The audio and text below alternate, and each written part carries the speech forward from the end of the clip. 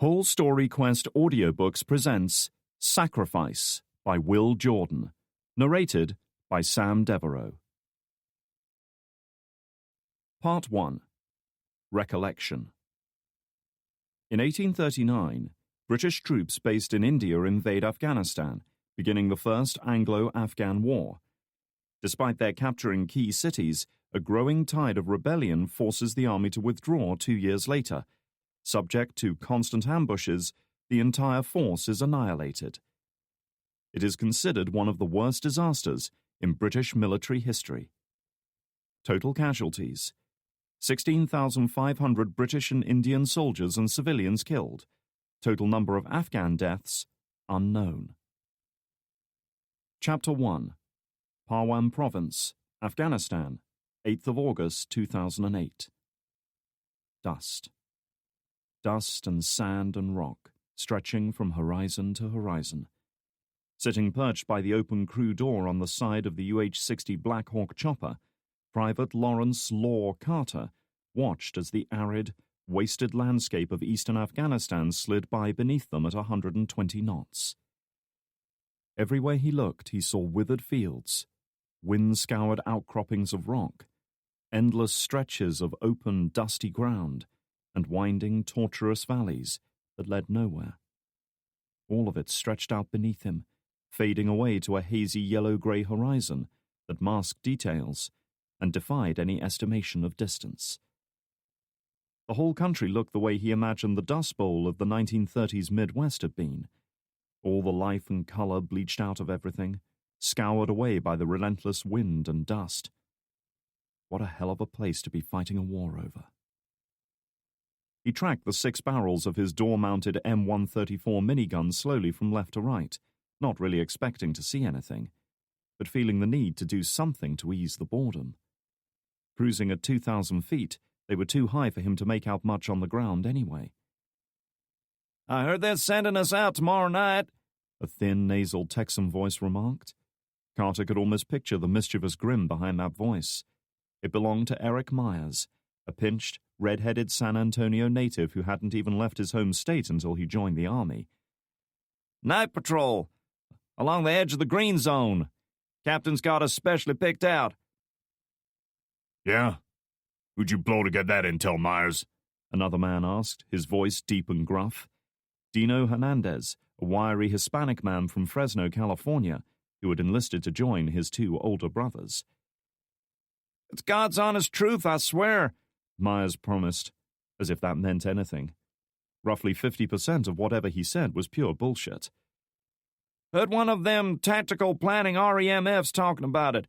We're on the company HQ shit list, you mark my words, brother." REMF, or Rear Echelon Motherfucker, was a colloquial and obviously none too flattering term for anyone involved in the planning, but not the execution, of frontline ops. "You mean you're on the shit list?" Carter replied, turning away from the Dust Bowl terrain to speak to Myers. "Your number's been up ever since that fuck-up with the 203. During a firefight with Taliban insurgents several months previously, Myers, fancying himself the hero, had crouched on the flat roof of a building, taken aim at his elusive target, and triggered off his M203 grenade launcher, only for the high-explosive round to slam into the stone parapet right in front of him. Fortunately for him, the projectile was designed not to arm itself until it had traveled around 20 meters. "I guess they really are retard-proof after all," Hernandez concluded, laughing at the memory of Myers' panic-stricken leap from the roof, his former bravado gone. Carter couldn't help laughing as well, and after a few moments of stubborn silence, even Myers joined in. But one man who wasn't laughing was the 4th occupant of the crew cabin, a real gloomy customer, sitting at the aft bench on the port side, directly behind Carter. The young private couldn't help but look at him again. He was easily in his 50s, he guessed, with a tanned, deeply lined face hidden by a graying beard that made him look a lot older. Clearly he'd been in country a while. His eyes were staring out at the Dust Bowl through the grimy window beside him, dark and pensive. There was a tension, a nervousness about the guy that put Carter on edge. The fact that he hadn't spoken a word to any of the men on board the chopper since they'd lifted off from Firebase Hammer 30 minutes ago only added to his disquiet. he had been bundled aboard at the last minute, a hitcher, a foreign, and not altogether welcome presence. He wasn't military. That much was obvious. There was no name tag on his body armor, no unit badge or rank insignia on his clothing. Nothing to identify him at all, in fact. None of them had said it out loud, but they were all thinking the same thing. The guy was a spook. Either CIA or NSA or some other clandestine group that was way above their pay grade. Part of another world that neither Carter nor the others had any desire to join. But what was he doing on their chopper? Unknown to Carter, a pair of binoculars was trained on the lumbering chopper as it beat a path through the dusty sky, exhaust fumes shimmering from the engine outlets. The thud of the main rotors from 2 miles away was just faintly audible in the warm air, but getting louder as the chopper approached. The hands clutching the binoculars were big, square and strong. The digits, all 8 of them, thick and powerful, hardened and calloused by years of manual labor. The last 2 fingers on the left hand were missing, terminating in lopsided stumps just before the first knuckle. The field glasses were lowered, revealing a lean, gaunt face, prematurely lined and marked by a lifetime of conflict and hardship. A man, middle-aged, halfway through a life that had been neither short nor easy. Dark eyes surrounded by deep crow's feet surveyed the rapidly approaching target, the keen mind behind them imagining the sequence of events that was about to play out. The men inside the chopper were confident and complacent, oblivious to what was coming. They thought themselves safe, protected by altitude and armor and technology. They thought wrong. Myers was about to launch into another story when suddenly high-pitched threat warnings started blaring from the cockpit, the aircraft's onboard computers screaming a warning that they were being targeted by something. Instantly, Carter felt himself tense up, his heart rate soaring as his body prepared itself for a danger it didn't understand. He was a gazelle on the African plains that had just spotted a lion stalking him in the long grass. Death coming for him. In his mind, he begged for it to be a false alarm, an instrument malfunction, a blip from a nearby radar array, even some asshole on the ground with a radar gun who was curious to know how fast military choppers really traveled. "We're being lit up," the pilot warned. A moment later, the bleeping alarms changed to a constant high-pitched tone. "Shit! We're locked up! We're locked up!" "Anybody see anything?" the co-pilot called out. Leaning out further, Carter looked down towards a range of low hills off to the east, saw an innocuous little puff of white smoke, and felt his blood run cold. The missile was about 1.5 miles from its target when the operator depressed the trigger, just shy of 2,500 meters. It left its launch tube an instant later, propelled by a small disposable ejector unit that fell harmlessly away after serving its purpose. The main rocket motors kicked in a second later, and with a tearing roar, the missile accelerated up to Mach 2.2, more than twice the speed of sound. "Missile inbound!" he yelled, more through instinct than intent. The pilot's reaction was immediate. "Hang on!" Jinking the stick left and jamming the throttles wide open, he put them in a hard turn to port under full power, raising the collective to claw for more altitude. He was no nervous rookie on his first flight, but a seasoned veteran of the Afghan theater who had been shot at by rocket-propelled grenades and small arms fire more times than he could count. He knew all the tricks, and how best to exploit them. Turn, increase speed, gain altitude. The Black Hawk was no Apache gunship. Its turns were slow and lazy by comparison, like a luxury sedan set against an F1 racing car. But even then, the sudden violence of the turn was enough to push Carter forcefully down into his seat. "Deploy flares!" An instant later, the chopper ejected a stream of bright incandescent flares from both sides, designed to confuse and disorient incoming warheads that might be homing in on the heat from their engines. All of it was futile, because the missiles stalking them had been designed to defeat such things. Ignoring the flares, it came straight at them. 1,000 feet, 500 feet, 200 feet.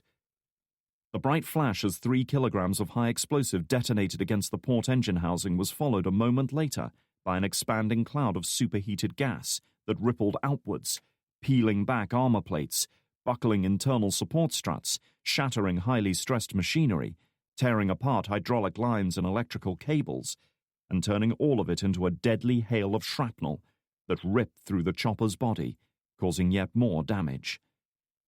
The aircraft appeared to flinch, knocked sideways in mid-air by the force of the blast. One side crumpled, one engine reduced to a burning ruin, while the other faltered and belched oily black smoke.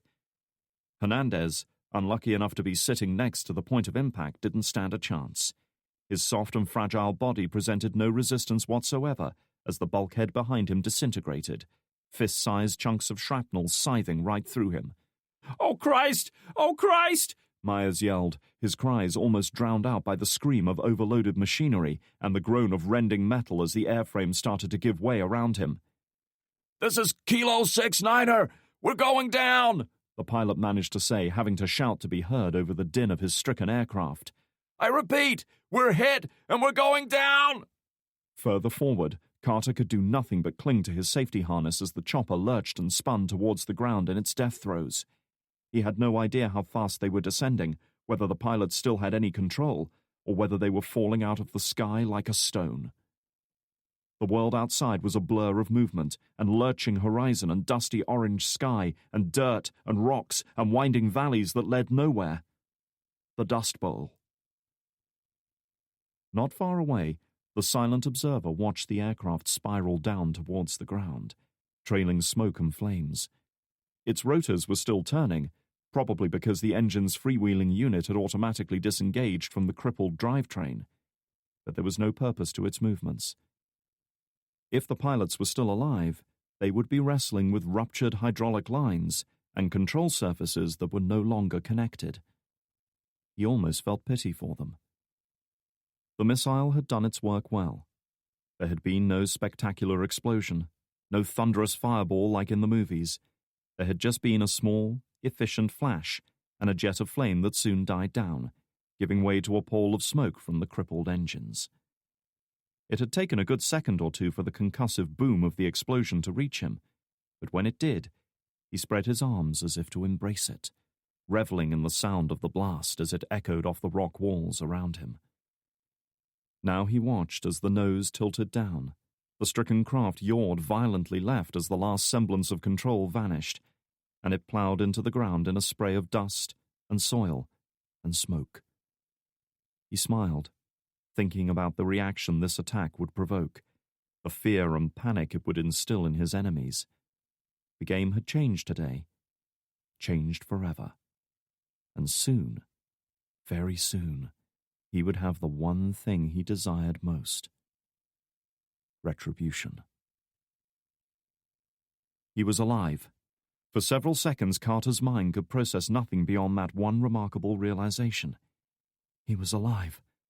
He could feel the blood pounding in his ears, could hear the ragged sigh of his breathing. Somehow, he had survived the crash. As his mind snapped back into awareness, the first waves of pain rushed in against it, all struggling to reach him at once. His world was pain. His chest felt as though it was being crushed in a vice, squeezing his lungs, every feeble attempt to draw breath bringing a fresh stab of agony. Broken ribs pressing against his lungs. He opened his eyes with difficulty and looked around. The inside of the crew compartment was a mess of deformed metal, broken instrument panels and human bodies that had been thrown around like rag dolls in the crash. One was dead for sure, lying sprawled against the rotor column, his head virtually severed from his shoulders by a chunk of rotor blade that had sheared off. It took Carter a moment to realize it was the pilot. Perhaps he'd been thrown from his seat on impact. He could smell fuel. He had to get up. The shock of the crash was fading now, survival instinct taking over. He made to get up, then instantly regretted it. Agony exploded outwards from his right leg as shattered bones grated against each other, and he let out an involuntary scream as his vision blurred. Suddenly, Carter spotted movement outside, and a moment later, two men ducked into the cabin. Silhouetted as they were against the blinding light streaming in through the open doorway, it was impossible to make out their features, though he did see the distinctive weapons they both held. AK-47 assault rifles. Further back in the cabin, another man was dragging the limp body of the spook who had hitched a ride with them, pulling him towards the open hatch to take him outside. Carter couldn't tell if he was dead or alive. His thoughts were disturbed when he heard Myers pleading with the armed men. We're Americans, he stammered, crawling into view with his hands up. We ain't armed, man. Don't! With casual ease, the first man to make entry raised his weapon up to his shoulder, took aim, and squeezed off a single round. There was a deafening crack that reverberated around the cabin, and suddenly the back of Myers' head exploded, blood and brain matter coating the wall behind him. Carter could feel some of it on his own face, still warm with recently extinguished life. Too shocked to move, he could only watch as the barrel of the assault rifle swung around towards him. He should have felt fear, terror, grief at knowing his life was about to end. But none of those emotions stirred in him. There wasn't time to feel them.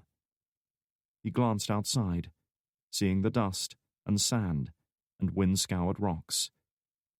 What a hell of a place to die, he thought as a second sharp crack echoed through the cabin. Chapter 2. Washington, D.C., 12 hours later. It was a warm, humid Friday evening in the nation's capital, the sky glowing vibrant orange in the west as the sun set, with the first stars starting to appear in the deep azure expanse to the east. It was the tail end of the rush hour, but traffic was still heavy as the last government employees filtered home after a long week. Row after row of bland, efficient saloons, SUVs, and the occasional limousine rumbled along the main drags, looking as tired as their drivers. And amongst the weary procession, a silver sports car weaved in and out, changing lanes, accelerating and braking hard, jostling for position like a racehorse in the midst of a pack. "Come on," Ryan Drake said under his breath, gunning the accelerator to get in front of a GMC Yukon that was trying to block him out. The stressed-looking office worker at the wheel gave him a look of pure disgust. Drake ignored such censure and took an off-ramp to escape the crowded freeway and hit the gas, pushing the Audi TT hard. The powerful German sports car wasn't great on corners, but with 250 horses under the hood, it more than made up for it on the open road. The 3.2-litre VR6 engine roared as he accelerated through a set of lights that had just changed to red. He glanced at his watch and swore under his breath.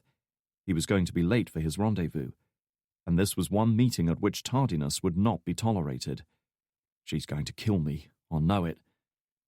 Seeking to divert his thoughts from this unpleasant prospect, he switched the radio on. It was the financial roundup. The Dow Jones fell in afternoon trading again today, closing 215 points down, with analysts predicting another major slump in prices amidst growing concerns of insolvency in major investment banks. Overall, the Jones has fallen over 20% since this time last year, with further turmoil in European markets. There were a lot of reports like this nowadays, all using terms like subprime mortgage crisis and unsustainable debt burden. The truth was obvious even to those who didn't understand the finer details. The economy was rapidly going from bad to shit to worse, and nobody knew how to fix it. It was funny how much things could change in a year, Drake thought as he turned left at an intersection. He soon found himself in a world of plush suburban houses, vibrant green lawns, and immaculate SUVs. The whole place had the feel of a planned community, as if Walt Disney had designed it all. Every block or two he passed fashionable coffee houses with tinted glass windows and stainless steel tables, regular hangouts for people with thick-framed glasses and hair they'd spent half an hour styling for the just-out-of-bed look, pretending to be doing something important with their laptops as they sipped their mochachinos. But not now. Now the tables stood empty with scarcely a laptop or a pair of designer glasses in sight. One place even had its shutters pulled down, as if the world were bracing itself for a gathering storm. Pushing those thoughts aside, he made a hard right turn at the next junction, changed down into second gear, and stamped on the pedal. He arrived at his destination an hour and 15 minutes late. Not bad by his standards, but unacceptable for the people he was meeting. Killing the engine, Drake stepped out into the warm evening, the chirp of crickets and other night insects plainly audible. Tiny flies buzzed and flitted back and forth around him, circling each other in lazy arcs, like ancient biplanes locked in an endless fight for supremacy. A house on the opposite side of the road had the stars and stripes flying above their porch. It was that kind of neighborhood. But the flag barely moved in the still air. He inhaled, tasting the scent of freshly cut grass, the fragrant bloom of flowers, the sharp tang of newly sawn wood, and above all, the smoky aroma of meat cooking on a nearby grill. Or perhaps burning was the more accurate definition. Hoping his olfactory senses were mistaken, Drake jogged up the brick driveway to the front door and knocked. There was no reply. He knocked again, louder this time, only to meet with the same result. "Oi, John! Anyone alive in there?" he called out, backing up a little so his voice could be heard in the backyard. At last he was rewarded with a reply. "Round back, buddy! Gate's open!" Vaulting over a shrub at the edge of the porch, Drake headed for the side gate and let himself in. John Keegan's home, in stark contrast to his often disheveled personal appearance, was a neat, well-ordered suburban house in Brookville, a small town about 15 miles west of central D.C. Indeed, small town was the perfect description of this place. It was the sort of area where people left their cars unlocked overnight, where everyone knew each other and stopped to shoot the breeze when they passed in the street. Drake doubted he'd spoken to his own neighbors more than a dozen times in all the years he'd lived there. As he'd smugly admitted on more than one occasion, Keegan had picked up this place for a song, buying it at auction when the previous owner died. The fact that the roof had leaked, the electrics had been shot, and it hadn't been redecorated in 20 years hadn't fazed him for a second. Keegan was an eternally practical man, throwing himself into the renovation with the kind of patient confidence that somehow reminded Drake of his grandfather. Guys like that belonged to a different generation, one that just seemed to know how such things were done. But the house was a mere sideshow tonight. Keegan's pride and joy was the solid brick grill he built for himself in the backyard. True to his southern roots, it was a genuine mesquite wood burner rather than gas or propane. In his own words, gas was for pussies. Real men cooked with wood. It made little difference in Drake's opinion, but then he supposed his palate had been ruined by his days as an SAS operative. Their barbecues had consisted of an oil drum cut in half lengthwise and filled with just about anything that would burn, and if they'd been struggling on that score, there was usually a jerry can of gasoline on hand to help things along. Keegan grinned like a lunatic as he worked the barbecue, beer in one hand and spatula in the other. His scruffy mane of blonde hair was hidden beneath a frayed baseball cap, emblazoned with the Carolina Panthers team logo. Even his bushy mustache looked like it needed trimming.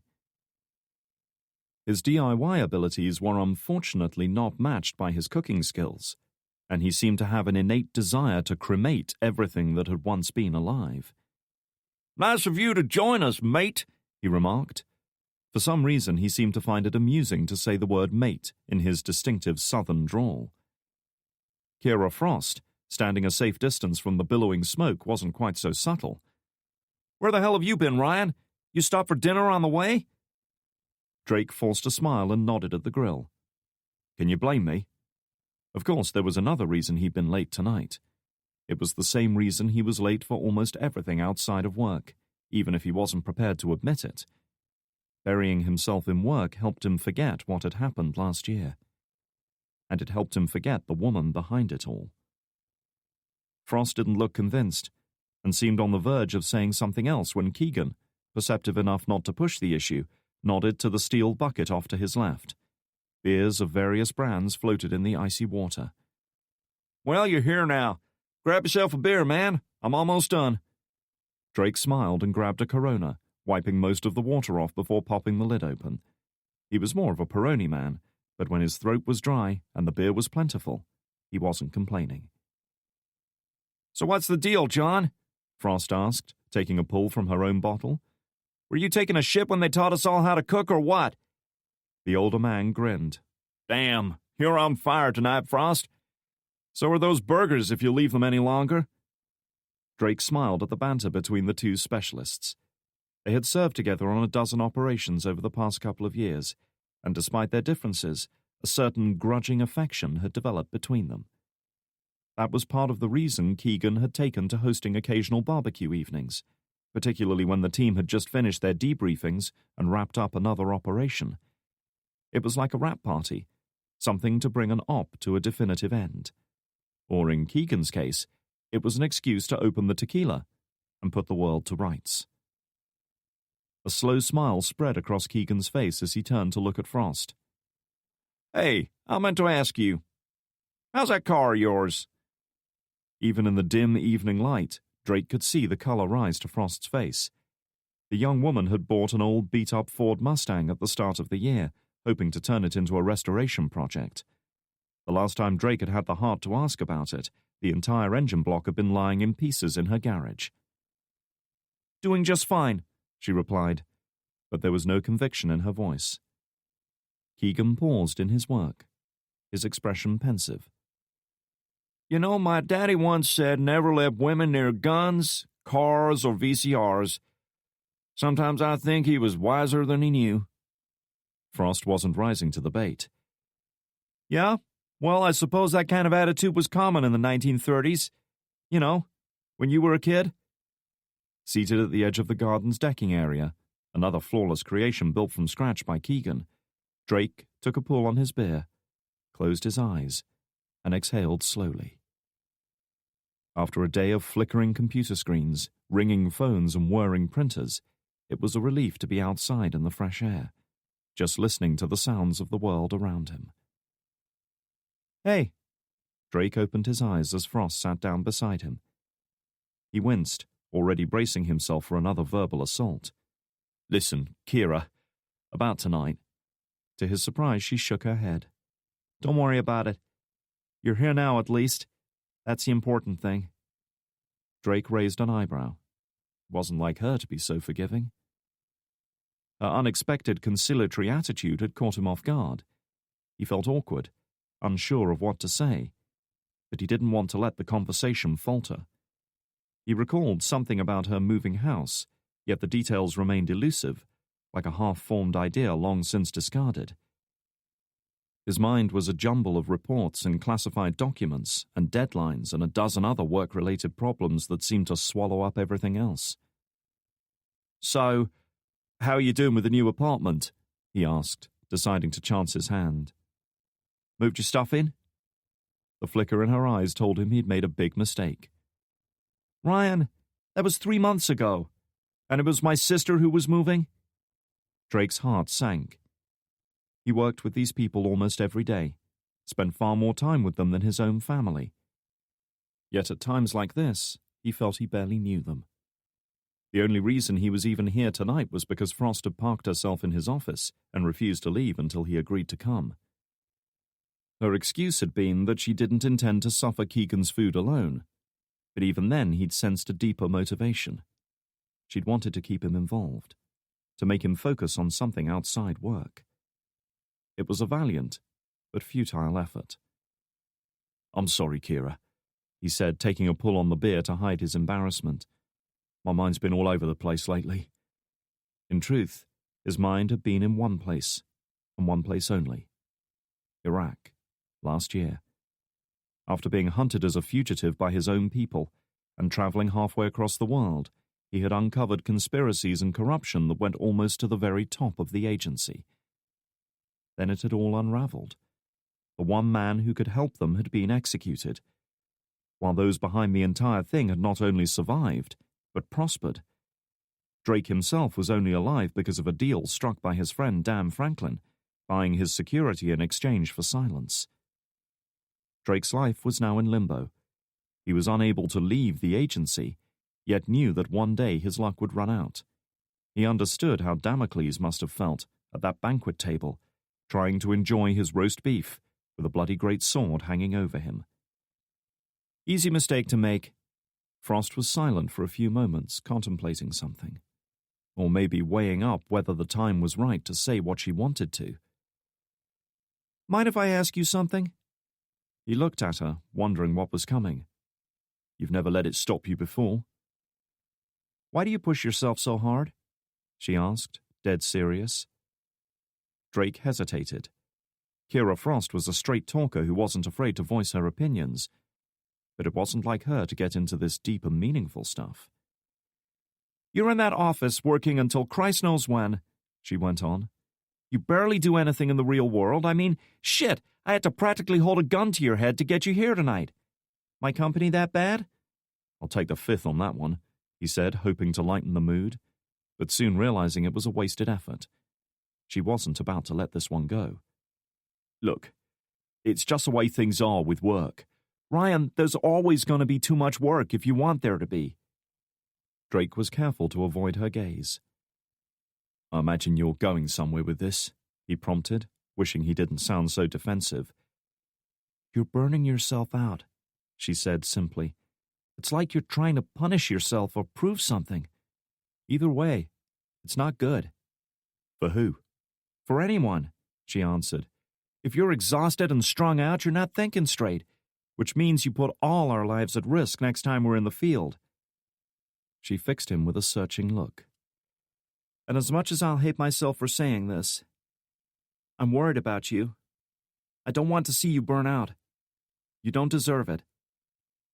At last, Drake turned to look at her, his vivid green eyes shimmering in the glow of electric lights nearby. But before he could reply, he felt his phone buzz in his pocket. Out of habit, he fished it out and checked the caller ID. It was George Breckenridge, the officer in charge of the CIA's Shepherd program, and Drake's immediate superior. The man who'd previously held that post, Dan Franklin, had been promoted to Director of Special Activities Division last year, leaving a power vacuum that had to be filled. Drake had little contact with his former friend now. There was little choice but to take the call. In the agency, if one's boss called outside work hours on a Friday night, chances were the news wasn't good. And yet, for once, he welcomed the distraction. Yeah, George, Drake said. Breckenridge was, as always, brisk and to the point. He had little time for grunts like Drake, and made no attempt to hide that fact. We need you to come in. Where are you? Brookville, Keegan's place. Why? What's going on? We got a situation here. We want your input. Which told him nothing at all. Not that he was surprised. This was an open line, and while Drake doubted the Russians or Chinese were listening in on his every phone call, there were still rules. More than one op had been compromised in the CIA's history by casual conversations on unsecured lines. How urgent is it? I'm sorry. Did I give the impression this was a dinner invitation? Breckenridge asked, employing his most patronizing tone. We want you and your team here 5 minutes ago. Exactly what part of that is unclear. Not for the first time, Drake found himself seriously questioning Franklin's choice of successor.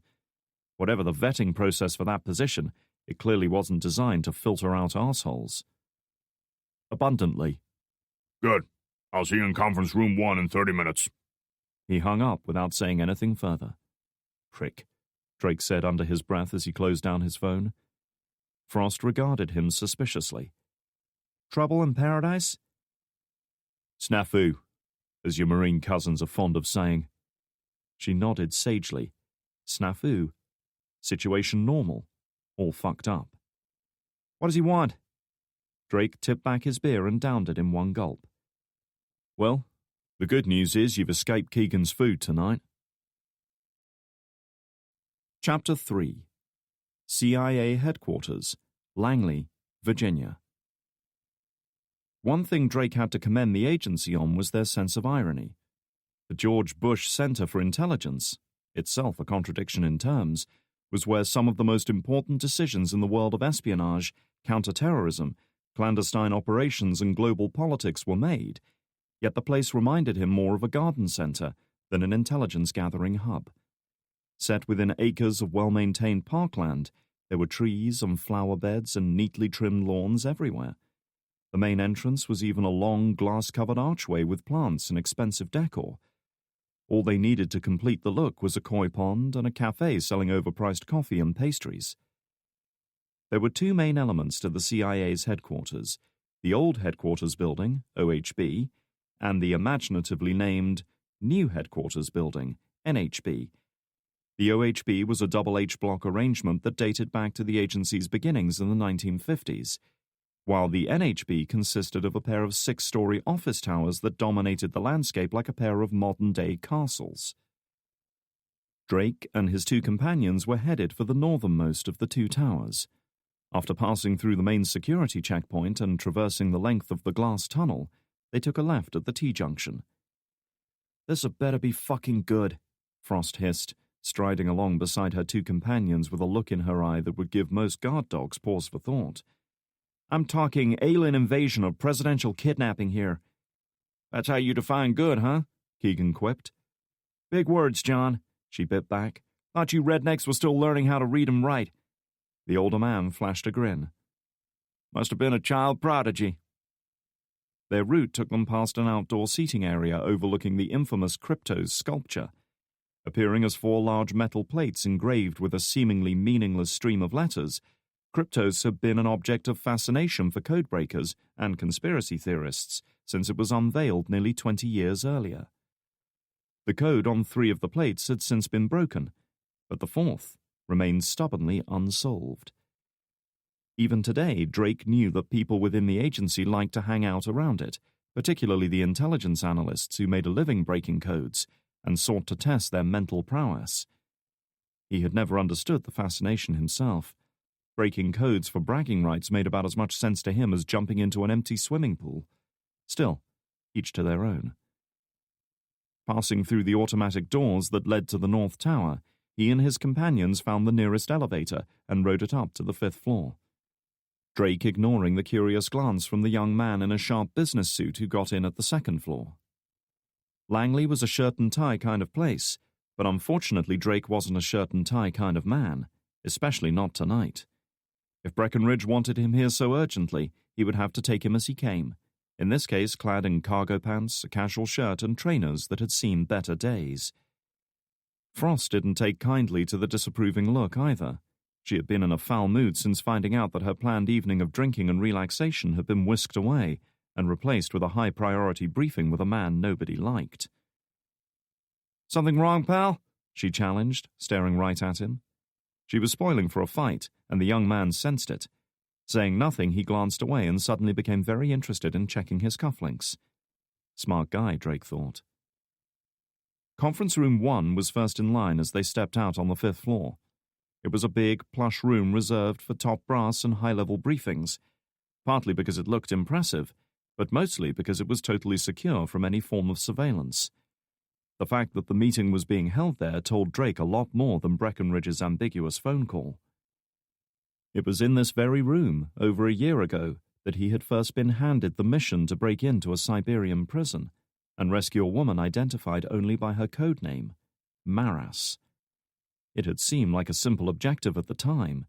Only later had he discovered how wrong he'd been. Drake hadn't been back here since. Normally his orders and debriefings were handled in one of the many smaller, more utilitarian rooms downstairs, which were more suited to the unobtrusive nature of his work. Access to the room was controlled by a swipe card terminal next to the door. Drake's personal access card would have been cleared in advance, so all he had to do was swipe it through the reader, punch in his PIN, and he was good to go. There was a single beep and a crisp click as the lock disengaged. As always, everything worked flawlessly here. Here we go, he thought. As the door swung open, he couldn't help comparing the room before him to the one vividly imprinted on his memory. The place hadn't changed much in the past year. Same long conference table topped with a single unbroken length of polished mahogany that probably cost more than he made in a year. Same high-backed leather chairs, same expensive silver coffee set. Same majestic view over Langley's garden center grounds, the dense woodland beyond, and the muddy sweep of the Potomac, about half a mile away. In fact, the only thing different about the room was the occupant. Instead of Dan Franklin and Marcus Kane, the former director of Special Activities Division, this time he was greeted by the fleshy, unsmiling face of George Breckenridge. In his early 50s, graying and overweight in a way that suggested he'd never really been in shape, Breckenridge looked exactly like what he was, a guy who'd been shining seats with his not inconsiderable arse since leaving college. God only knew what strip-lighted backroom office Franklin had dug this guy up from, but it wasn't a place Drake was keen to visit. He knew little about Breckenridge because theirs was not the kind of relationship that encouraged the exchange of personal information. But he knew one thing. His volume of admin and paperwork had more than doubled since Breckenridge took over the Shepherd program. It was hard to say how much Breckenridge knew of Drake's past exploits, or indeed whether he'd been brought in specifically to keep an eye on him and ensure he didn't cause further trouble. Either way, Drake had resolved to keep him at arm's length and tell him as little as possible. Drake, good of you to join us. There was no thought of calling Drake by his first name. Breckenridge wasn't that sort of man. He barely even acknowledged Keegan and Frost. He eyed Drake's casual clothes with unveiled disdain. His own dark blue business suit looked as though it had been pressed that very morning. In response, Drake gave a dismissive shrug. You wanted me here as soon as, George? Well, you've got me. He always called his boss George, because he knew it pissed him off, and that made Drake feel just a little better. So, what's this about? Breckenridge said nothing to that. Instead, he reached for the speakerphone in the center of the table and punched in a couple of buttons. The dial tone sounded 3 times before it was answered. Yeah? A familiar voice asked, sounding tired and strung out. It's Breckenridge, sir. He sounded like a schoolboy talking to the headmaster. They hear. In a moment, the voice changed, becoming more focused and authoritative. Good. I'll be right along. The phone clicked off, leaving the 2 men standing on opposite sides of the table in an awkward silence. Neither was willing to sit down, as if it would be seen as a sign of weakness. Frost had no such compunction, and immediately helped herself to a chair, tilting it back as far as it would go. Keegan followed suit a moment later. Drake occupied himself staring over Breckenridge's shoulder, watching a red sports car cruising along the road on the far side of the Potomac. He hoped the driver was having a better evening than him. At last, the doors buzzed and clicked open, and Drake turned to greet his old friend. Dan Franklin had been an infantryman once upon a time. He and Drake had served in the same composite task force in Afghanistan, until a roadside bomb put an end to his military career, and very nearly his life. The old shrapnel wounds had left him with ongoing back pain that worsened after long periods of inactivity. But as the director strode into the room, Drake paused a beat, taken back by the change in his friend. Franklin had just turned 40, yet he looked many years older. His forehead was etched with deep worry lines, and there was a visible tension in his posture, as if he carried a heavy weight on his shoulders. The burden of responsibility was, it seemed, not an easy one to bear. Franklin glanced at Drake, and for a moment he saw a glimmer of warmth in the older man's eyes. Franklin's right arm moved a little as if to shake hands, but he quickly thought better of it and turned away, making for the far end of the conference table. He was almost able to make it seem as if the gesture had never happened. Almost, but not quite. Good to see you again, Ryan, he said, though his words were as stiff and formal as his posture. How have you been? Can't complain, Drake replied, wondering how long it had been since they'd last spoke. He certainly hadn't seen much of the man since his promotion last year, which he supposed wasn't surprising. The Shepherd teams were just a small gear in the complex machine that was Special Activities Division. That seemed to satisfy Franklin. He gestured to the chairs running the length of the table. Please, have a seat. He glanced at Frost and Keegan with a raised eyebrow. I see your team's ahead of you. We don't stand on ceremony in this unit, sir, Frost replied innocently. That's the way Ryan trained us. Drake shot her a sharp glance as he helped himself to a chair, but said nothing. Now wasn't the time for petty reprimands. I was just bringing Mr. Drake up to speed, sir, Breckenridge said. Franklin gave a curt nod that made him look exactly like what he was, a senior executive impatient with trivialities. Then don't let me stop you. Breckenridge coughed, clearing his throat, and turned his attention to the wireless keyboard in front of him. A few keystrokes and mouse clicks were enough to bring up an image on the big flat-screen television at the far end of the room. The image was a personal photograph of a man in his mid-50s. With a greying beard, dishevelled hair, strong and severe features, and a nose that looked as if it had been broken at least once before, he was a serious-looking customer. The hard, penetrating look in his eyes told Drake that the man was a field operative. "This is Hal Mitchell, one of our case officers based in Afghanistan," Breckenridge began. "He's been with the agency nearly 25 years now, and he's an expert in that theater. A good man." Drake would take his word on that one. "Smashing. So what's the problem?" Breckenridge shot him an impatient glance as if he was a magician whose trick had been spoiled at the crucial moment. "About 12 hours ago, Mitchell boarded a Black Hawk chopper heading for one of our fire bases about 50 miles east of Kabul. He never made it back." He brought up another image, this one showing the charred and blackened remains of what might once have been a helicopter airframe. Drake could only assume the fuel tanks had gone up, because the entire thing looked as if it had been blasted apart from the inside. The metal skeleton was warped and twisted by the extreme heat. "His chopper was brought down by some kind of surface-to-air missile while en route to Bagram," Breckenridge went on. "By the time a search and rescue team arrived on the site, well, there wasn't much left to recover. 5 men were killed in the attack, the pilots, plus 3 Army passengers." "What about Mitchell, sir?" Frost asked. Something about the way she said sir held a note of contempt, a fact that was not lost on Breckenridge.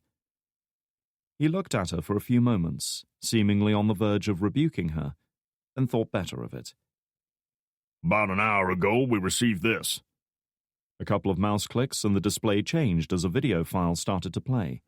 Drake once again found himself looking at Hal Mitchell, only this time he was looking very different from his file photo. This time the man was duct-taped to a crude wooden chair, his mouth gagged, his clothes ripped and torn and stained with blood, from injuries sustained either in the crash or afterwards.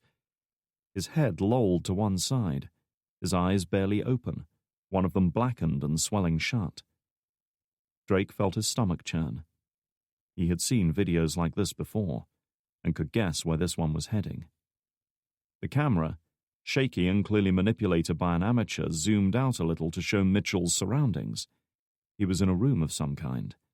There was a bare brick wall behind him, the mortar crumbling, the stones cracked and stained in places by yellow mold. Electric light was coming from an off-camera source, though it flickered from time to time, as if the bulb was about to give out. Another man walked into view. Dressed in loose flowing trousers, a heavy, worn-looking camouflage jacket, and ancient webbing that looked as if it had been pilfered from a dead Russian 20 years earlier, it didn't take a genius to work out that he was an insurgent. He was tall and lean, and even the thick jacket couldn't mask his spare frame. He was an older man, his skin leathery and lined from years of sun and wind, his heavy brows and thick beard graying. Drake could have sworn he recognized him, but immediately discounted the possibility. There was no way the man he was thinking of could be on this video.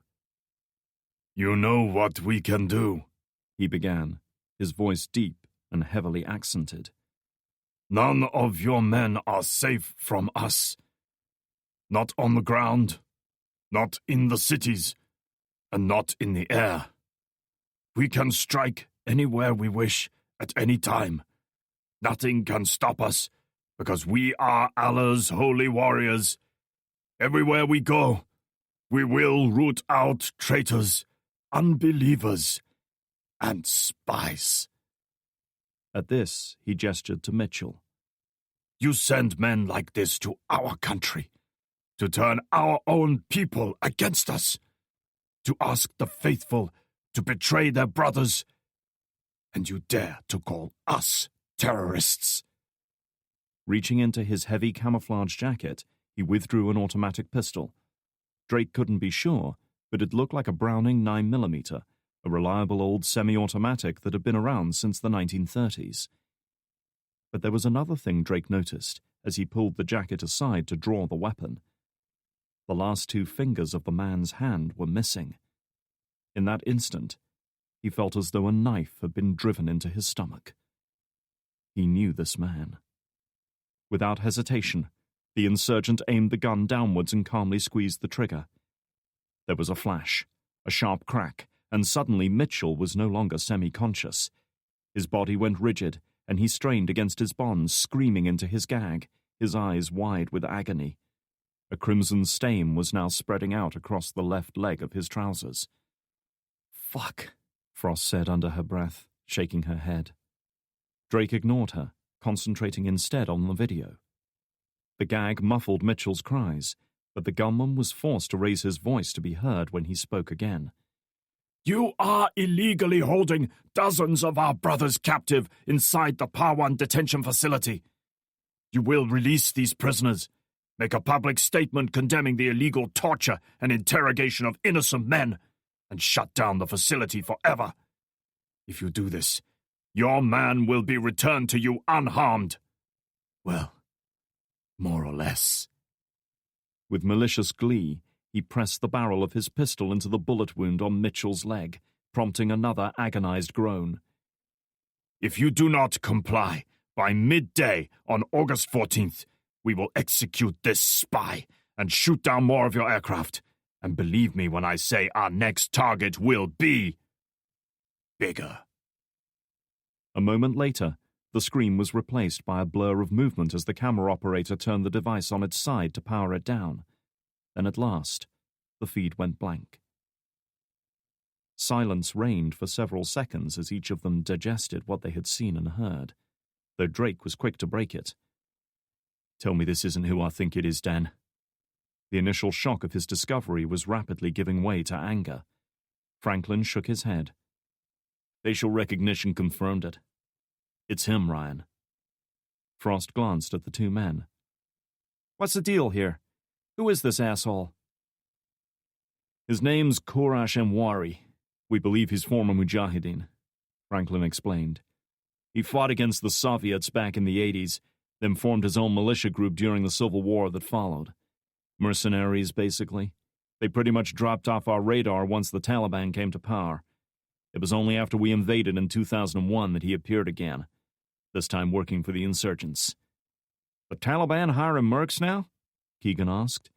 "We do. Why shouldn't they?" Franklin shrugged. "It's a case of supply and demand, really.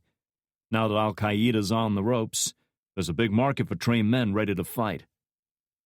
The CIA, along with various other military and intelligence agencies, had been quietly eliminating many of Al-Qaeda's senior leaders over the past 7 years, more or less crippling their higher command structure. As a result, Al-Qaeda had, to all intents and purposes, ceased to exist as a coherent organization. These days, it was a fictitious blanket term used only by the news media. The reality was far more complex and ever-changing.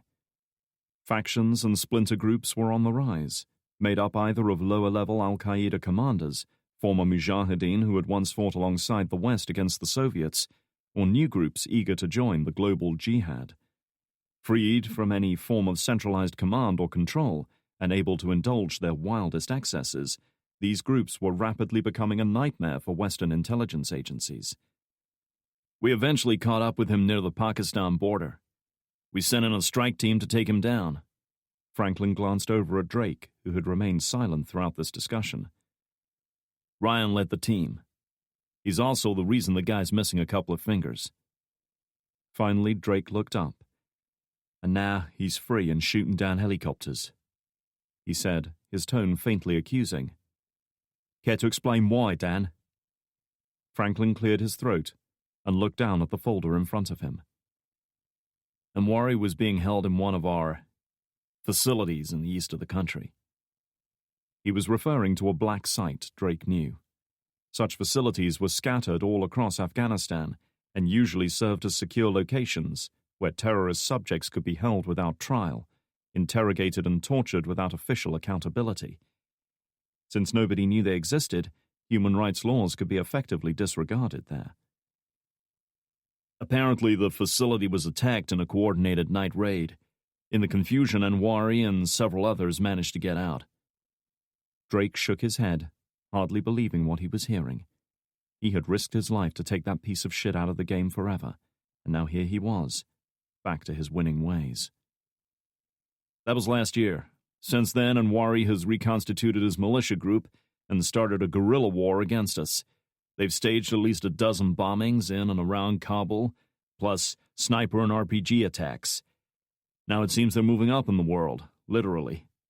Shooting down aircraft is a whole new ballgame. Air superiority was one of the few advantages that ISAF, International Security Assistance Force, enjoyed over the insurgents. If they lost control of the air, the war in Afghanistan was quickly going to turn into the second Vietnam that everyone had always feared it would. They've got us by the balls on this one, and we need to respond. Mitchell's too valuable to lose. Why? What was he working on out there? Drake asked. Breckenridge cut in. Drake, I'm sure I don't need to remind you about operational security. It's not necessary. Franklin silenced him with a raised hand, which was good for all concerned. Drake had been seconds away from telling him to go fuck himself. He was part of a program to establish an intelligence network amongst the civilian population out there, Franklin explained. Most of them know something about Taliban activity, but they're too scared to tell anyone. They certainly won't approach ISAF with intel because they know the Taliban will be watching. Mitchell was there to try to change that, and by all accounts he was making progress. He knows a lot of names and addresses, if you catch my drift. Drake was starting to see the implications. So, if they get him to talk, he could compromise the entire network, Franklin finished for him. As you can see, their methods aren't exactly sophisticated, but they're effective. Mitchell might crack, in which case we've lost a year's worth of intel. Needless to say, we can't let that happen. Drake knew what was coming, but he wanted to hear Franklin say it. You know what I'm going to ask of you, Ryan. I need you to take your team out there, find out what happened to Mitchell and bring him home. And you need to work fast. As our friend on the video made clear, time is of the essence. He paused a few moments, leaning forward a little, his hands resting on the polished table. That's all I've got. The rest is up to you. Frost wasted no time voicing her thoughts. Sir, we just spent the last 3 weeks hunting pirates in Somalia. Don't you have another Shepherd team who can handle this? None with Ryan's experience and knowledge of the target, Franklin admitted. Anyone else I sent would be at an immediate disadvantage. There could be no more stalling, Drake knew. Franklin needed a decision now. He wouldn't order Drake and his team to go. Wouldn't order anyone, in fact, because he needed to know that whoever took this operation on was totally committed to its success. You can walk away if you want. All right, I'm in. No, you can't. You never could. He glanced at Frost. It's your call, Kira. I won't force you to go. He knew what she was going to say, but he had to ask anyway. Had to give her the chance to back out. The young specialist returned his searching look for a long moment before rolling her eyes. Shit, Ryan. You know I've never left you hanging, she said irritably, despite my better judgment. He would take that as a yes. It was about as close to a caring sentiment as she was likely to get. Last of all, he turned his eyes to Keegan. John, what about you? With wide-open spaces, scant cover and plenty of high ground, Afghanistan was a sniper's paradise. Keegan's skills might well prove invaluable. The veteran sniper raised his bushy eyebrows. Somebody's got to keep you two under control. Of course I'm in. Drake nodded. As Frost had reminded him, neither of them had let him down before, and he hadn't expected them to start today. Still, he had to know for sure. We're going to need some kind of forensics expert to go over the chopper wreck, he said, already compiling a mental list of requirements. Preferably someone who knows about surface-to-air missiles. Anything we can learn from the crash site might help us track down Mitchell. He couldn't think of anyone off the top of his head who would fit that particular bill. They had weapons specialists and forensics experts, but no one with an intimate knowledge of missile systems. Already covered, Franklin assured him, sliding a personnel folder across the table to him. We've got an explosive expert named McKnight seconded to your team for the duration of this op. She's not part of the Shepherd program, but what she doesn't know about modern infantry weapons isn't worth knowing. Drake glanced down at the folder, studying the file picture. The face staring back at him was early 30s, evenly proportioned, with pale skin, dark shoulder-length hair and hazel-colored eyes. He wouldn't have called her beautiful, but there was a certain gleam in those eyes that caught his attention. Her lips were upturned a little at the corners, as if something amusing had just come to mind as the picture was taken. She's been in country defusing IEDs for the past few months, but she's been briefed on the situation. She'll rendezvous with you when you arrive. Drake regarded him with a raised eyebrow. You told her we were coming. He saw a glimmer of a smile. Anticipation, Ryan. I knew you wouldn't turn this down. Drake said nothing to that. Just as he'd known Frost and Keegan wouldn't refuse the mission, Franklin no doubt expected the same of him. That still leaves us light on firepower, he pointed out, switching back to more practical matters. If we find Mitchell, we'll need a heavy assault team to get him out. It's Afghanistan, Drake. There are special forces units on station who can handle assault and rescue ops, Breckenridge reminded him. And I'm sure they'll be spoiling for some payback on the guys who shot down one of their choppers. Agreed, Franklin said, which prompted a smile from his subordinate. Your goal is to track down Mitchell.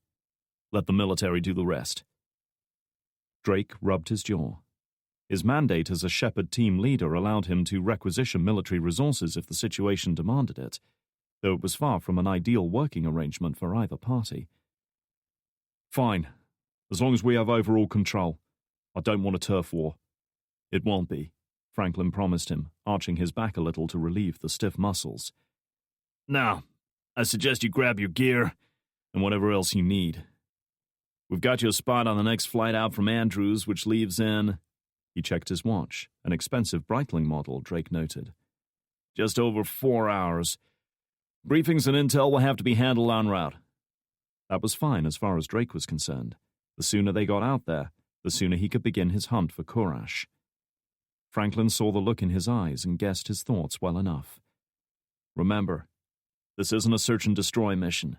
Ryan, your goal is to find Mitchell and bring him home. Don't make this personal. Too late, Drake thought. Part 2. Accession. In 1878, British troops once again invade Afghanistan.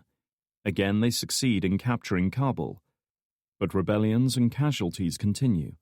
The war concludes with the Treaty of Gandamak, signaling the withdrawal of British forces from the country.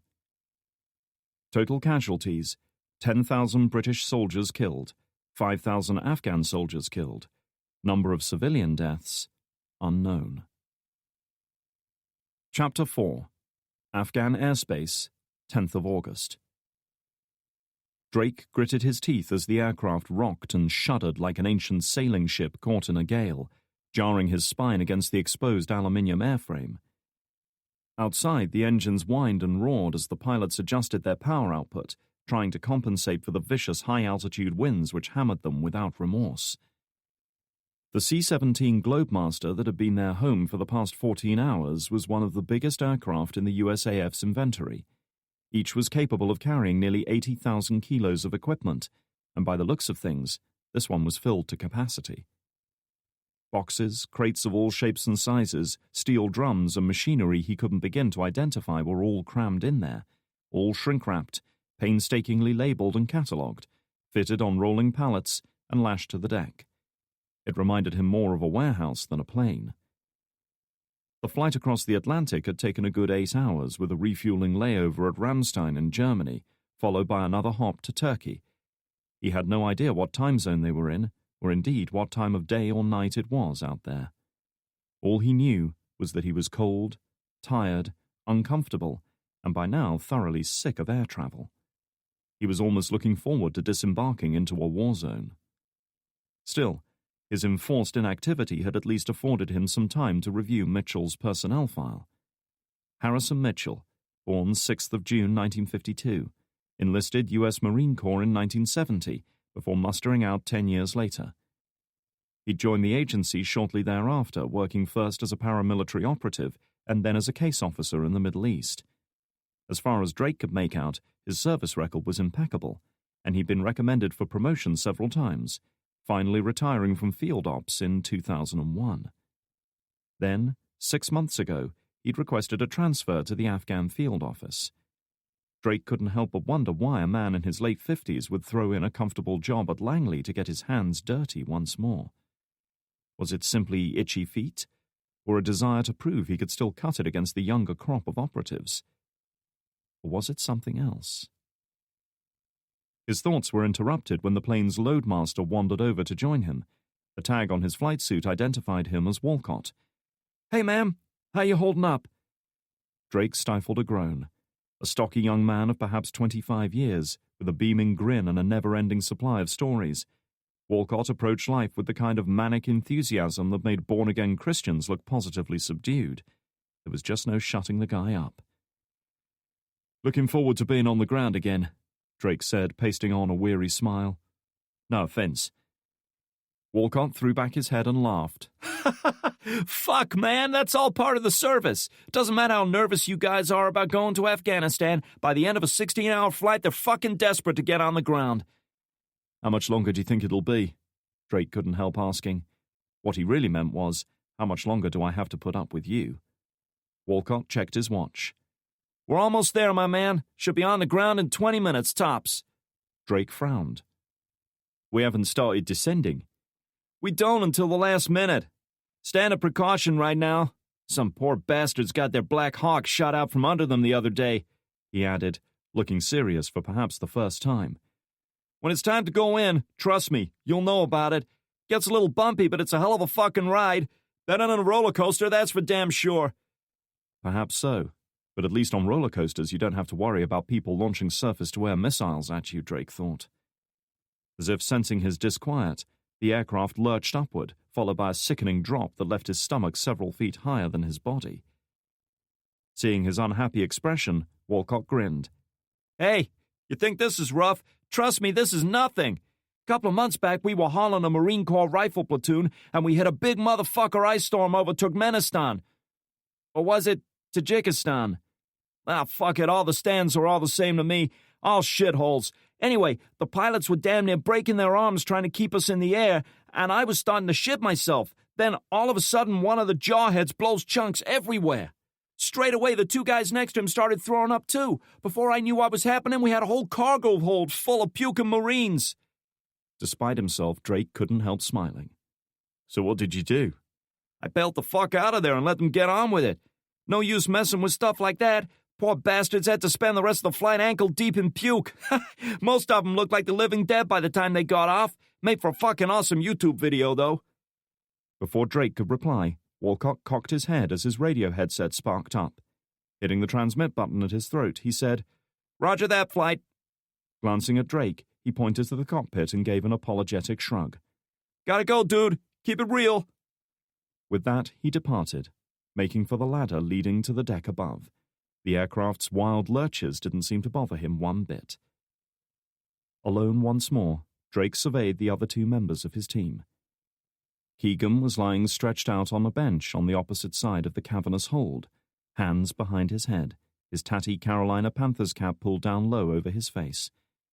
He hadn't stirred for some time, and the slow rise and fall of his chest suggested he was fast asleep, despite the uncomfortable situation. A man had the uncanny ability to fall asleep anywhere, any time he wanted. He'd explained it once by saying that while soldiers learned to eat whenever food was available, snipers learned to sleep whenever the opportunity presented itself, because they never knew when they'd find themselves on another 48-hour stint with nothing but a rifle for company. Frost was sitting cross-legged by the forward bulkhead listening to music as she worked away on her laptop. Drake had tolerated Walcott with a degree of patience, but Frost was of another sort. The first and only time Walcott had tried to hit on her, she had put a friendly arm around his shoulder and told him in no uncertain terms that if he wanted to reach Afghanistan with his balls intact, he should leave her well alone. That had been the only time Drake had seen him lost for words.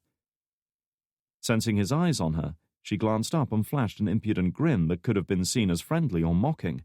Knowing her, it was probably a little of both, before resuming her work. Wishing to stretch his legs, he rose from his bench and crossed the cargo hold to join her, having to brace himself against a stack of packing boxes as the plane took another lurch. "How's it going, Kira?" She looked up from her laptop. "Huh?" Reaching out, he yanked her headphones off. "I said the plane's about to crash and I hope you've got your insurance forms filled out." "Very funny." He saw a flash of annoyance in her eyes at being disturbed from what had clearly been an absorbing task. "I'll be better when I'm off this thing." "I know the feeling." He looked down at her computer screen. It was Mitchell's hostage tape. "Not much of an in-flight movie." She gave him a disapproving look. "I'm not doing this for pleasure. I'm trying to learn more about Anwari." "Anything so far?" "Maybe." She removed her headphones from the laptop and hit the play button. The video came to life right after Kurash had put a round through Mitchell's leg. Once more, Drake found himself listening to the man's deep, accented voice. "If you do not comply, we will execute this spy and—" Frost hit the pause button and looked up at him. He called Mitchell a spy. How did he know Mitchell works for the agency? Drake shrugged. He was on a military flight. He was too old to be a soldier and he wasn't in uniform. It wouldn't be hard to work out. The young woman shook her head. He could have been a journalist, an engineer, a politician, or a reality TV star for all they knew. Instead, they called him a spy. You think Kurash got him to talk? Maybe. She stared at the screen for a long moment. Or maybe he knew what Mitchell was before he shot down that chopper. Drake said nothing to that. It was a valid assumption, but an unsettling one. "Mind if I ask you something?" she said, breaking the silence. "Sure." Her gaze was direct and searching when she looked at him. "What happened when you took Anwari down?" Drake felt himself tense up. "What do you mean?" "I saw how you reacted when Franklin mentioned it," she shrugged. "Thought there might be more to it than he was letting on." What she really meant was, why hadn't he killed the man when he'd had the chance? He could have done it, and many times he'd caught himself wishing he had. But the thing that separated Drake and Frost was that he knew the real reason he hadn't done it. It wasn't mercy or compassion that had stayed his hand. Quite the opposite, in fact. He had been a very different man back then, a man he wasn't proud of. But before Drake could reply, the pilot's voice crackled over the intercom. "Crew compartment, we're about to begin our descent. It's going to be a rough one. You want to strap in?" "Oh, shit. Here we go," the young woman groaned. "Don't worry," Keegan said, having awoken as suddenly as if a switch had been flicked inside his head. "There's parachutes in the back." Frost shot him an angry look. "Bite me." After being forced to jump from an aircraft at 30,000 feet and parachute onto the roof of a Russian prison, she had vowed never to engage in any such activity again. Drake couldn't blame her. He wasn't certainly eager to repeat the experience. Quickly packing away her laptop and documents, she took a seat alongside the outside edge of the cargo area. Drake sat down beside her, strapped himself in, and waited for the roller coaster ride to start. A few moments later, the aircraft dropped like a stone as the pilot put them into a hard, spiraling descent. Crosswinds buffeted them, making the big cargo plane lurch sickeningly from side to side. There was nothing the passengers could do except hold on and hope nobody on the ground decided to ruin their day by putting an AA round through the fuselage. "I love this part!" Walcott called, having just descended the ladder from the flight deck to strap himself in. There were no windows in the cargo hold. A low, shuddering hum as the landing gear extended was the only indication they were approaching the runway. Waiting in strained silence, they braced themselves for touchdown. The plane came down hard, the impact jarring them through their seats despite the landing gear's hydraulic dampers. The pilot applied full brakes a moment later, the aircraft shuddering and bumping its way across the rough tarmac before slowing to a more manageable speed. After 16 hours of flying, they were at last back on solid ground. Drake turned sideways to glance at Frost, vaguely aware that he'd been holding his breath. "Look on the bright side. We're still alive." She gave him a faint smile. "The night is young." Chapter 5. The Globemaster bumped to a halt, and a few moments later the engines began to cycle down. Walcott, grinning like a lunatic, which he quite possibly was, unstrapped himself and strode over to a control box to activate the rear cargo ramp. "Welcome to paradise!" With a harsh buzz and a faint hydraulic hiss, the rear ramp opened up like the jaws of some immense beast, allowing them to finally glimpse the world outside. Their first impression was of light, blindingly intense sunlight. Next to the dingy interior of the plane, looking at the world beyond the cargo doors was like staring into a camera flash. Colors and details burned and bleached away. All they could see was cracked grey concrete at the foot of the ramp, and further away, the hazy shapes of other aircraft in the distance. Their second impression was of burning, stifling heat. The very air around them was scorching hot. Dry, gritty sand, kicked up by the wind, blew unobstructed across the concrete runway and into the open cargo bay. "Jesus!" Frost gasped, daunted by what she was seeing and feeling. "Come on, let's go," Drake said, shouldering his backpack. Every second they wasted here was a second lost for Mitchell. As he descended the ramp, he couldn't help but remember the first time he'd stepped off a similar plane as a young SAS trooper, eager to be in the action after months of training and preparation. It seemed like a lifetime ago. Sweat droplets began to form on their skin within moments as they moved away from the shadow of the aircraft, each donning sunglasses, and surveyed their surroundings. Bagram Air Base was a serious facility, home not only to the entire 82nd Airborne Division and its support elements, but also to Marine and Air Force companies, and even contingents of the British and German armies. The base also served as the headquarters of ISAF's Regional Command East, making it a vital element of the coalition's presence in the country. It had been laid down by the Soviets back in the 1980s and had been a fiercely contested prize in the bitter civil war following their withdrawal. Now it had new owners and was a hive of activity once more. With cavernous hangars, refueling depots, administrative buildings and workshops laid out all along the aircraft dispersal area, Bagram was a veritable city in its own right. Glancing up at the distinctive thump of rotor blades, the small group of weary travelers watched as a Chinook came into land, nose flaring upward to slow its forward momentum before touching down a few hundred yards away. Frost and Keegan were still taking it all in when Drake spotted a vehicle heading their way, a big, sleek Ford Explorer with darkened windows, its once black and gleaming paintwork faded by wind-blown sand and dust. The vehicle came to a halt in a small cloud of dust, its massive 4.6-litre V8 engine rumbling away. The sun glinting off the windshield made it hard to see the driver, or even tell how many were aboard. But Drake didn't think there were many bodies inside, judging by the way the vehicle was riding on its axles. Shutting down the engine, the driver threw the door open and stepped out.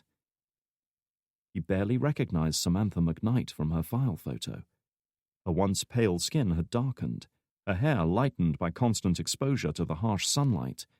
The slightly girlish face had changed as well, aging, maturing, hardening. Her lean physique only added to the impression that Afghanistan had toughened her up. Like them, she was wearing aviator sunglasses, though she removed them to survey the small group standing before her. "I'm looking for Ryan Drake." She made it seem like a question, but Drake felt her gaze linger on him a little longer than the others. She knew who he was. "You found him," he confirmed. "You're Samantha McKnight, I assume?" She nodded, offering a smile that was both friendly and disarming. And only then did he see a hint of the woman in that photograph. Smiling came easily to her, it seemed. "And you're late," she added, shaking his hand. Her grip was firm, her hand warm. "We were delayed at Andrews. They had been due to arrive here 4 hours ago, but slow loading of their plane had lost them their departure slot and forced an unwelcome delay. Anyway, it's good to meet you, Specialist McKnight. Call me Sam. If we're going to be working together out here, I'd prefer not to have to address everyone by their job titles." Drake wasn't about to argue with that. He'd never been one for formalities.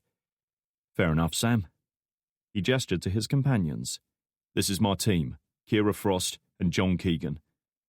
Shepherd teams weren't spies, so anonymity among their own people wasn't necessary. Anyway, McKnight had already been briefed on the team's arrival. She knew who they were and what they had come to do. "Good to meet you all. Now I guess you want to get out of this heat," she remarked, her hazel eyes flashing with a hint of humor. She could see the sweat beading on their foreheads already.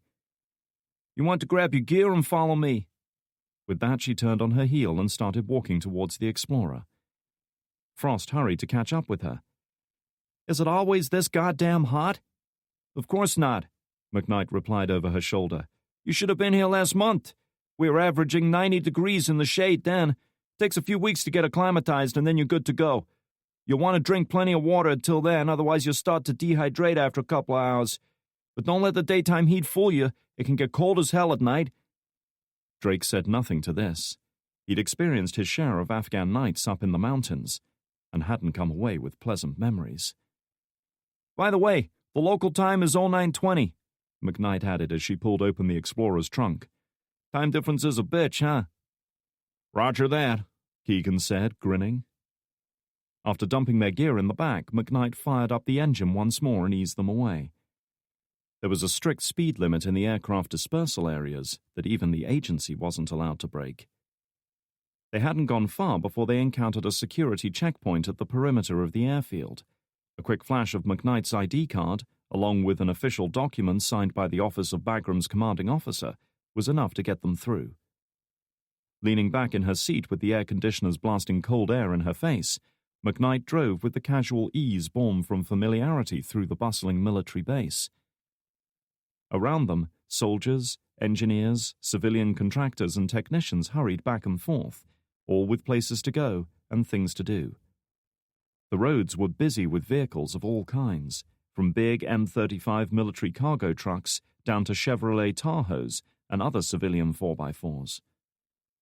Beyond the airfield's maintenance facilities and admin buildings lay a vast swathe of wooden huts the size of a small town. Known as B-huts, they served as accommodation for more than 7,000 military and civilian personnel living and working on the base. Their guide pointed to a large steel and concrete air raid shelter half buried in the ground as they cruised past. A layer of dirt had been piled on top to add to the protection. "Keep those shelters in mind. If the air raid warnings go off, you drop whatever you're doing and double time it to the nearest one. No exceptions." That didn't inspire confidence. "What's the security situation here?" Keegan asked, echoing all their thoughts. "They hit us with rockets once or twice a month, usually at night." She pointed to the nearby mountains. "That's where most of them come from. Only takes a couple of minutes to set up, fire their birds, and bug out before we can target them. The Taliban have started bribing the locals to launch rockets and mortars on their behalf. Most of them are so dirt poor they'll do anything to make a few bucks." "What about outside the base?" Frost chipped in. "Not so good," she admitted.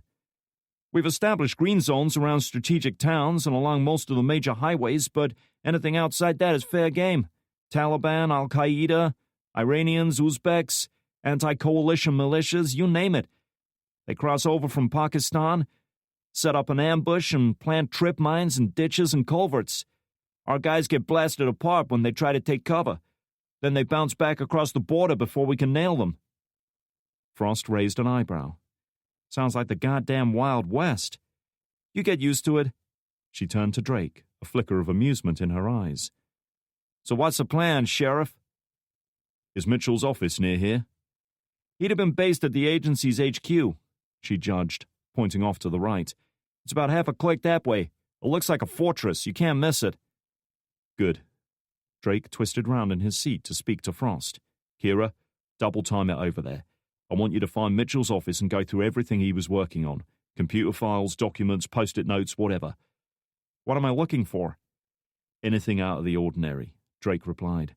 "Any sign that he was involved in something he shouldn't have been." It was a pretty broad remit, but in situations like this he trusted her judgment implicitly. Frost was nothing if not thorough in her work. The young woman made a face. Such a task was likely to be both difficult and laborious, and certainly wasn't something she relished after a 16-hour flight. Drake, however, was in no mood to discuss it. "No arguments, just get it done," he said, cutting her off before she could protest. "Oh, and find us somewhere to work from, an office or a briefing room, I don't care." "Anything else? Want a masseuse on standby?" Drake gave her the 1,000-yard stare. Okay, I'll get it done," she conceded unhappily, pulling her door open. "What about you? Where the hell are you going?" The crash site. There was no question in his mind. He wanted to understand what had happened out there. I want to see it for myself. Rounding the vehicle, Frost retrieved her bag from the back. Sure, leave me with the shitty job. That's what you get paid for, he reminded her. Call us if you find anything. Giving him the finger, the young woman turned and strode off down the road. She's colorful, McKnight remarked. You have no idea, Drake assured her, checking his watch. They still had most of the day ahead of him, and he intended to use it. We need to get to that crash site, now.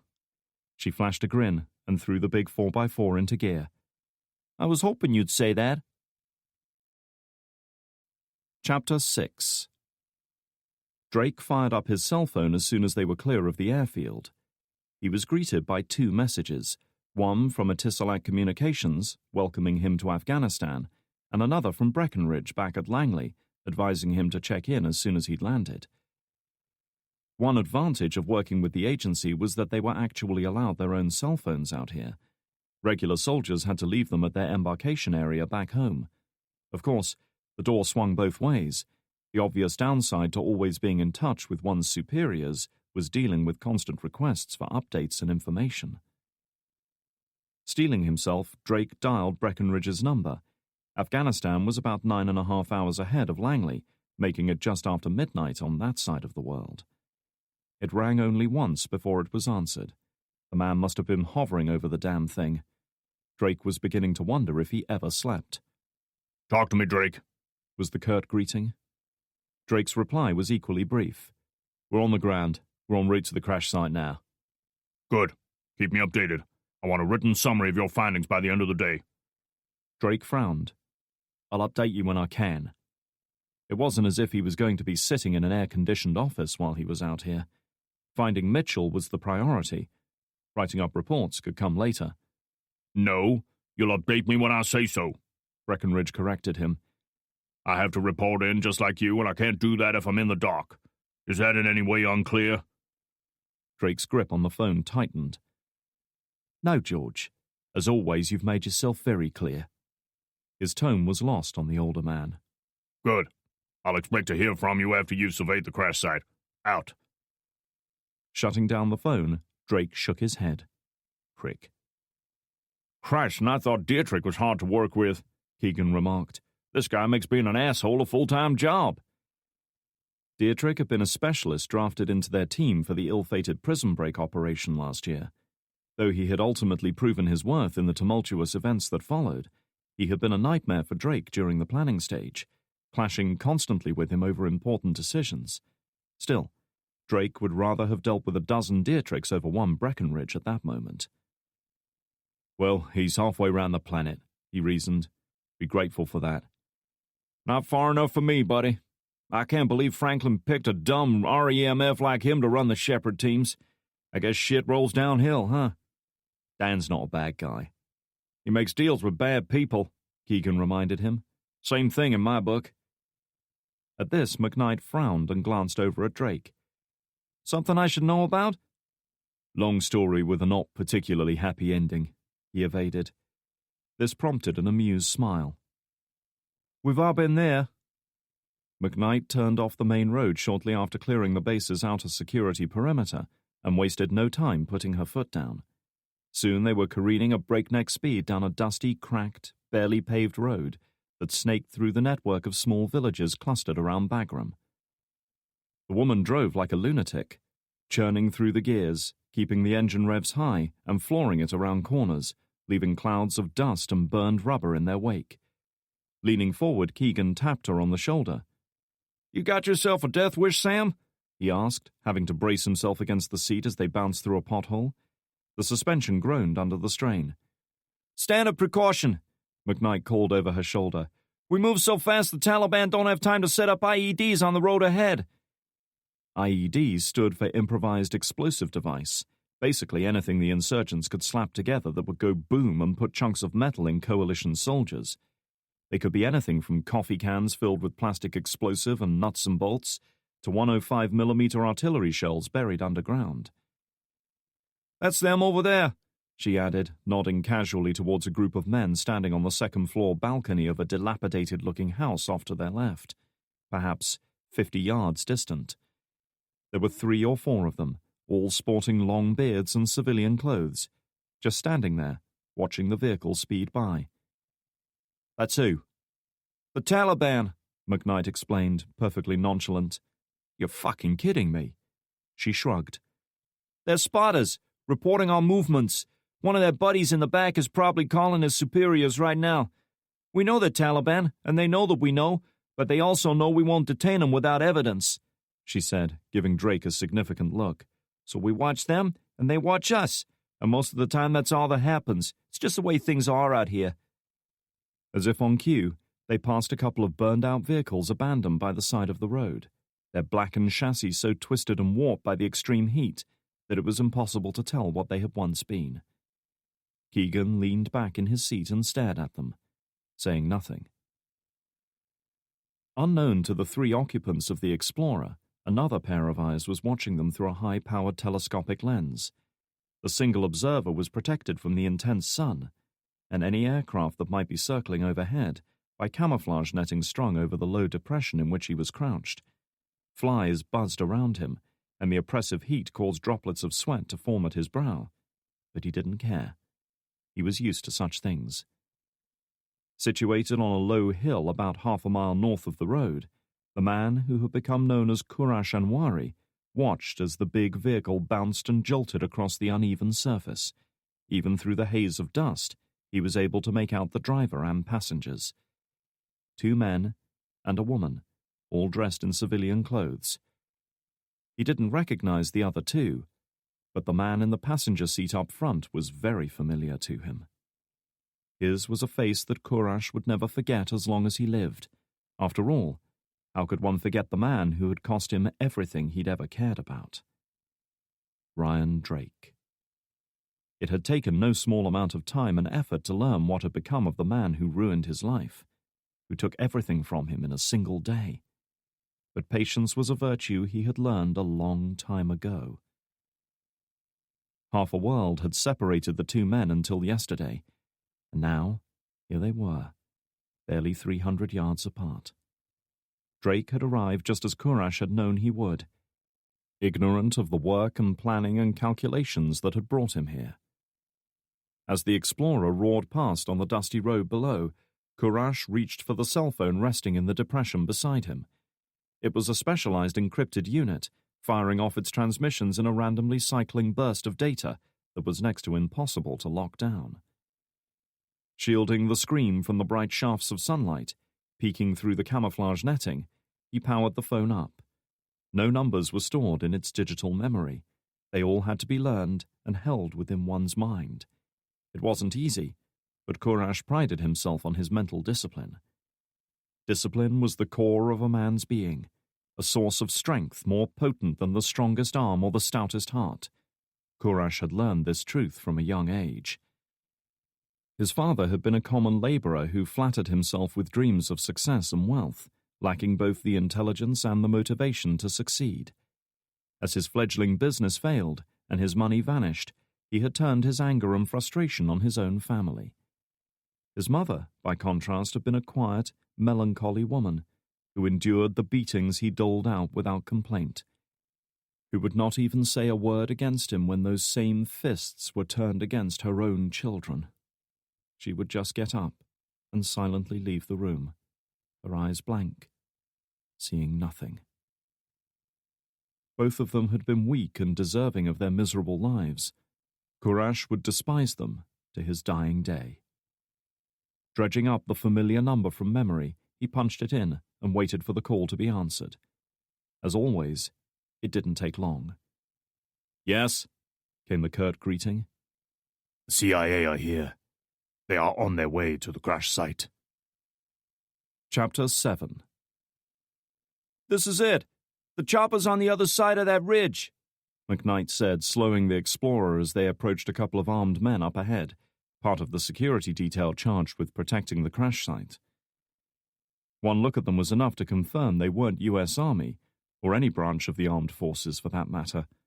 For a start, they were much older than 25, the average age for a U.S. infantryman.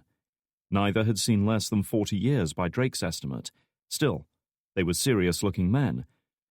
Both tall, both bulked up from heavy weight training, both with thick necks and grim, unsmiling faces. Neither man had shaved for several days, judging by the thick growth along their jaws. Instead of the standard multicam patterned army combat uniform, they were clad in black t-shirts, with sand-colored combat trousers and body armor that was some kind of hybrid design Drake had never seen before. There were no identification marks anywhere on their clothing, no unit badge, no rank marks, not even name tags. Both were armed with M4A1 carbines, a modern replacement for the old M16.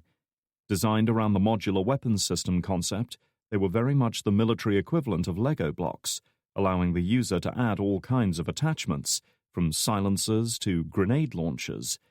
In this case, both weapons were fitted with M68 close combat optic sights and foregrips for easier carrying. "Who the hell are these guys?" Keegan asked, eyeing the nearest man as he approached the Explorer, weapon at the ready. "Mercenaries," Drake said, an edge of disdain in his voice. "Private military contractors," McKnight corrected him. "They work for Horizon Defense, one of our biggest security companies these days." "Creators of all things bright and beautiful, huh?" Keegan prodded. She shrugged. "Supply and demand, I guess. We supply the war, they supply the soldiers." The Explorer came to a halt, its engine ticking over. McKnight rolled down her window to speak to the perimeter guard. Both he and his companion were wearing mirrored shades, and neither man seemed inclined to remove them. "ID, please, ma'am," the man said, sounding bored and wary at the same time. His gloved hand was resting on the windowsill, and as he moved a little, Drake spotted a tattoo on his forearm, a sword intersected by 3 lightning bolts. Drake recognized the tattoo well enough. It was the unit symbol for U.S. Army Special Forces. McKnight handed over her ID card. "We're here to inspect the crash site." The guard's head swiveled to stare at Drake and Keegan. "And your passengers? I'll need IDs for them, too." "No, you don't," Drake informed him. The man's head snapped back towards Drake in an instant. "Yeah, I do. This site is locked down. Nobody gets in with or without authorization." "How about the Director of National Intelligence?" Drake challenged him, irritated by the delay. "Is that good enough, or should we take it up with your CO?" The guard stared at him a moment longer, saying nothing. Drake was quite certain the man was glaring at him behind those mirrored sunglasses, though he returned the stare with equal intensity. Without saying a word, he turned away, retreated several paces and spoke into his radio, keeping his back to them. His companion stood in front of the vehicle, barring their way and making sure his assault rifle was plainly visible. Several seconds passed during which no words were spoken. Drake glanced at McKnight but said nothing. Now wasn't the time for voicing his thoughts. Then, just like that, the guard turned to face them, marched over to the driver's side window and handed McKnight her ID back. "Go on through, ma'am," he said, practically spitting the words at them. "Appreciate it," McKnight returned as she revved the engine and hit the gas, forcing the other perimeter guard to dodge aside as the big vehicle lurched forwards. "What an asshole," Keegan remarked, glancing back at the 2 men from his window seat. Drake had been thinking along similar lines. "Is it always like this dealing with PMCs?" McKnight shook her head. "This is frontier territory. You can't blame them for being cautious." She gave him a sidelong smirk. "Anyway, I thought you Brits were all about politeness and fair play." "Only in cricket, and I don't play." Cresting the ridge at low revs to keep from skidding on the loose dirt, the Explorer's nose dipped and they began their descent of the reverse slope. At last they saw the crash site. The Black Hawk, or what was left of it, lay about 50 yards from the base of the slope, having come down in flat open ground that had once been a broad floodplain in wetter times. These days it was a barren expanse of rocks, dirt, and dry scrub, all of it bleeding to the same washed-out brown as everything else. All of it except a wide swathe around the wreckage. There, the stones had been blackened, the brush incinerated, the dusty ground itself charred by the intense heat. Bits of twisted wreckage lay everywhere, most so badly burned and deformed in the explosion that it was impossible to tell what they had once been. the airframe itself was still recognizable, barely. Two of the massive rotor blades had sheared off, probably during the crash, but the other two remained attached to the engine assembly. Clustered around the wreck were half a dozen men in similar attire to the two guards they'd just encountered, all armed with a mixture of assault rifles and submachine guns. The protection detail was backed up by a couple of armored 4x4s that Drake recognized as RG-33s. Made in South Africa, they were popular with the UN and other peacekeeping forces because of the excellent protection they offered, and it seemed Horizon felt the same way. These ones both had 50 caliber remote weapon stations mounted on their roofs, allowing operators inside the vehicles to track and engage targets without ever having to leave their seats. These weapon mounts were much sought after by US Army vehicle crews, though the cost per unit made them as rare as gold dust. McKnight brought them to a halt on the edge of the debris field and killed the engine. Holding his door open, Drake stepped out, his boots crunching on the dry, rocky ground. The heat seemed to have grown more intense as the sun rose towards its zenith, the feeling amplified by the sudden exit from the air-conditioned vehicle. Drake checked his watch. 10:46. His thoughts were interrupted when he noticed one of the Horizon security men coming their way, presumably the leader of the protection detail. He was a big guy, not so much tall as broad. He couldn't have been more than 5'10", yet Drake guessed his weight at perhaps 220, maybe 230 pounds of solid muscle. He had the look of a rugby player, short and stocky, rugged and powerful. His head was covered with a sweat-stained bandana, his deeply lined face darkened by several days' growth. He looked to be in his late 40s, and judging by the confidence in his stride, he was no stranger to places like Afghanistan. "My name's Vermac," he began. "I'm in charge here." Drake was surprised by his heavy South African accent, though perhaps he shouldn't have been. A lot of their operatives had drifted into mercenary work after the end of apartheid. Vermac looked as if he belonged to that generation. "Ryan Drake, CIA," he replied, shaking hands with him. The man's grip was strong enough to crush boulders. Drake's accent prompted a raised eyebrow. "I didn't know the boys at Langley employed foreigners." "They're an equal opportunity sort of place. Just like Horizon, I imagine," Drake added with a pointed look at the South African. The older man grinned. "Fair enough. So what can I do for you, Mr. Drake?" "We're here to survey the crash site." Vermac glanced at the rest of the group and frowned. "The Army forensic guys already surveyed the whole site. I know because I spent 4 hours sat on my arse waiting for them to get it done." "I understand that, but we have to make our own assessment." "We have orders to destroy the wreck and pull out before nightfall." To emphasize his point, Vermac pointed towards the ruined chopper. Fixed to the crumpled forward bulkhead was a cylindrical steel container the size of a small beer keg. The distinctive yellow wires trailing from the top made its purpose obvious. No doubt it was filled with high explosive, enough to vaporize the chopper and prevent anything valuable falling into the wrong hands. "Our orders come from the Director of National Intelligence and they supersede yours." Drake glanced up at the sky. "Anyway, you've got at least 8 hours until sunset. That's more than enough time for us to finish up here." Vermac said nothing for a few moments. Clearly he didn't like what he was hearing, but neither could he ignore Drake's authority. It was rather like poker, and Drake held all the aces in this case. Finally he shrugged. "Fine, do what you have to. But come sundown, my men and I pull out. Do we understand each other, Mr. Drake?" Drake nodded, unperturbed by his hostile tone. He hadn't come here looking for a new best friend. He had come to get results. "Perfectly." As Vermac strode away to confer with 2 of his men, Drake turned to his own 2 teammates.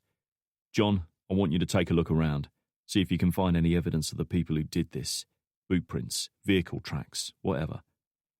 In addition to his skills as a sniper, the man was an outstanding tracker, able to discern meaning from something as insignificant as a scuff mark on the ground or a few bent blades of grass. If there was anything in the vicinity worth finding, Drake felt certain he would find it. "On it, buddy," Keegan replied, already moving. "Sam, you're with me. Let's get to work." Chapter 8. Wow, real garden spot, Frost remarked to herself as she surveyed Mitchell's office. His place of work was a modest, unremarkable little office, perhaps 10 feet square, with a small window overlooking a parking lot. One desk, metal-framed with a wood laminate coating marked by coffee rings, faced the window. On it sat a dusty computer with an old-fashioned CRT monitor and a cheap inkjet printer. Scattered across the desk was the usual office paraphernalia, none of which sparked much interest, while a couple of filing cabinets were set against the wall. And that was it. All things considered, it was a bland, clinical working space that looked barely used. The only hint of personality was a framed photograph sitting on the edge of the desk. Mitchell, several years younger and with more hair, plus what Frost assumed to be Mrs. Mitchell. They were standing together at a beach somewhere, his arm around her shoulder, smiling and relaxed. Frost glanced away, thinking it best not to get too involved. Settling herself at the desk, she fired up the computer and waited for it to start up, drumming her fingers impatiently on the cheap wood veneer desk as the seconds dragged on. Jesus, their IT people should be shot, she said. Realizing the computer would take a while to boot up, she crossed the room to the nearest of the two filing cabinets. At least she could make a start on Mitchell's paper trail, she thought, reaching for the first drawer. The drawer moved half an inch, then came to a halt, jammed on its runner. She pulled again, to little effect. "You picked the wrong day on the wrong girl," the young woman said, gripping the drawer tighter and gritting her teeth, just allowing the frustration to build. "Come on, you son of a bitch!" One hard yank was enough to free up the jammed runner, and the drawer shot open with a grating rasp. Peering inside, she frowned in confusion. "What the fuck?" With Vermac and his high-security team standing a short distance away, Drake and McKnight picked their way through the mangled remains of the Black Hawk chopper. Both had donned surgical gloves for handling any wreckage they came across, partly to avoid disturbing the scene further, but mostly for their own protection. Choppers were filled with all kinds of toxic fuels and chemicals. "That's where the missile impacted," McKnight said, indicating the mangled engine pod overhead. "That's what the Army forensics team concluded," Drake agreed. He had read their preliminary report on the flight out. An RPG impact against the outer armor. The RPG-7, or rocket-propelled grenade, was a Soviet-made anti-armor rocket dating back to the early 1960s. Simple, reliable, and capable of punching through 12 inches of high-density armor, they had been the bane of tank crews for nearly half a century. Close to 10 million of the things had been made, with tens of thousands ending up in the hands of militias, terrorists, and insurgents. It was easy to see why the Army forensics team saw the RPG as the most likely culprit. However, it seemed McKnight didn't agree. "It wasn't an RPG round. It was a guided missile." That was a bold claim to make, considering she had been here all of 5 minutes. "What makes you so sure?" She glanced at him, a faint smile on her lips. He was testing her, and she knew it. "The RPG is an anti-tank weapon. It's designed to take out slow-moving targets from close range, not fast aircraft hundreds of feet in the air. A Black Hawk's standard cruising speed is 150 knots. It's about 20 meters long and 5 meters high, right?" Drake shrugged. He wasn't exactly an aircraft buff. "If you say so." "I do. The U.S. Army did a hit evaluation of the RPG-7 a few years back. The chances of hitting a slow-moving target from 200 meters were less than 50%. Factor in the relative velocity and the increased range, and you're talking about a hit probability of less than 1%. Bad odds by anyone's standards." "Maybe they were just lucky," he suggested. Just because the odds were against something didn't mean it couldn't happen. Turning her attention back to the wrecked chopper, McKnight pointed at the engine pod again. "Look at it. The blast pattern's all wrong. RPGs are designed to penetrate armor with a high-pressure jet of gas and liquid metal. In the demolitions trade, we call it brisance. But whatever the name, it should have crumpled the engine pod like a giant fist and burned a hole right through it. That didn't happen here. It's been shredded, as if some kind of fragmentation device exploded nearby, like a missile with a proximity fuse." "RPGs come with frag rounds," Drake reminded her. Though intended as an anti-tank weapon, They had been adapted over the years to a number of different purposes, from laying smoke screens to anti-personnel strikes. McKnight said nothing to this. Moving closer, she knelt down beside the chopper, reached out and pulled open a small hatch. The mechanism was stiff, having been either damaged in the crash or deformed by the resultant fireball, but with some effort she was able to free it up. The small compartment within held an empty metal rack, clearly designed to hold a number of small objects. "Flares," she explained. "Standard countermeasure against guided missiles. They've been used up. The pilot must have deployed them to try to lose whatever warhead was tracking him." She glanced up at him. "Still don't believe me?" "All right, if it wasn't an RPG, what do you think did this?" Drake asked, amused at how easily she had dismantled his theory. Again she shrugged. "Hard to say. It would have to be some kind of man-portable device, probably heat-seeking since it struck the engine pod, maybe a Russian SA-18 or even a Chinese FN-6. The SA-18 wouldn't be too hard to get hold of if you have cash and friends in the right places. Russians aren't exactly shy about selling weapons under the table." She reached up to flick a lock of dark hair out of her eyes. "I want to have a look inside." Taking a breath, Drake followed her, having to pick his way carefully past the blackened remains of what had once been a door-mounted minigun. The formidable six-barreled weapon was still pointing skywards, though its breech mechanism and ammunition feed had been blasted apart when the rounds inside cooked off. Inside the burned-out compartment, the smell of melted plastic and other chemicals was overpowering. Even now the stench lingered in the air, stinging his nose and making his eyes water. Wherever he stood, his boots left greasy prints on the soot-covered steel deck. McKnight pointed to a blasted-out section of metal plating around the rotor shaft. "Check this out. The explosion traveled down through the shaft and ruptured the bulkhead here. We think one of the passengers was in front of the bulkhead when it gave way. There were bits of him all over the cabin." The bodies, or what was left of them, had of course been removed for repatriation back to the States, but for a moment Drake fancied that he could smell something. Beneath the burned plastic and charred metal, the sickening stench of scorched human flesh. McKnight pointed to a couple of areas where the deck had warped and deformed from the extreme heat. "Look, it was hot enough to soften the airframe." "So the fuel tanks ruptured at some point after the chopper crash landed," Drake reasoned. "It couldn't have happened too quickly, otherwise they never would have had time to kidnap Mitchell." "It wasn't aviation fuel that did this," McKnight said, deep in thought as she looked around. "The burning is too localized. You can see it." She pointed to the areas of warped decking. There were 2 or 3 ignition points. Struck by an idea, she hurried back outside to the metal briefcase that served as her portable forensics lab. Selecting a chemical swab held inside a clear plastic tube, she ducked back inside the chopper, knelt down beside one of the areas of melted decking, and carefully drew the swab across it. Replacing it in the tube, she watched it intently. It took only a few moments for the swab to turn bright purple. "Interesting," she said quietly. Drake leaned closer, intrigued by what she'd found. "Care to explain?" Her vivid hazel eyes focused on him. "Barium nitrate. The cabin's coated with it." "Okay," he agreed, sounding vague. "What does that mean?" "Barium nitrate is one of the key elements of incendiary grenades. Combine it with thermite and it produces a hotter flame that burns longer and has a lower ignition point. It's our standard anti-materiel weapon." Incendiary grenades have been used by most armies since the Second World War. They had even been employed to disable German coastal artillery during the Normandy landings, their intense heat fusing the breech mechanism into a solid mass of metal. But why would insurgents have used it?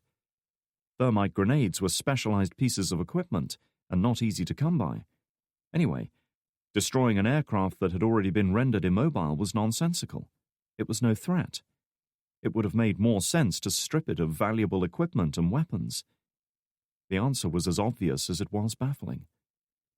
"They were trying to cover their tracks," he said. "They didn't want us to know what they were doing." Glancing around, he spotted something on the forward bulkhead. He had seen it not long after entering, but hadn't consciously acknowledged it amidst the chaos of the chopper wreck. Only now did he examine it more closely. It was a small circular hole about 1/2 an inch in diameter. Reaching out, he touched it gently with his gloved hand. The metal had deformed inwards, giving way beneath the impact of a high-speed projectile. "Small arms fire," he said. "They were shooting in here." McKnight was by his side within moments, leaning forward to examine the damage. Her arm brushed against his, and instinctively he moved aside to allow her better access. His body remembered the brief contact, though. "Looks like a 7.62mm round to me," she said after running her finger around it. "Fired from a high angle, judging by the entry point." Drake's mind assembled the facts and reached its inevitable conclusion. An execution. 1 round, right between the eyes, which means at least some of the crew survived the crash, but our friends still executed them. "And yet they kept Mitchell alive," she added. "That makes no sense. More hostages would have meant more leverage." Drake shook his head. Too many aspects of this attack weren't adding up, and his instincts told him there was more going on here than he was seeing. "There's more to this than just a random attack," he decided. "If the people who did this had access to guided missiles, they could have taken out one of the military transports coming into land at Bagram. Instead, they chose this specific chopper. They shot it down, killed everyone on board, and took 1 man hostage. 1 man." He glanced up at his female companion. "They knew Mitchell was aboard. They did all this to get their hands on him." She stared back at him, both puzzled and intrigued. "Why? What's so valuable about Mitchell?" "Good question. I'd say it's time we found out."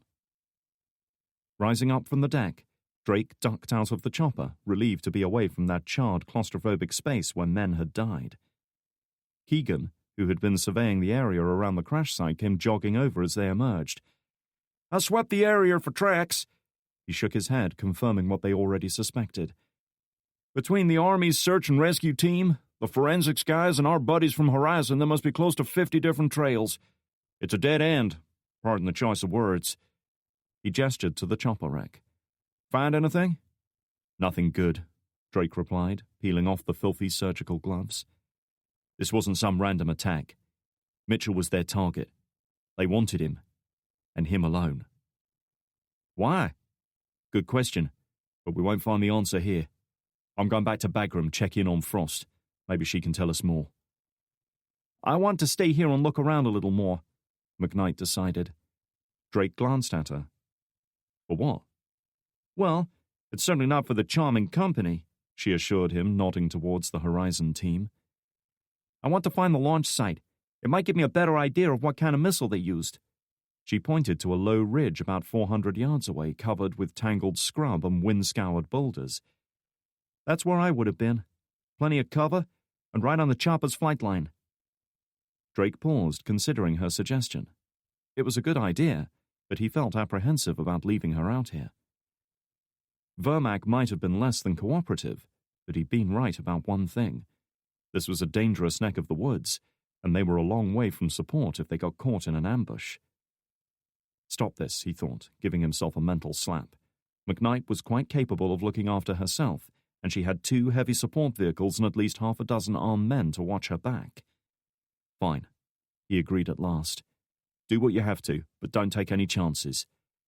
"I'll stay and watch your back," Keegan added. "If the launch site isn't too messed up, I might even find a trail or 2. Drake wasn't about to argue. Keegan was a good man to have around in a tight situation, and might well prove useful out here.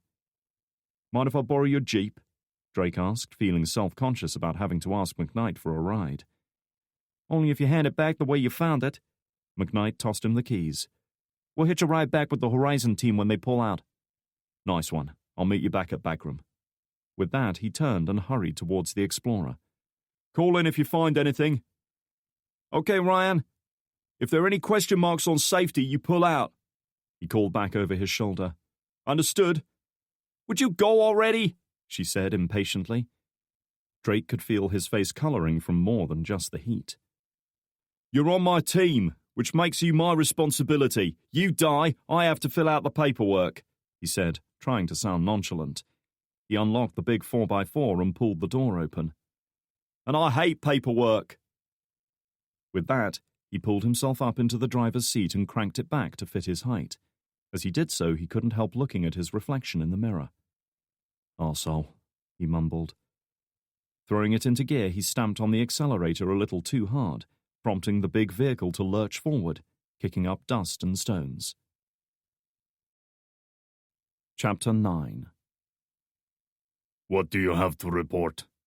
Courage asked, holding the encrypted cell phone tight against his ear as he strode down the crowded city street, walking with a slight limp that he had laboriously taught himself to disguise over the years. Another thing he had to thank Ryan Drake for. His fake beard, webbing and combat fatigues were gone now, replaced by a slightly worn grey business suit and open shirt that hung loose on his spare frame. The days of hiding in mountain caves where US reconnaissance drones could track them down were long gone. True concealment came from anonymity, and here he was about as anonymous as it was possible to be. With his greying hair cut short and neat, his face clean-shaven and his wallet filled with fake identity papers, he looked little different from the thousands of other men out walking the streets of central Kabul. Just some businessman on his way to a meeting or his favorite restaurant. Nothing worth remembering. The only thing that marked him out as different was his eyes, or rather what lay behind them. They were the eyes of a man who had seen death and suffering, who had caused both by his own hand, who had discarded concepts like mercy and compassion long ago. Walking the streets of Kabul was an exercise in self-control for him. Always he had to fight the anger and contempt that welled up inside him. These people wandering past him, so oblivious to his true nature, were the same people who had blindly allowed the Taliban to take over the country. They were the same people who allowed the Americans to rule over them like a flock of mindless sheep. The Americans who had used men like Courage to fight their dirty little war against the Soviets, and then turn their back when the fighting was done. He hated what Afghanistan had become, and he hated the weak and selfish men who had allowed it to happen. "Drake just left the site, heading back towards Bagram," reported Merak, the spotter that Courage had stationed to observe the activity at the Black Hawk crash site. He was an expert at scouting and concealment, and Courage had every faith in his ability to stay hidden while he went about his task. "What about the others?" Courage asked. There had been 2 other people in that jeep alongside Drake. "The rest of his team are still here, surveying the area. They seem to be looking for something." That gave him pause for thought. These people were trained investigators who were accustomed to looking beyond the obvious. If they were to find something they shouldn't, it could be damaging, not just for Courage, but also for the man he worked with. The man to whom he owed his freedom, and indeed, his life. "They can't be allowed to find anything," Courage interrupted, by now acutely aware of how delicate his situation was. He had taken a calculated risk to make all of this happen, a risk which he had not informed his associates of. His statement was met by a moment of silence. "What are your orders?" Courage hesitated, weighing up his decision. Drake was the only one he wanted to see dead. He had no particular enmity for those who worked with him. Still, if they were a threat, then they had to be eliminated. And losing one's comrades was a heavy burden for a man to bear. He knew. "Take them out." For Merak, that was all he needed to hear. "It will be done." With that, the line went dead. After a bumpy cross-country drive, Drake soon picked up the road that McKnight had turned off to reach the crash site. Potholed and winding it might have been, but it was a road, and that was good enough for him. With her earlier advice about IEDs still fresh in his mind, he turned right at the next junction, taking a different route from the outward leg. He was in uncharted territory now, with only the vehicle's dash-mounted GPS to guide him back to Bagram. Around him lay an open landscape of dusty scrubland, interspersed with mud-walled farm compounds, fields, and irrigation ditches. This was the rural backwater world of Afghanistan, where the concept of mechanized farming was as far removed from daily life as shopping malls and internet access. Still, Even here, the reminders of wars past and present were impossible to escape. Drake slowed a little as he passed the rusting hulks of two ancient heavy battle tanks, their gun barrels still elevated as if to engage a long-forgotten enemy. They were Soviet T-55s, relics of another time and another war, now serving as a makeshift climbing frame for a dozen or so local kids. Pausing in their game, they stood in silence, staring at the Explorer as it rumbled past. Drake watched the ancient war machines in his rearview mirror as they faded away into the distance, silent reminders of a forgotten conflict from another age. But he caught himself wondering if future generations driving this road would pass the rusting hulls of M1 Abrams tanks. With that cheerful thought fresh in his mind, he dug out his cell phone and put in a call to Frost. As usual, her greeting was direct and to the point. "Yeah? It's me. I just left the crash site." "Great. I hope you've been having fun out there while I've been stuck in this shit stain of an office." Frost might have been a technician by trade, but she was a field operative through and through. She hated being left out of things.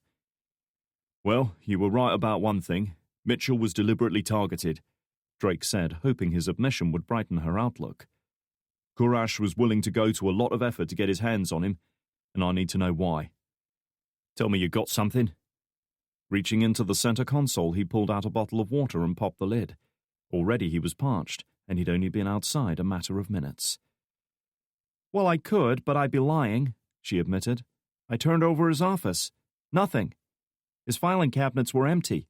Damn things have probably never been used." Drake could feel his heart sinking as he gulped down some water. "Anything on his computer?" "Nothing so far. I'll need more time to trawl through the drive, but according to his email history, he sends off a progress report to Langley once a week. It seems he was setting up a bunch of safe houses across the country, the kind of places where they could stage operations or meet with informants. The rest of it is just internal admin stuff. Nothing important. In fact, there's not much email traffic at all. If I didn't know better, and I don't, I'd say he'd been slacking off lately." He frowned, taking another mouthful. "So we've got an office that's hardly used, and a computer he only does the bare minimum of work on. His job was nothing special, and yet Kurash was willing to shoot down a chopper to get to him. What does that tell you, Kira?" It didn't take her long to put the pieces together. Mitchell was working on something else, something that made him a threat. The question is, what? The GPS was telling him to take a left. Braking sharply, he turned into another nondescript road that wound its way through the dusty landscape. "Stay on it," he instructed. "I'm on my way back now. Drake out." Swerving to avoid a deep pothole that looked as if it would make mincemeat out of his tires, Drake glanced at his watch. It was 11:57. Halfway through their first day, and he had far more questions than answers. "If I'm right, it should be around here somewhere," McKnight said as she picked her way carefully through the dry bushes and loose rocks scattered across the hillside. Her eyes were glued to the ground, searching for any sign of recent human activity.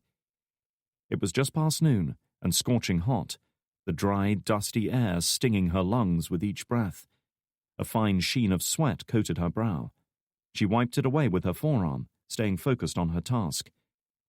She had served 2 tours with the army in Iraq, plus 6 months in and around Afghanistan with the agency. She knew all about working in hot, uncomfortable conditions. Only when she saw movement in her peripheral vision did she stop to glance around. One of their horizon minders was moving along the ridge to take up a lookout position further ahead. He was armed with a Barrett M107 sniper rifle. Known as the Light 50, it was a massive .50 caliber weapon originally designed for taking out armored vehicles.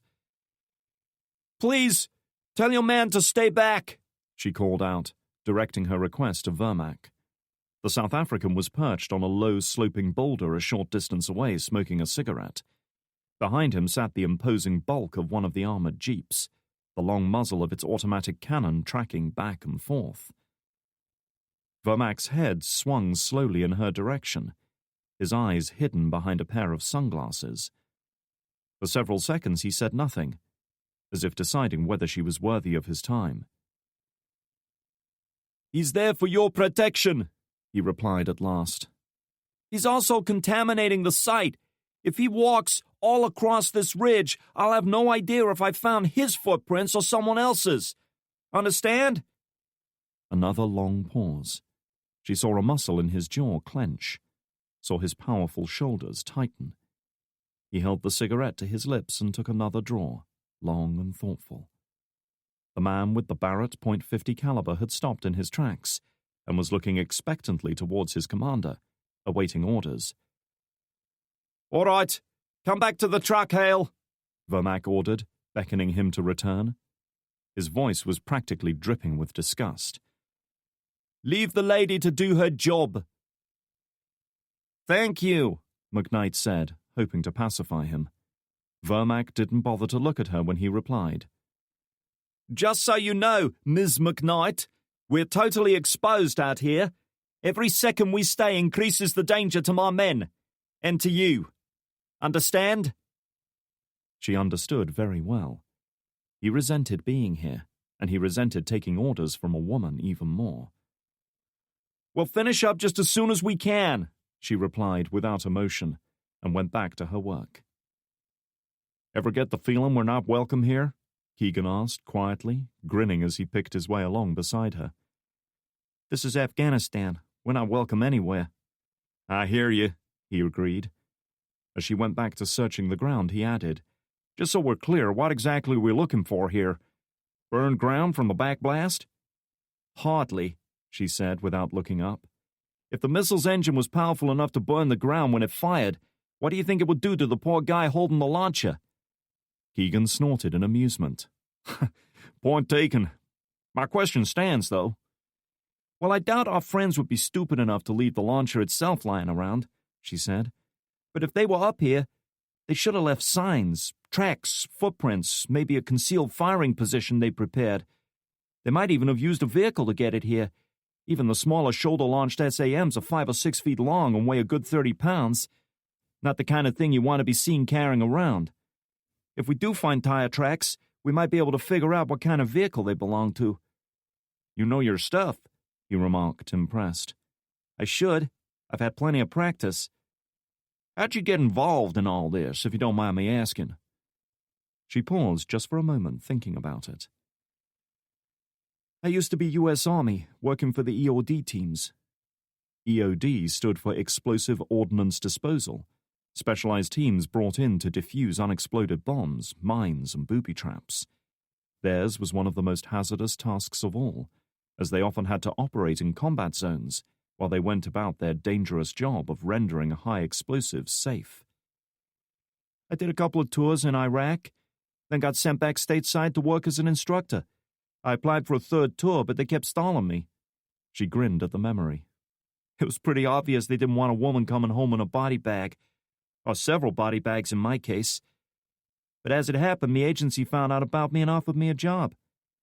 "Plenty of work for you out here, huh?" At this, her grin faded a little. "You bet your ass there is." They were both silent for a long time as they slowly picked their way forwards. The breeze sighed around them, stirring tiny particles of dust, while the sun beat down mercilessly from a cloudless sky. Their time here was running short. More than once they saw Vermac glancing at his watch. "Mind if I ask you something?" McKnight said, breaking the silence. "Shoot." Seeing her look, he grinned. "Bad choice of words, huh?" She ignored his attempt at humor. "What's this business between Drake and Franklin? I assume we're talking about the damn Franklin, as in the guy who runs special activities." "The one and only," he acknowledged. "They've got a history together, those two." "What kind of history?" "The bad kind." The old sniper sighed and lowered himself down on his haunches, staring off into the distance, with a thoughtful expression on his craggy face. "Believe me, you're better off not knowing." "And if I thought otherwise?" she prompted. "Then you'd have to ask Ryan yourself." She was about to say something but decided against it. Something had caught her eye, something she'd been looking for since their arrival. "At last," McKnight breathed, dropping to her knees. The sandy ground in front of her was marked by a pair of boot prints. They were faint and indistinct, the slow progress of the wind gradually wearing them away. but they were still intact enough for her to discern a general size and outline. They seemed to be heading downhill. Keegan approached from her left, his steps slow and careful so as not to walk right over other tracks. "Looks like a big guy," he said after studying the boot prints. "Maybe 240 pounds? 30 pounds of which could have been the missile and its launcher," McKnight reminded him. "Oh, yeah," he agreed. "Still, look at the stride length, the weight distribution. This guy must have been well over 6 feet. He pointed to another print further down the slope, this one on the lee side of a low rock and therefore better protected from the wind. Looks like he was wearing military pattern boots. I don't recognize the tread, though." McKnight glanced at him, impressed by his insight. "You see a lot." He shrugged. "My daddy taught me how to hunt and track when I was a kid. Kind of stuck with me. Humans aren't that different from deer or coyotes. They're just dumber." She opened her mouth to say something, but suddenly she saw Keegan's eyes dart to some indistinct point over her right shoulder. Then, without warning, the older man launched himself forward, grabbed her roughly around the waist and threw her to the ground. She landed hard, a rock jabbing painfully into her ribs as his weight settled on top of her. A moment later, the ground behind her exploded with a dull thud as something impacted with tremendous force, throwing up pieces of broken stone and chunks of dry earth that coated her in a fine spray. For a moment, McKnight's mind was frozen in shock, unable to process what had just happened. Only when the rolling crack of a gunshot reached them a few seconds later did she suddenly snap back into awareness. "Sniper!" Keegan yelled, lying flat on the ground beside her. Her heart hammering in her chest, McKnight stared at the foot-wide crater where the high-velocity round had struck, impacting like a miniature artillery shell. She realized, with a strange sense of detachment, that it would have been her own body sporting such damage if Keegan hadn't shoved her out of the way.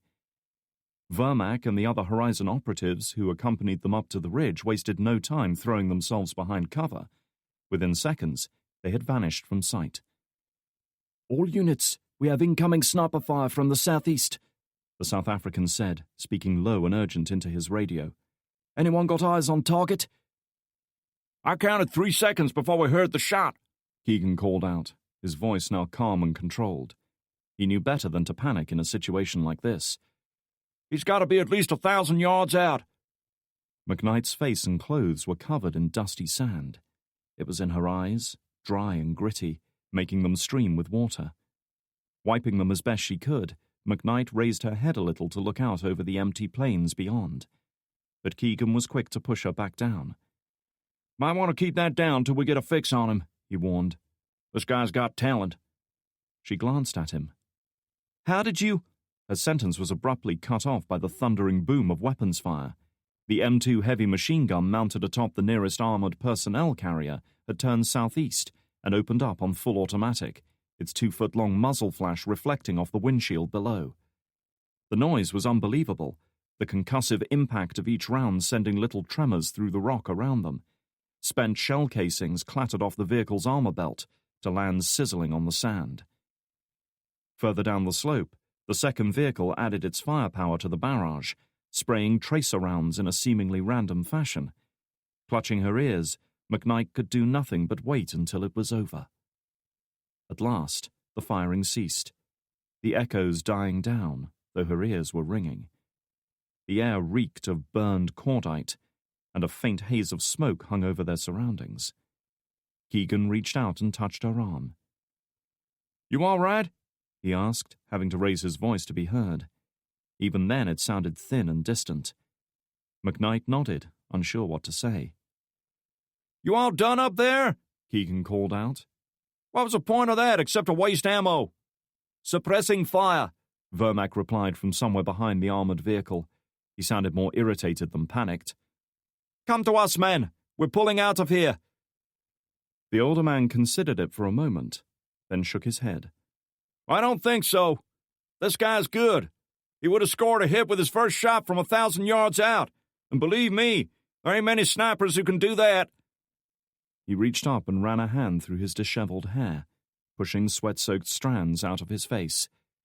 "He's out there right now, just waiting for one of your boys to make a run for the truck. Soon as that happens, you're going to be picking pieces of 'em off of your windshield. The South African was quiet for several moments. What do you suggest? Call in air support, McKnight said. They could find him on infrared. Forget it. It'll take too long to get here. Keegan chewed his lip for a moment, weighing up his options. There weren't many. At last he nodded as if to confirm the decision to himself. Where's the guy with the Barrett Lab 50? Up here, came the reply. The name's Hale. Okay, Hale, if we draw the son of a bitch out, think you can take the shot? The answer wasn't long in coming. Fuck that. I ain't getting my head shot off for this shit. Oh, you want something done right, Keegan said under his breath, distinctly unimpressed by his counterpart's dedication. Clearly he hadn't joined up to be a hero. Still, bitching about it wasn't going to get them out of here. There was only one choice if they wanted to take that sniper out. Okay, sit tight. I'm heading your way. He turned to the woman lying flat on the ground beside him. Stay down until the coast is clear, Sam. I don't think he's got line of sight on you. Great. What about you? He flashed a grin. I'll be fine. With that, he turned and started to crawl up the slope, slithering along the dusty ground like a snake, moving only a few inches at a time. Keegan was no stranger to counter-sniping work, and knew how best to frustrate and impede his opponent. If he was right, his friend out there on the plains would have relocated after the first shot, so as to not give away his position.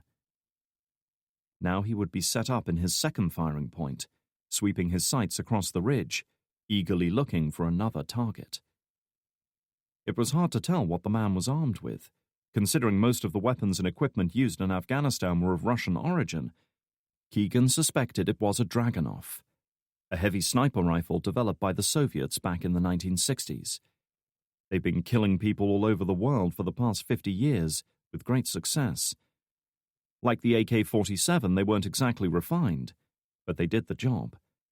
Their 7.62mm steel jacketed projectiles were powerful enough to defeat almost any body armor. A very dangerous weapon, in the right hands. As he moved, he began to hum a familiar tune under his breath. It was something he always did to keep his mind calm and focused. 99 bottles of beer on the wall, 99 bottles of beer. The sniper had chosen his timing and location well. It was the hottest part of the day, when heat and inactivity started to erode awareness. No doubt he'd hoped to take out a couple of the personnel on the ridge, then slip away before an effective response could be organized. This was going to be a tricky one.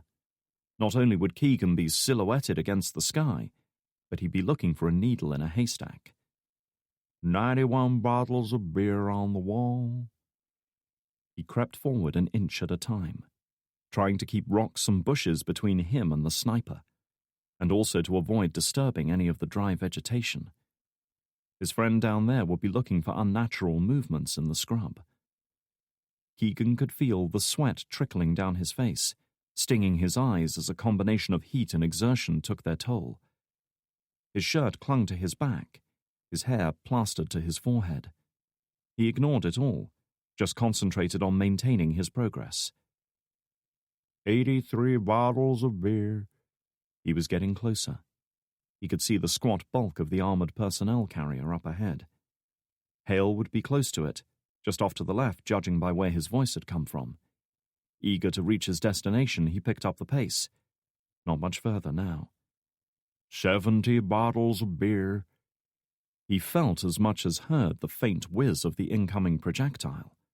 After passing through 1,000 yards of dry, dusty air, even high-powered rounds lose a lot of their kinetic energy, often making them subsonic.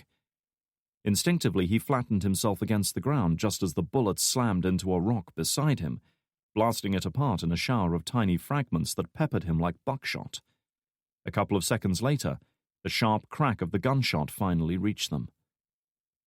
In response, the heavy machine gun atop the armored personnel carrier started up again, spitting out a long burst of automatic fire in the general direction of the shot. God damn, cut it out! Keegan yelled when the last echoes of the barrage had faded away. You gonna shoot up the entire horizon? John, are you okay? McKnight called to him. She couldn't see him from her position and wasn't going to risk getting up to look. Something wet was trickling down his cheek. Thinking it was just sweat, he wiped at it with his hand, only to find his fingers stained red with blood. The rock fragments must have cut him. "Yeah, I'm good," he replied, unsettled by his close call. "But this guy's starting to piss me off. This is taking too fucking long," Vermac growled. "He's probably calling his mates to bring reinforcements right now. You want to sit here and wait for more snipers to show up?" Keegan gritted his teeth. He was running out of time.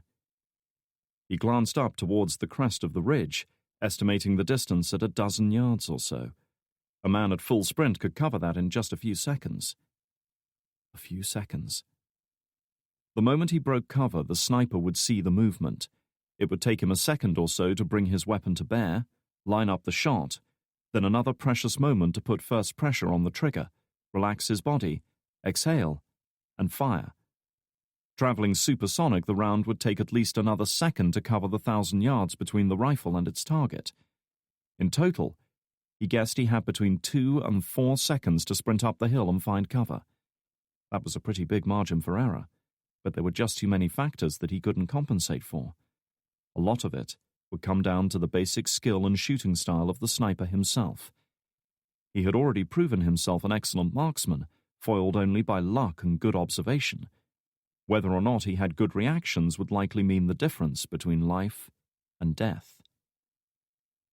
Reaching down his shirt, Keegan found the charms hanging from the simple leather necklace he wore: a dice, a crucifix, and a wedding ring. He gently touched the pointed spars of the crucifix, sending out a silent prayer to anyone who might be inclined to listen. After sending so many people his way ahead of schedule, Keegan was under no illusions that he was in God's good books, but he hoped the Almighty was in a forgiving mood today.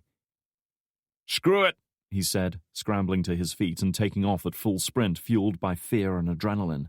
The clock in his head was running. 1 second. The sniper would have seen the movement and would be bringing the big cumbersome rifle to bear on his target. The dry, dusty air seared his lungs with every breath. The muscles in his legs ached each time they bunched and released. The ground was rough and uneven beneath his boots, always threatening to give way beneath him. He paid no attention to any of it. He ran with every ounce of speed and energy he could summon. 2 seconds. The sniper would have a sight picture now, would have lined up his shot and adjusted his aim to account for wind speed, range, and air temperature. His finger would tighten on the trigger until it resisted. His body would relax, and he would apply that fraction more pressure needed to fire. A wide boulder blocked Keegan's path. No time to skirt around it. Gathering himself up, he leapt over the obstruction, landing awkwardly, but managing to stay on his feet. 20 years ago, he would have made such a jump with ease, a tiny part of his mind reflected. Now, pushing 50, he barely cleared the obstacle. 3 seconds. The sniper had opened fire. The 7.62mm projectile would have left the barrel at something close to 800 meters per second. At this very moment, it would be hurtling towards him faster than the speed of sound. 9.8 grams of high-velocity metal eager to blast its way through his soft, fragile body. He was there. Cresting the ridge at last, Keegan threw himself on the ground, heedless of sharp rocks that tore at his clothes and skin. His heart was beating so hard and fast he could feel it thumping in his ears. But it was still beating. And that was all that mattered. He was alive. A moment later, he heard a faint whiz as the shot zipped by overhead. Unlike the other two, there was no dull thump as it impacted the hillside. This one had cleared the ridge altogether, and would carry on for another 1,000 yards or so before it exhausted its kinetic energy and fell harmlessly back to earth.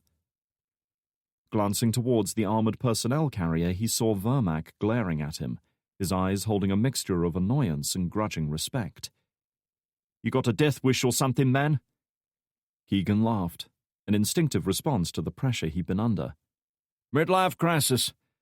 Now, where's that 50?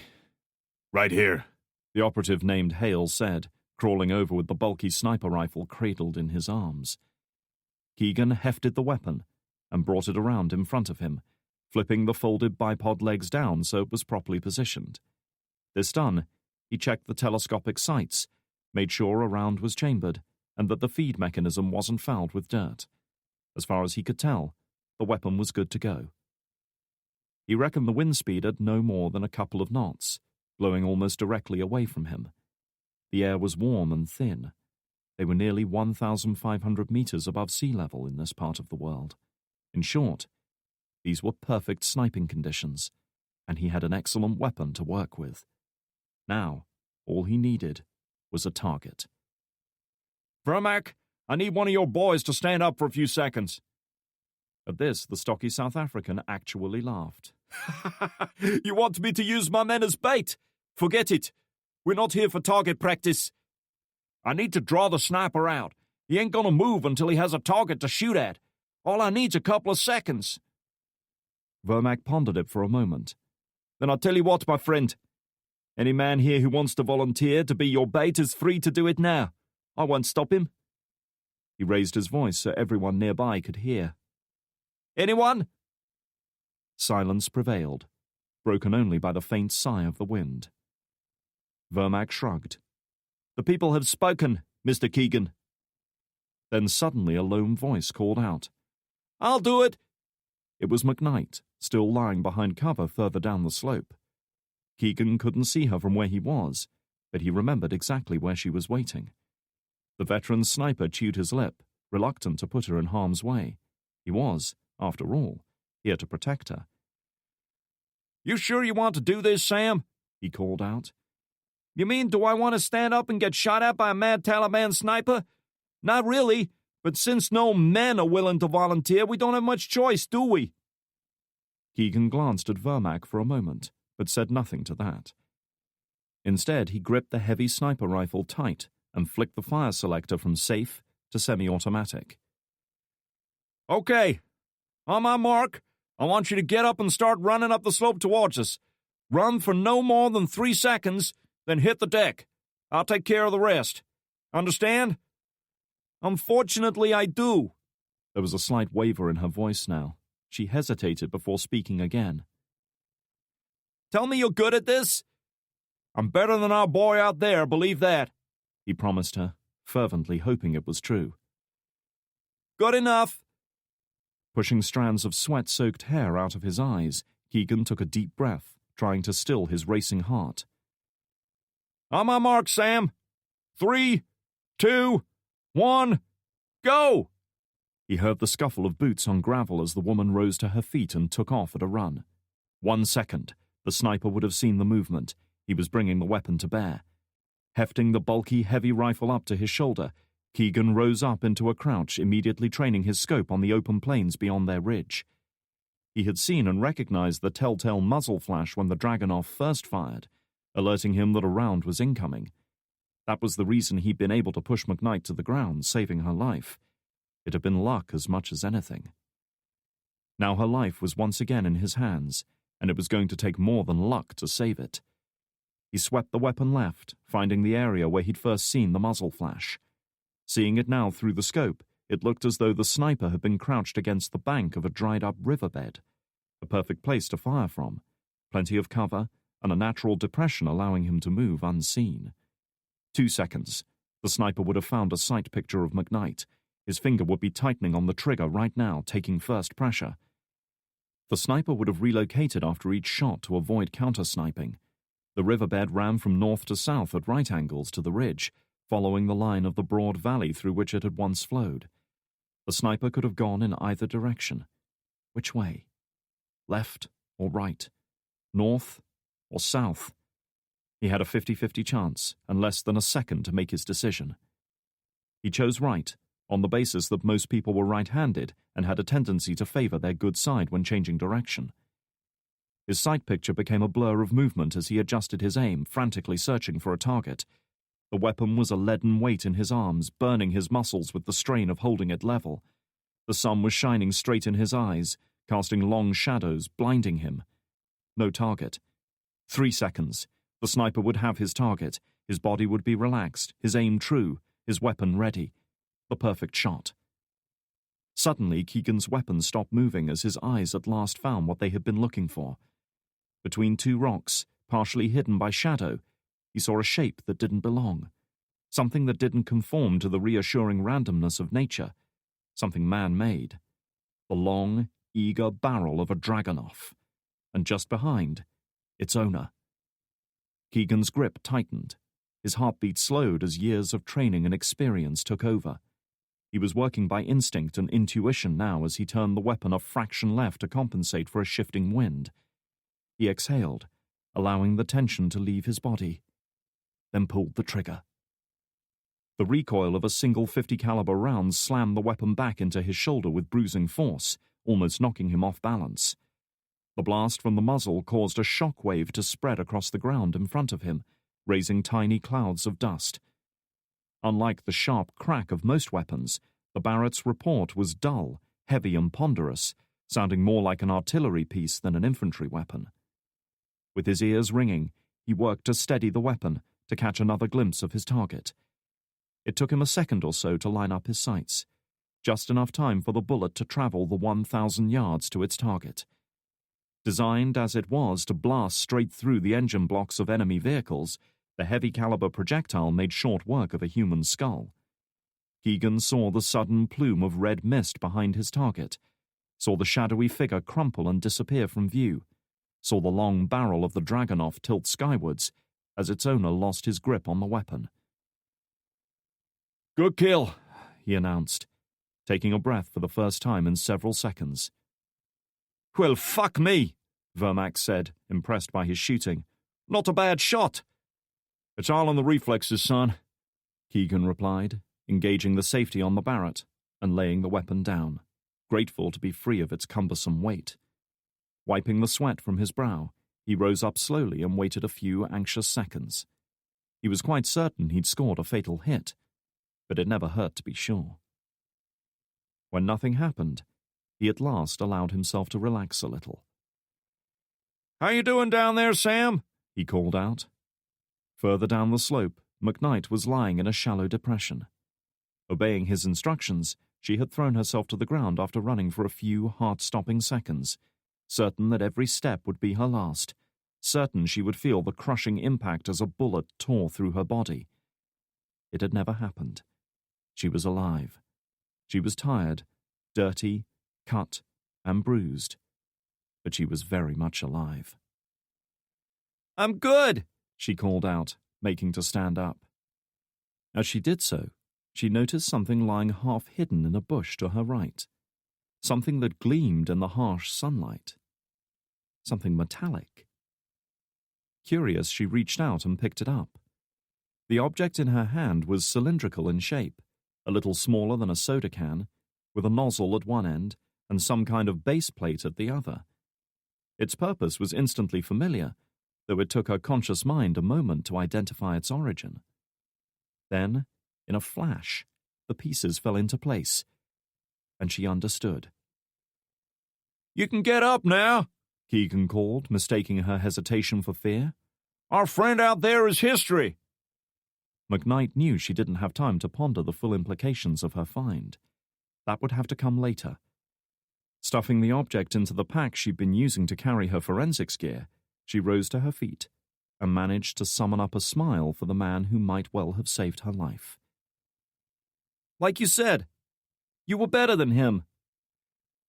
This is very touching, but I think it's time we got out of here," Vermac interjected before hitting the transmit button on his short-range radio. "Unit 2, the sniper's taken care of. Are your charges set?" "That's affirm," the unit crackled in response. "Good. Blow it. We're pulling out." McKnight's eyes opened wide. "No! Wait!" But it was too late. The sudden flash, followed by a concussive boom loud enough to rattle the windows on the nearby armored personnel carrier, told her they had just set off the demolition charges inside the wrecked chopper. Whatever secrets it might have held had just been obliterated. She rounded on the South African, her hazel eyes smoldering with anger. "You just blew up a crime scene, you asshole! We could have found out more from that wreck!" Vermac, however, was unmoved by her recriminations as he lit up a cigarette. "We've wasted enough time here, Ms. McKnight." Turning away, he raised his voice to address the rest of his team. "All right, guys, pack everything up. We're leaving." "What about the sniper?" Keegan asked. "What about him?" "He might have intel on him, documents, cell phones. Something might tell us who he was working for. We can't just leave him out here for Christ's sake." Vermac took a long draw on his cigarette. "We won't. We'll radio ISAF to send a team out. We're here for security, not intelligence gathering. Our job's done." His gaze switched to McKnight as the vehicle's big diesel engine roared into life. "Now either you come with us, or you can find your own way home, Ms. McKnight. Which will it be?" Chapter 10. Many of the agency's operations in Afghanistan were coordinated from a compound inside the larger military facility of Bagram Air Base. It was, to all intents and purposes, a base within a base, housed inside its own security perimeter, constructed of Bramer walls, 12-foot-high sections of steel-reinforced concrete. After passing through the security checkpoint during which he was dismounted, and the Explorer thoroughly searched by sniffer dogs and armed guards, Drake was permitted to drive 50 yards to a nearby parking lot. A man, presumably from the agency's staff, was waiting for him. Whoever he was, nature hadn't been kind to him. 5'8", skinny, with bristly red hair and a lined, careworn face that made him seem a lot older than his 50-odd years. He didn't win any points for appearance. The sweat-stained shirt and faded jeans he was wearing didn't do him any favors either. His eyes were hidden behind a pair of aviator sunglasses. "You're Drake, I assume," he said by way of greeting. Clearly the man wasn't one for pleasantries. "That's right. My name's Crawford. I'm your official liaison out here." "Pleased to meet you," Drake said, extending a hand. The older man neglected to shake it. "Don't be. I'm a section leader in a CIA field unit, which officially makes me a pain in the ass for guys like you." Drake frowned. He had no interest in getting into some kind of turf war with this man, and didn't understand why he was being so confrontational. "I don't think you understand why I'm here. One of your men has been taken hostage." "I know all about Hal Mitchell," Crawford interrupted. "The loss of a man like him is a tragedy, but I've got hundreds more men and women like him to worry about. They're my priority now. Langley sends a Shepherd team out to find Mitchell. That's great, I hope you do. And I'll cooperate with you as long as you respect our operational security. But if you jeopardize our ongoing operations or put my personnel at risk, I will not hesitate to make it my life's work to destroy yours. Clear?" Drake understood where Crawford was coming from now. There were still a lot of men like him in the agency, guys who had been out in the field a little too long, who had become a little too hardened to the realities of their profession. They weren't necessarily bad people, but as Crawford himself had said, they could be a pain in the arse to deal with. "Clear." It was obvious Crawford would accept no other answer. "Outstanding. Now that we know where we stand, come with me." With that, he turned and started walking towards a 2-story grey concrete office block near the center of the compound. Drake had little choice but to follow him. "One of your teammates has already set up shop here," Crawford explained. "Quite a little firecracker. She didn't take that speech as well as you did." Drake wasn't surprised. "I need to speak to her." True to his instructions, Frost had appropriated a small conference room within the building's labyrinth of corridors. Low-ceilinged, windowless, and lit by fluorescent strip lights, the small meeting space had an oppressive, claustrophobic feel to it. The young woman was seated at the modest table. A laptop, several folders, and countless sheets of paper were strewn across its surface. She looked up only briefly, giving him a none too welcoming look. Clearly she was far from pleased at being lumbered with such a tedious job. "Find anything on Mitchell's computer?" Drake asked, helping himself to a coffee from an urn in the corner. "Yeah, Jack Shit. You heard of him?" "We've met a few times." He took a sip of the coffee. It tasted bitter and nasty, but that didn't stop him downing a mouthful. He looked at Crawford, who had come in behind him and closed the door. "I assume Mitchell wasn't based anywhere else. He didn't have any other offices to work from?" "If he did, he never told anyone about it." That was all Drake needed to hear. For the time being, at least, Mitchell was a dead end. "Then we focus on Kurash," he decided. "What do you know about him?" Crawford folded his arms. "Amwari? Nasty piece of work.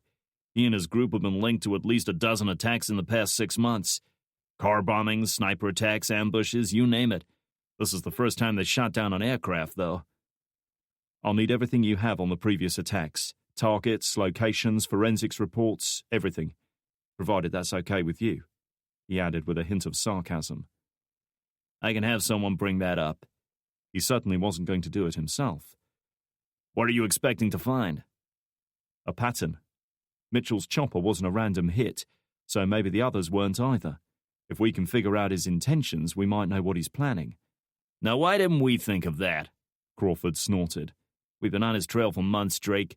He's a ghost. No, he's a gambler, Drake corrected him. I know how he operates. He doesn't just want to hear a news report about his latest attack. He wants to see it with his own eyes. I'll bet my life he was there when they shot down that chopper, and wherever his next attack comes, he'll be around.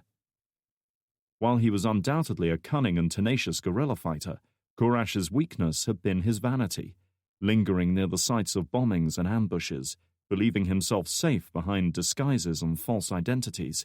He would watch his carefully laid plans unfold like some 18th century general surveying the battlefield. And you know all of this, how? Crawford was watching him closely now. Drake fixed him with a hard look. Because I captured him 5 years ago. The field agent said nothing to that. Doubtless he was now pondering the same question Drake had been asking himself since this thing began. Why didn't he kill him when he'd had the chance? This is all great, but Mitchell will probably be dead by the time Anwari makes another attack. We need to find him first, Frost reminded them.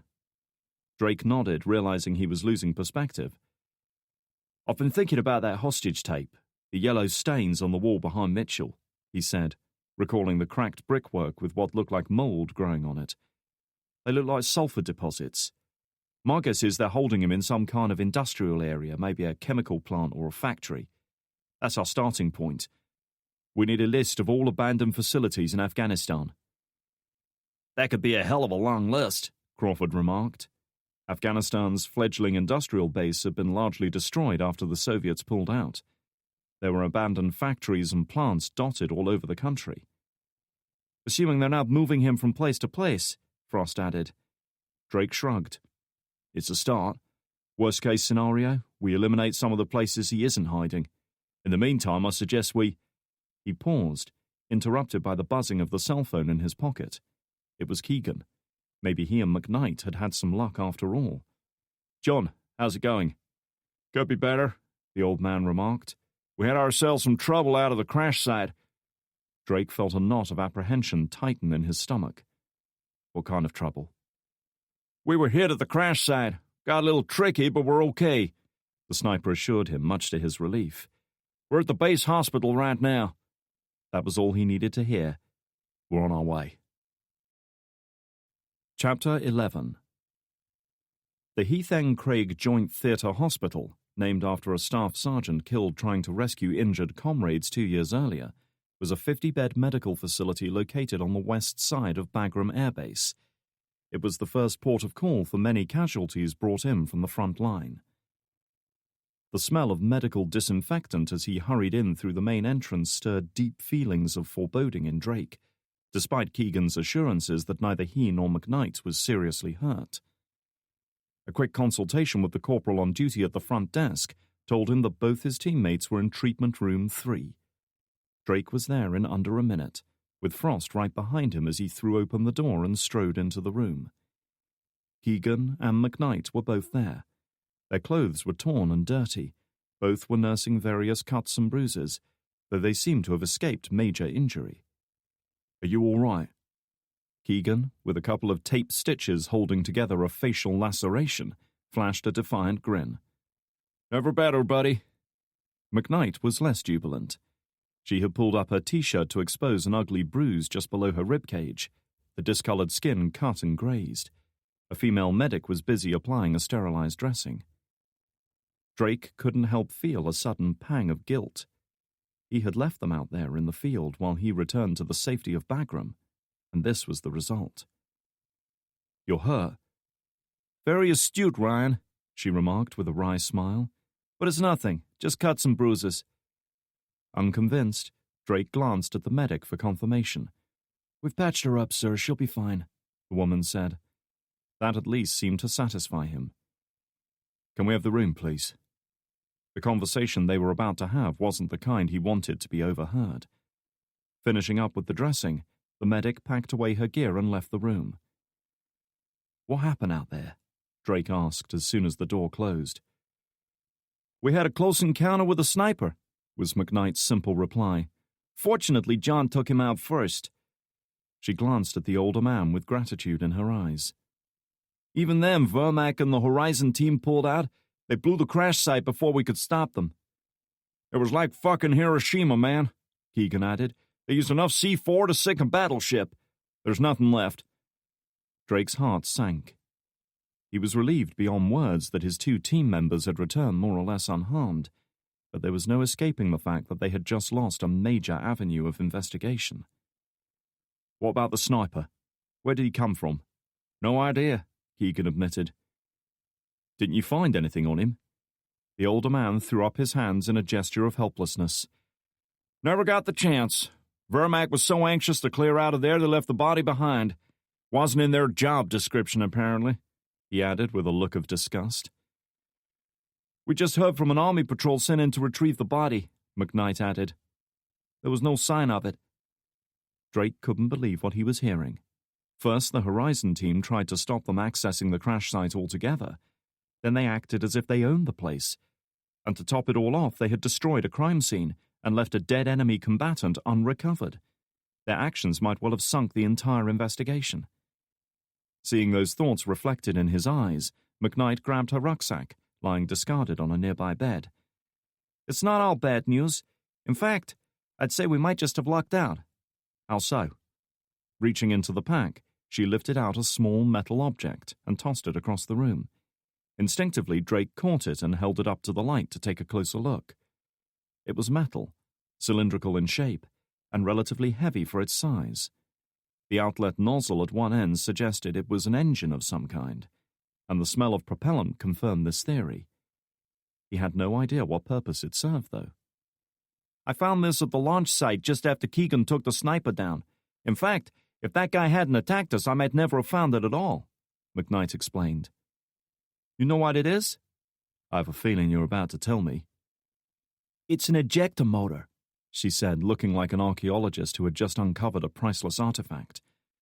"When you fire a surface-to-air missile from a shoulder launcher, a little disposable rocket like this pushes the missile clear of the tube. Once it's a safe distance away, the missile's own engine ignites and off it goes. The ejector motor just falls away when it's served its purpose." Taking his eyes off the rocket motor, he looked up at the woman who had recovered it.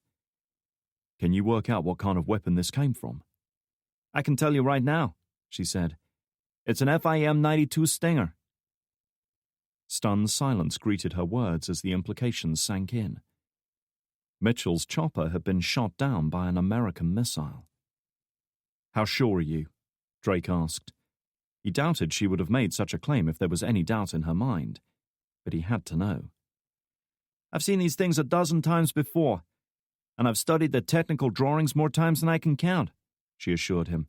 "I know what to look for, and I bet my life that it came from a Stinger. I'll need to check on the serial numbers to work out what batch it's from, but there's no doubt in my mind." "That doesn't make any sense," Keegan said, frowning. "Where the hell would these assholes have got their hands on a Stinger?" Frost looked at the older man in exasperation. "From us! Don't you get it? We sent hundreds of these things here 20 years ago." It was an open secret nowadays that the agency had channeled billions of dollars worth of weapons and equipment to the Mujahideen during the Soviet invasion. At first, it was Russian-made weapons brought from Czechoslovakia, Poland, Romania, and even corrupt Red Army logistics officers in Afghanistan itself. But as the war escalated, the assistance became more and more overt. Soon, state-of-the-art anti-aircraft missiles like the Stinger were flooding the country and shooting down Russian gunships and fighter bombers with deadly efficiency. Much as in Vietnam 20 years earlier, the weapons of one superpower were being used by proxy to fight a war against the other. The agency supplied weapons like these to the Afghan rebels back in the 80s. When the war ended, we tried to buy them back. Drake glanced at McKnight with a raised eyebrow. "It seems we missed a few." The Mujahideen, though united against a common enemy in the Soviets, had never been a coherent group. Ethnic and tribal feuding had been rife even during the invasion, and when they no longer had a common cause to fight for, those simmering tensions erupted in full-scale civil war. With the country descending into anarchy, the weapons supplied by the CIA were scattered amongst the various warring tribes, changing hands so quickly they soon became impossible to track down. The West had created a monster, and could do nothing but watch as it consumed the very country it was supposed to liberate. Keegan was quick to see the implications. Christ, if news like this got out, it would be a public relations disaster, McKnight finished for him. American troops shot down by American-made weapons, the media would be all over it.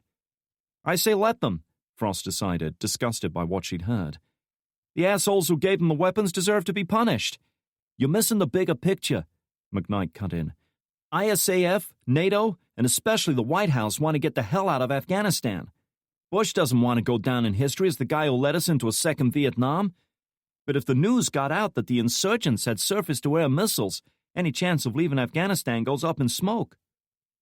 Drake let out a breath, his mind racing. No wonder the Army was so keen to write this off as an RPG strike. It might explain why Horizon was so uncooperative out at the crash site, McKnight added. Maybe they were under orders to keep this thing quiet. Drake said nothing for several moments as he worked through everything he'd just heard. A whole lot of possibilities had just opened up in front of them, none of which were good. What the hell had they stumbled into here? And in all of it, there was one question that kept nagging at him. What did Kurash really want with Mitchell? Somehow he was the key to all this. Whatever secrets the man held had been worth shooting down a chopper for. Drake didn't understand how or why yet, but he intended to find out. All right, we need to get moving on this, he decided. He looked up at McKnight. Sam, did you tell anyone else about this? She shook her head. No one, and I don't think they saw me pick it up. Good. He tossed the device back to her. Find out everything you can on the Stinger. I want to know where and when it was built, where it was shipped, and how the hell it ended up here. I'll do my best, she promised. What about you? I'm going to have a word with our friends at Horizon. Chapter 12. Once again, Drake was forced to borrow McKnight's Ford Explorer. Horizon weren't based at Bagram as he'd expected, but instead operated from their own independent compound on the outskirts of Kabul. The message was clear. They needed no one for protection. He had called ahead to request a meeting with the most senior Horizon executive available, using a combination of persuasion and veiled threats to cut through the red tape. The call had concluded with a very unhappy Horizon operator assuring them that a member of staff would be on hand to answer his questions when he arrived. After clearing the base's heavily fortified security gate, Drake found himself heading south on Highway 76, the main artery that ran between Bagram and Kabul. He made good progress initially, but was obliged to slow down on the outskirts of the city. Most of the locals had stopped what they were doing for Asr, the Islamic prayer offered during mid-afternoon, but now they were back on the roads in force, and there was no avoiding the resultant traffic jams. Grossly overloaded vans and pickup trucks chugged along beside him on the main drag. Nobody gave way. The chokingly hot air was thick with dust, exhaust fumes, and horn blasts. The situation wasn't helped by the military checkpoints that had been set up at most major road junctions, all of them staffed by Afghan National Police, AMP. This was another new experience for Drake. The last time he'd been in Afghanistan, local law enforcement had been non-existent. They were a strange-looking bunch. Apart from their flat-peaked caps and dusty grey military tunics, there was almost no unity or cohesion in their gear, uniforms, or weapons. Some wore body armor, while some went without. Some had webbing, while others were forced to jam extra magazines into their pockets. 2 of them were armed with AKs, and another was packing an old Smith & Wesson Model 39 pistol, the kind worn by U.S. generals back in the 1960s. Most unusual of all was the soldier with an RPG-7 slung idly over one shoulder, as if it were a golf club or a garden rake. Somehow Drake found it hard to imagine police officers back in D.C. armed with anti-tank rockets. He'd heard a lot about these guys over the years, most of it less than complimentary. Drug abuse, corruption, and desertion were endemic amongst the AMP, with many of their personnel simply melting away during a firefight. Some were even in the pay of the insurgents. Taliban fighters captured at great cost were able to buy their release for as little as $100. It took another 20 minutes of driving, queuing, and braking to negotiate a tortuous route through Kabul's crowded streets. He was beginning to wish he had circled around the outskirts to approach his destination from the south, but by that point there was little he could do except press on. And finally he saw what he was looking for, a big, 3-story concrete building dominating the afternoon sky. From his position it was hard to gauge the structure's size and dimensions, but it seemed to consist of a central building, with wings stretching out on either side. It wasn't a new structure, that much was certain. Its imposing grey walls were scarred and pitted by cannon fire and shrapnel impacts, deeper shell holes showing evidence of recent repair. This building had survived the Civil War and years of Taliban rule, if only through sheer strength and resilience. The entire compound was encircled by a concrete wall at least 12 feet high, topped with razor wire. Guard towers had been placed at intervals along the wall, and even from this distance, Drake could make out the long barrels of 50-caliber machine guns trained on the road beyond. Drake slowed to a stop at the main gate. As far as he could tell, this was the only way in or out of the compound.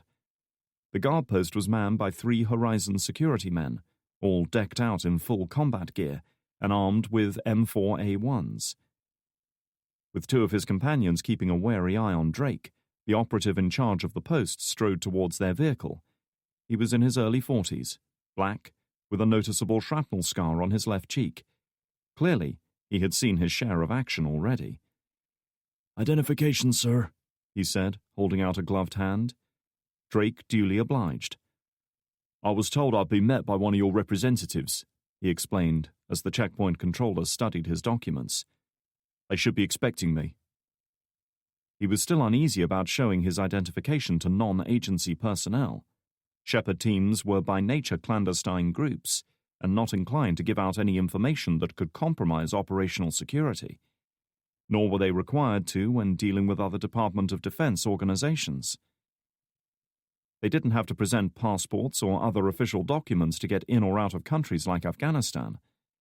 They had only to identify themselves to a ranking officer, briefed in advance of their arrival, and they would be waved through without any mention being made. Their luggage and equipment could not be searched, nor could they be detained or interfered with. If the shit hit the fan, they could even show up on the doorstep of the U.S. Embassy and be granted access, no questions asked. All of this was made possible by their official mandate, issued by the Director of National Intelligence himself. It was, in effect, a blank check investing them with a great deal of authority. However, their powers weren't infinite. Shepherd teams were expected to conduct themselves diplomatically, to show respect to ranking officials, and most importantly, to keep a low profile. Drake was braced for another round of bartering and intimidation, but to his surprise, the man handed his papers back after a few moments. "Go on through, sir. Park in one of the bays off to your right," he said, indicating the open tarmac area beyond the security gate. "Someone will be there to escort you inside." Drake nodded. "No problem." The open space beyond the gate was easily 50 yards wide and twice as long, serving as a combination of marshalling area and vehicle maintenance center.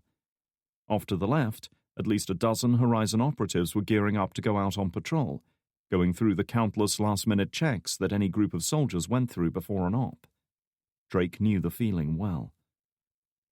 5 RG-33 armored personnel carriers similar to the ones at the crash site were lined up near the main building, with a similar number parked inside a single-story concrete structure that resembled an armored aircraft hangar. Mechanics and armorers were busily working to make them ready for action once more, checking engines and loading up weapons. War, it seemed, had become big business, and business was booming. Mindful of his instructions, Drake turned off to the right, parked the Explorer near the perimeter wall, and killed the engine. The hot breeze hit him the moment he stepped out, carrying with it a heady combination of smells from both the compound and the city beyond it. Petrol fumes from the nearby drag, oil from the maintenance area, gun grease from countless weapons, the stench of rotting garbage from uncollected waste bins and ditches used as improvised landfill, not to mention the sense of cooking meat from the kebab shops that lined the streets.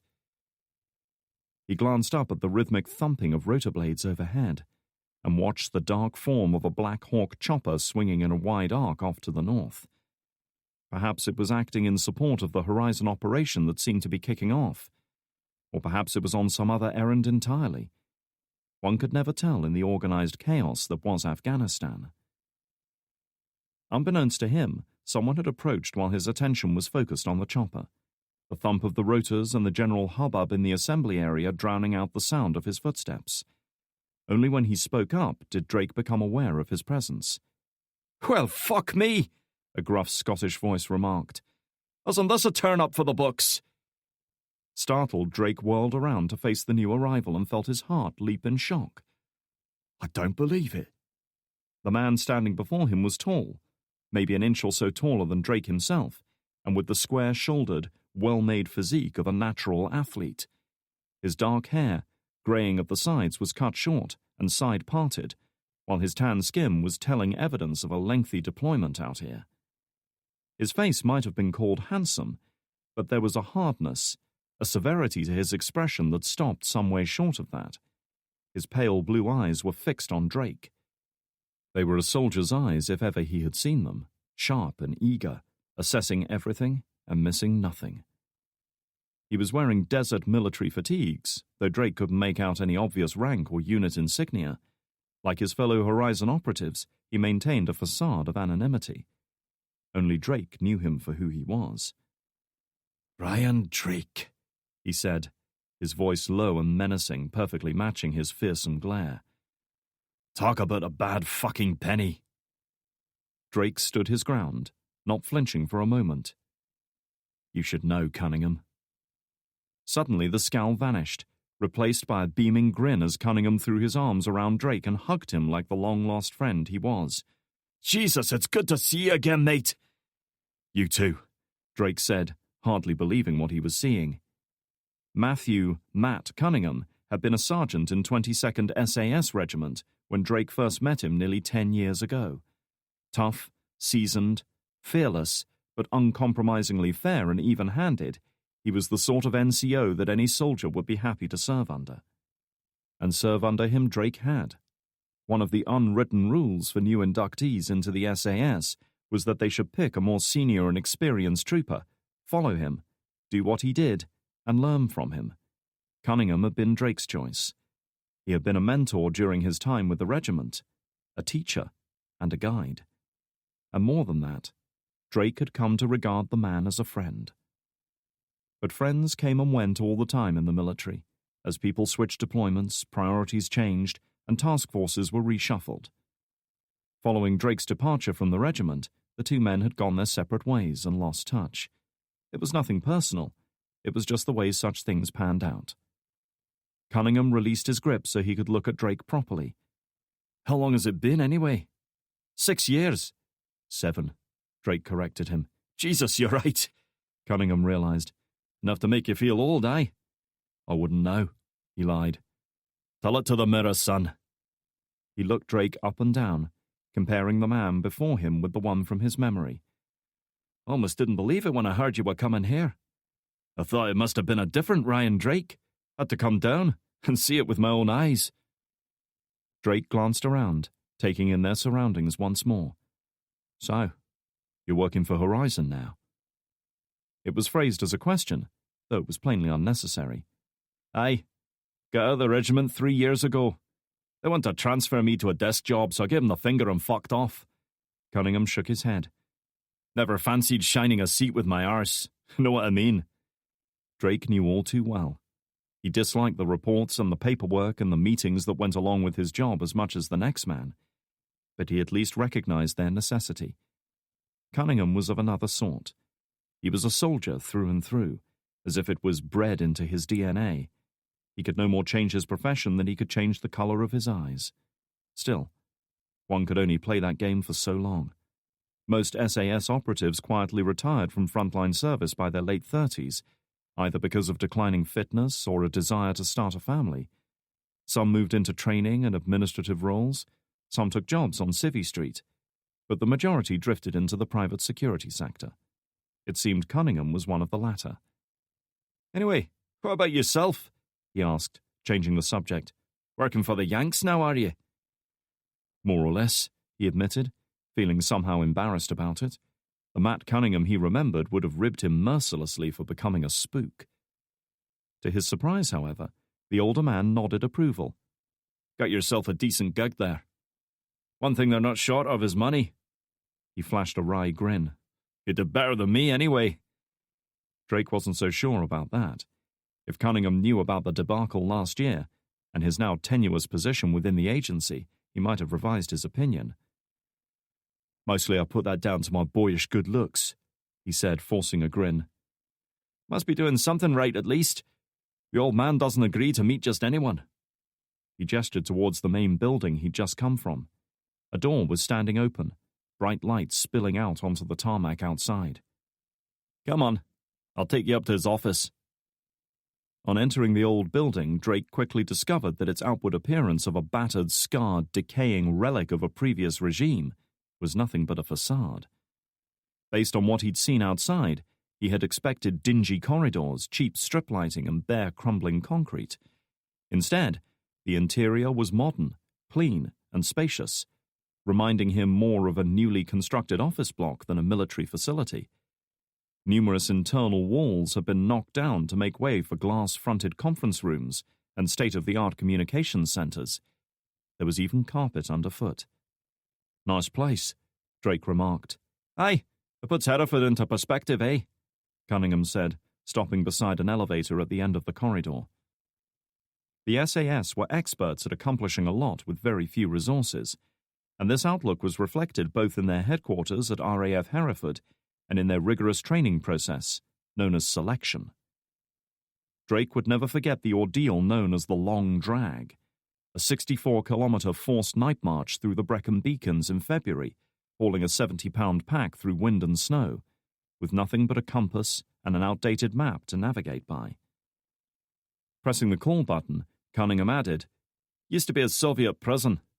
The kind of place people got disappeared. Know what I mean?"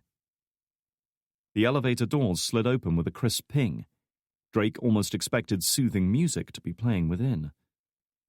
Exiting at the top floor, they strode down a short length of corridor, with Cunningham leading the way. He stopped when he reached a big set of double doors, reached out, and knocked. It was several seconds before the reply came, during which Drake began to wonder if they'd missed him somehow. "Yeah," the gruff voice finally called out. Cunningham glanced at his companion. "Quicker than usual. Must be in a good mood today." That didn't bode well for his chances, Drake thought, as his friend swung the door open and led him inside. The room beyond reminded him of a luxury hotel suite, as much as an office. There were coffee tables, leather sofas, and even a small drinks bar set in one corner. The wall opposite was lined with several bookshelves, crammed with thick volumes, most of which were concerned with military history and philosophy. Big, floor-to-ceiling windows, made from bulletproof glass no doubt, provided excellent views of the assembly yard below and the chaotic urban sprawl of Kabul beyond its walls. It took Drake a moment to realize that this place reminded him so much of a hotel suite because, for its occupant, this room more than likely was home. The man himself was seated behind a wide steel and glass monstrosity of a desk, much of its surface covered with computer monitors, cables, and hard drives. Clearly he was hard at work, and it was several seconds before he even glanced up from his screen.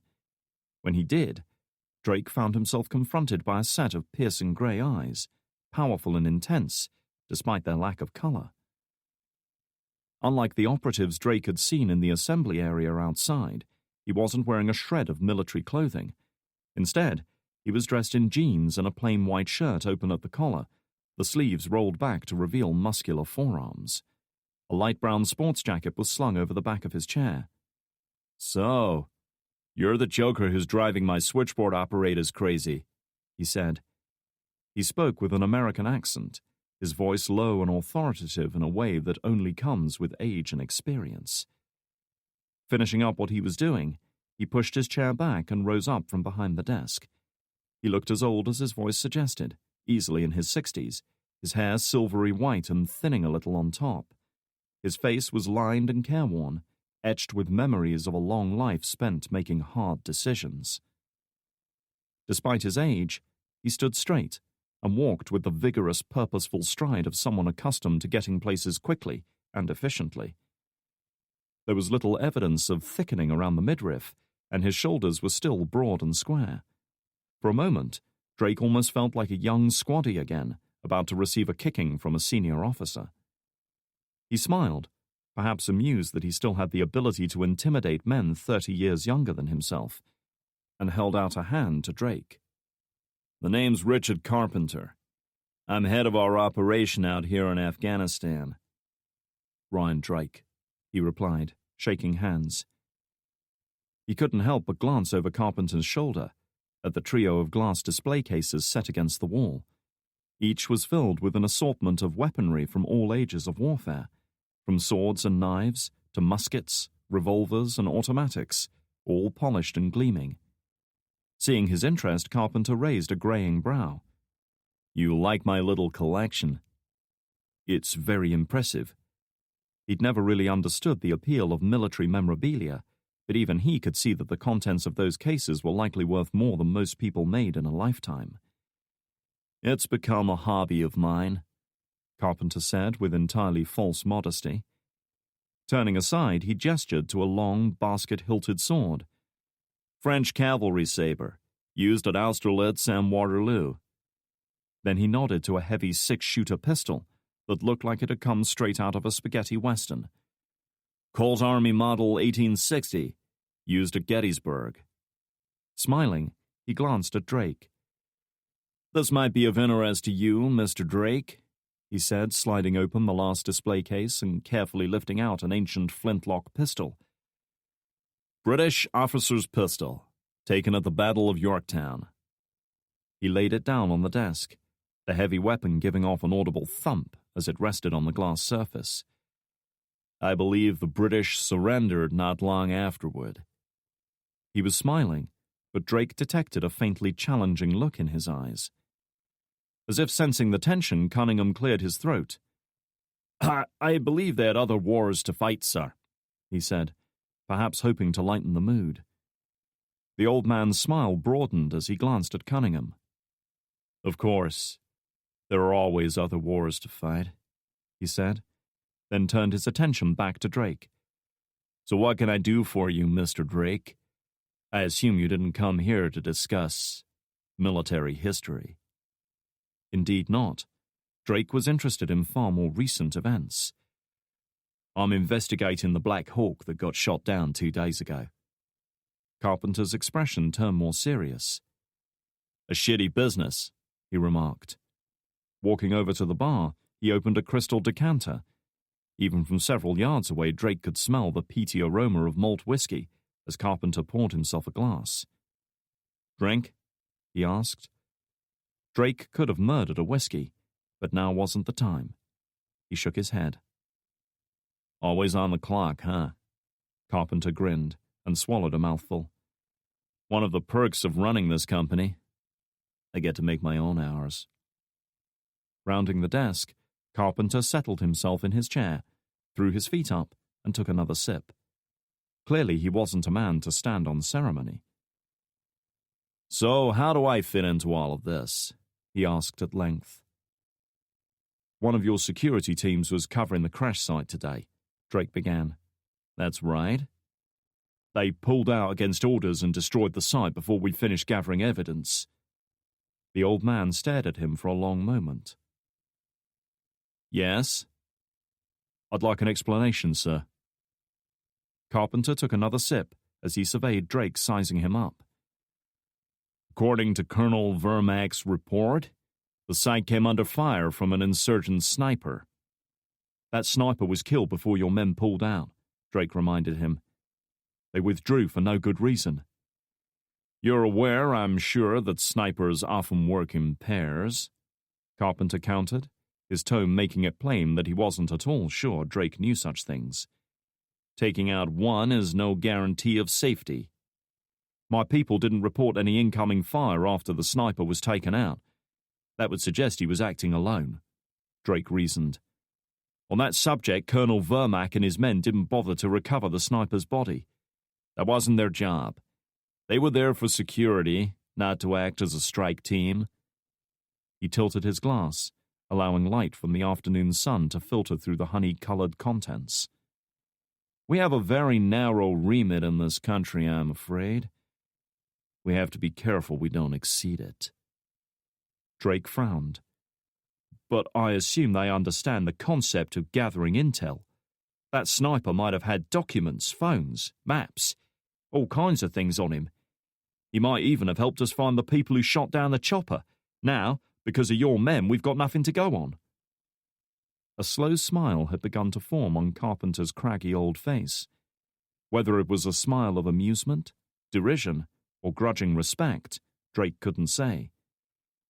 You know, despite what you might think, we take our responsibilities here seriously.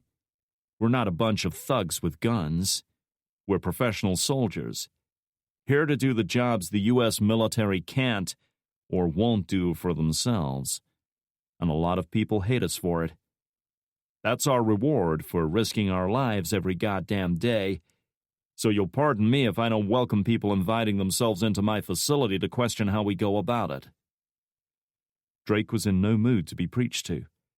If Carpenter expected to sign up another member of the Horizon Appreciation Society, he was in for a disappointment. It's my job to question everything, sir.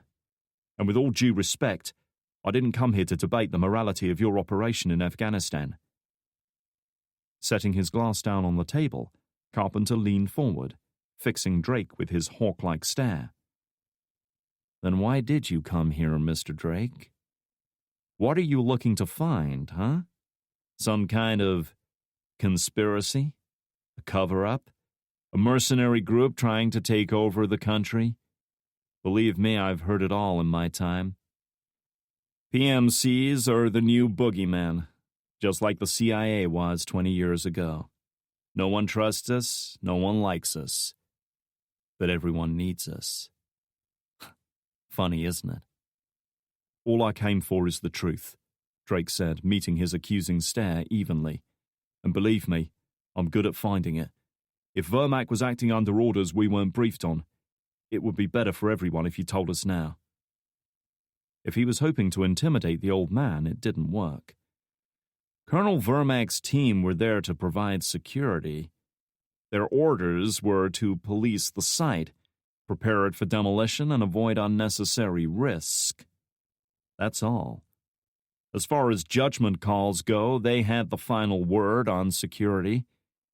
If Vermac decided it was too dangerous to stay, then I support his decision. But maybe we need to speak to the colonel ourselves, Drake suggested. Again, Carpenter's gaze didn't waver. Be my guest. He's out on frontline operations for the next 2 days, but I'll be happy to set up a meeting just as soon as he gets back. In the meantime, Mr. Cunningham here will act as your liaison with Horizon, he said, gesturing to his subordinate. I believe the two of you know each other already? We do, Drake confirmed. You need anything from me or my company, you go to him in the first instance. Good enough? There wasn't much else he could say to that. Good enough. All right. Now, unless there is anything else, I have a lot of work to get through today. Carpenter downed the last of his drink and turned his attention back to his computers. Cunningham, please see to it that Mr. Drake gets back to his vehicle. Yes, sir, Cunningham replied. The interview, such as it was over. I'll be in touch, Drake said, turning to leave. I'll look forward to it. Carpenter called after him. Oh, and one more thing, Mr. Drake. Drake halted and turned to look at him.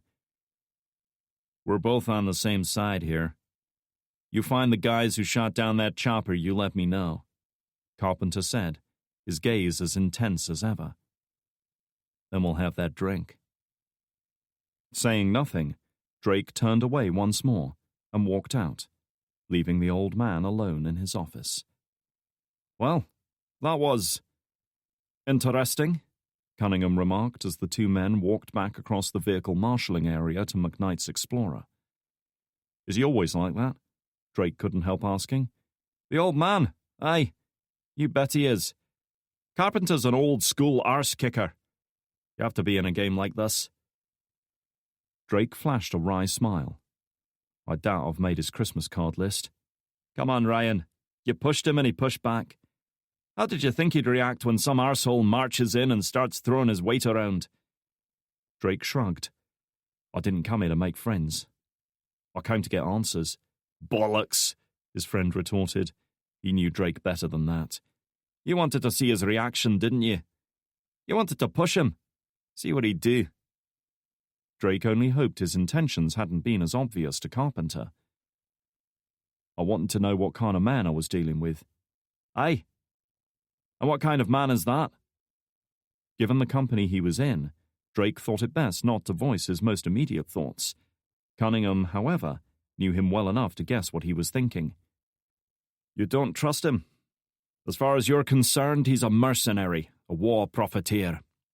He gave his friend a sidelong glance. Why do you think companies like Horizon are in Afghanistan, mate? Drake shrugged. Security. That's their mandate. Ryan, for a spook, you're pretty fucking naive. Really? For a moment, a flash of irritation showed in Drake's vivid green eyes. For a start, I'm not a spook. But you are missing the big picture. ISAF should have left Afghanistan years ago. We weren't set up to fight this kind of war.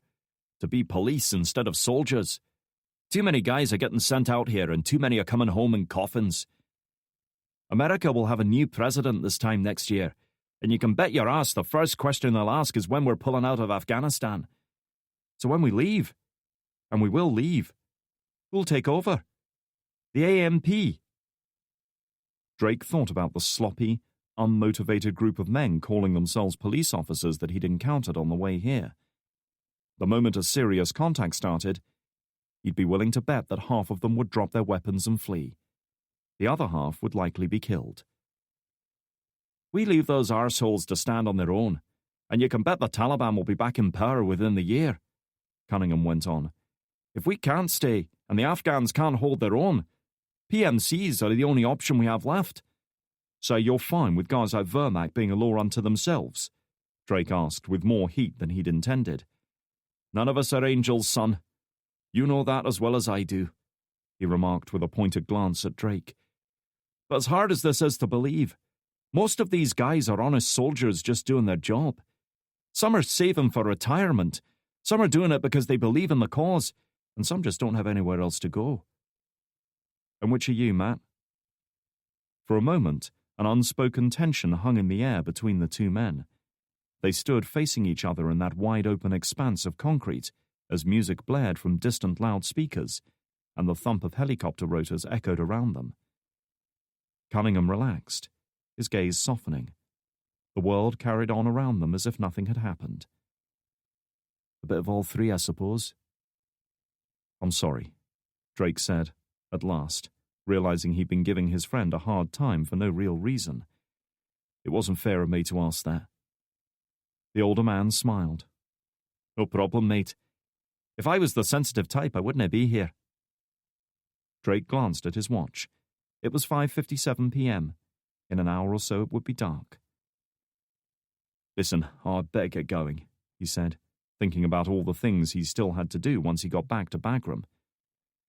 No rest for the wicked, eh? Cunningham asked.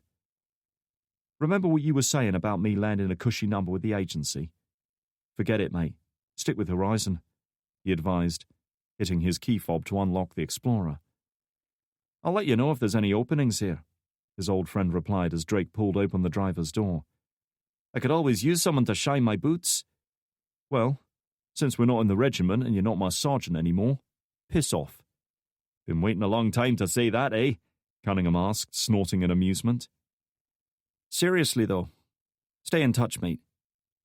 Drake grinned as he fired up the engine. Hey, you're my liaison officer, remember?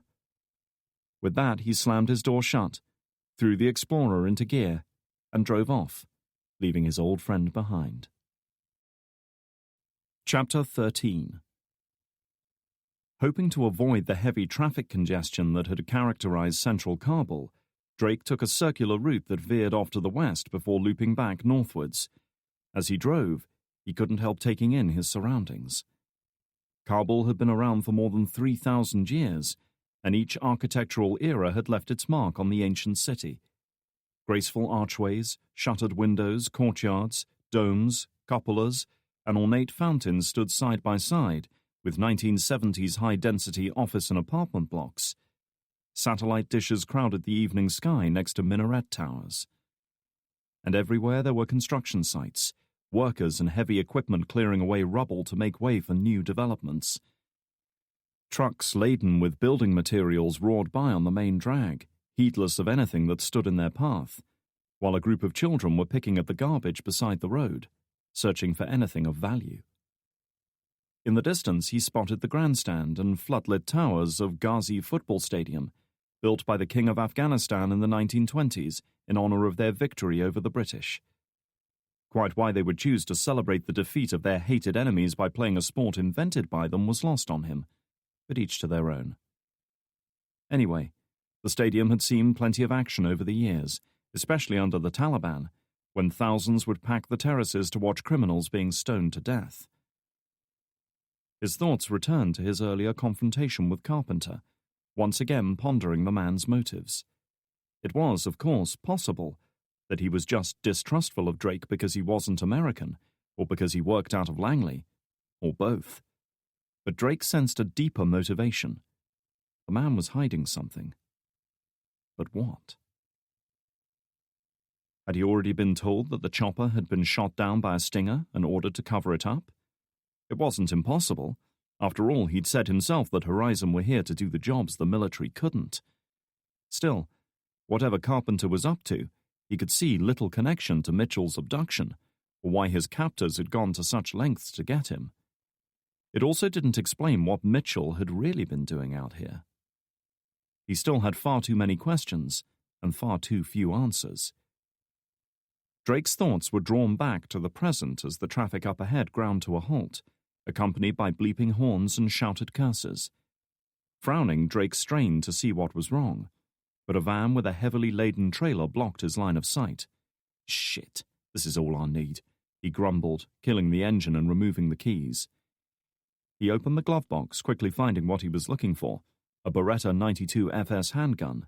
Like most agency vehicles, the Explorer came stocked with several weapons in case of a contact, from pistols to submachine guns.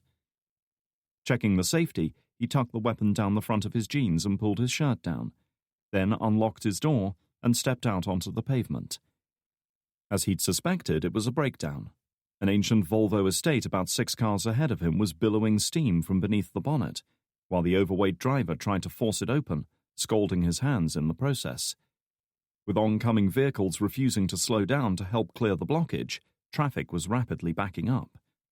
Great, Drake said under his breath, wondering how long he'd be stuck here. He was just turning away when suddenly he collided with someone heading in the opposite direction, apparently unaware of his presence. He heard a startled intake of breath and a muttered curse in Pashtun as the stranger tripped and stumbled, having to grip his sleeve to keep from falling. Straight away he went for his gun, instinct and training combining to put him instantly on guard. He was in the Wazir Akbar Khan district, a comparatively safe neighborhood where many countries had seen fit to establish their embassy buildings. But even here, kidnappings and attacks on Westerners weren't unknown. Drake looked down, only to be met by a wall of fabric and a narrow grill where eyes should have been. His new friend was a woman dressed in the traditional chadri, a loose robe designed to keep the entire body hidden. Their use had been demanded by law under Taliban rule, but they were gradually being discarded by all but the most conservative families now. Clearly this one didn't come from a progressive household. No wonder the poor woman had bumped into him. She probably couldn't see more than a narrow slit of the world around her. "I'm sorry," Drake said, helping her back up. His grip on the Beretta relaxed. To his surprise, his efforts at apology received only a few gruff words in return, and he suspected they weren't complimentary. Pushing his hands away, the woman turned and hobbled off as fast as she could on arthritic old joints, her back bowed by age. Drake watched her go, saying nothing. To anyone watching, he appeared unmoved by the incident. Privately, however, his mind was racing. Something had happened when the old woman had pushed him away, an expert piece of legerdemain that nobody else had seen, but which couldn't possibly have been an accident. He'd felt something pressed into his hand. When she pushed him away, something thin and square. A folded piece of paper. He didn't open it, or even acknowledge it in plain view. If the woman's intent had been to covertly pass him some sort of message, he wouldn't undo her efforts by letting others see him open it. Instead, he kept his fist closed around it and retreated into the Explorer to unfold the little piece of paper. On it was scrawled a short message in English, written in a strong, flowing hand. "Tamim Bazaar. There is an old tea house on the North Square.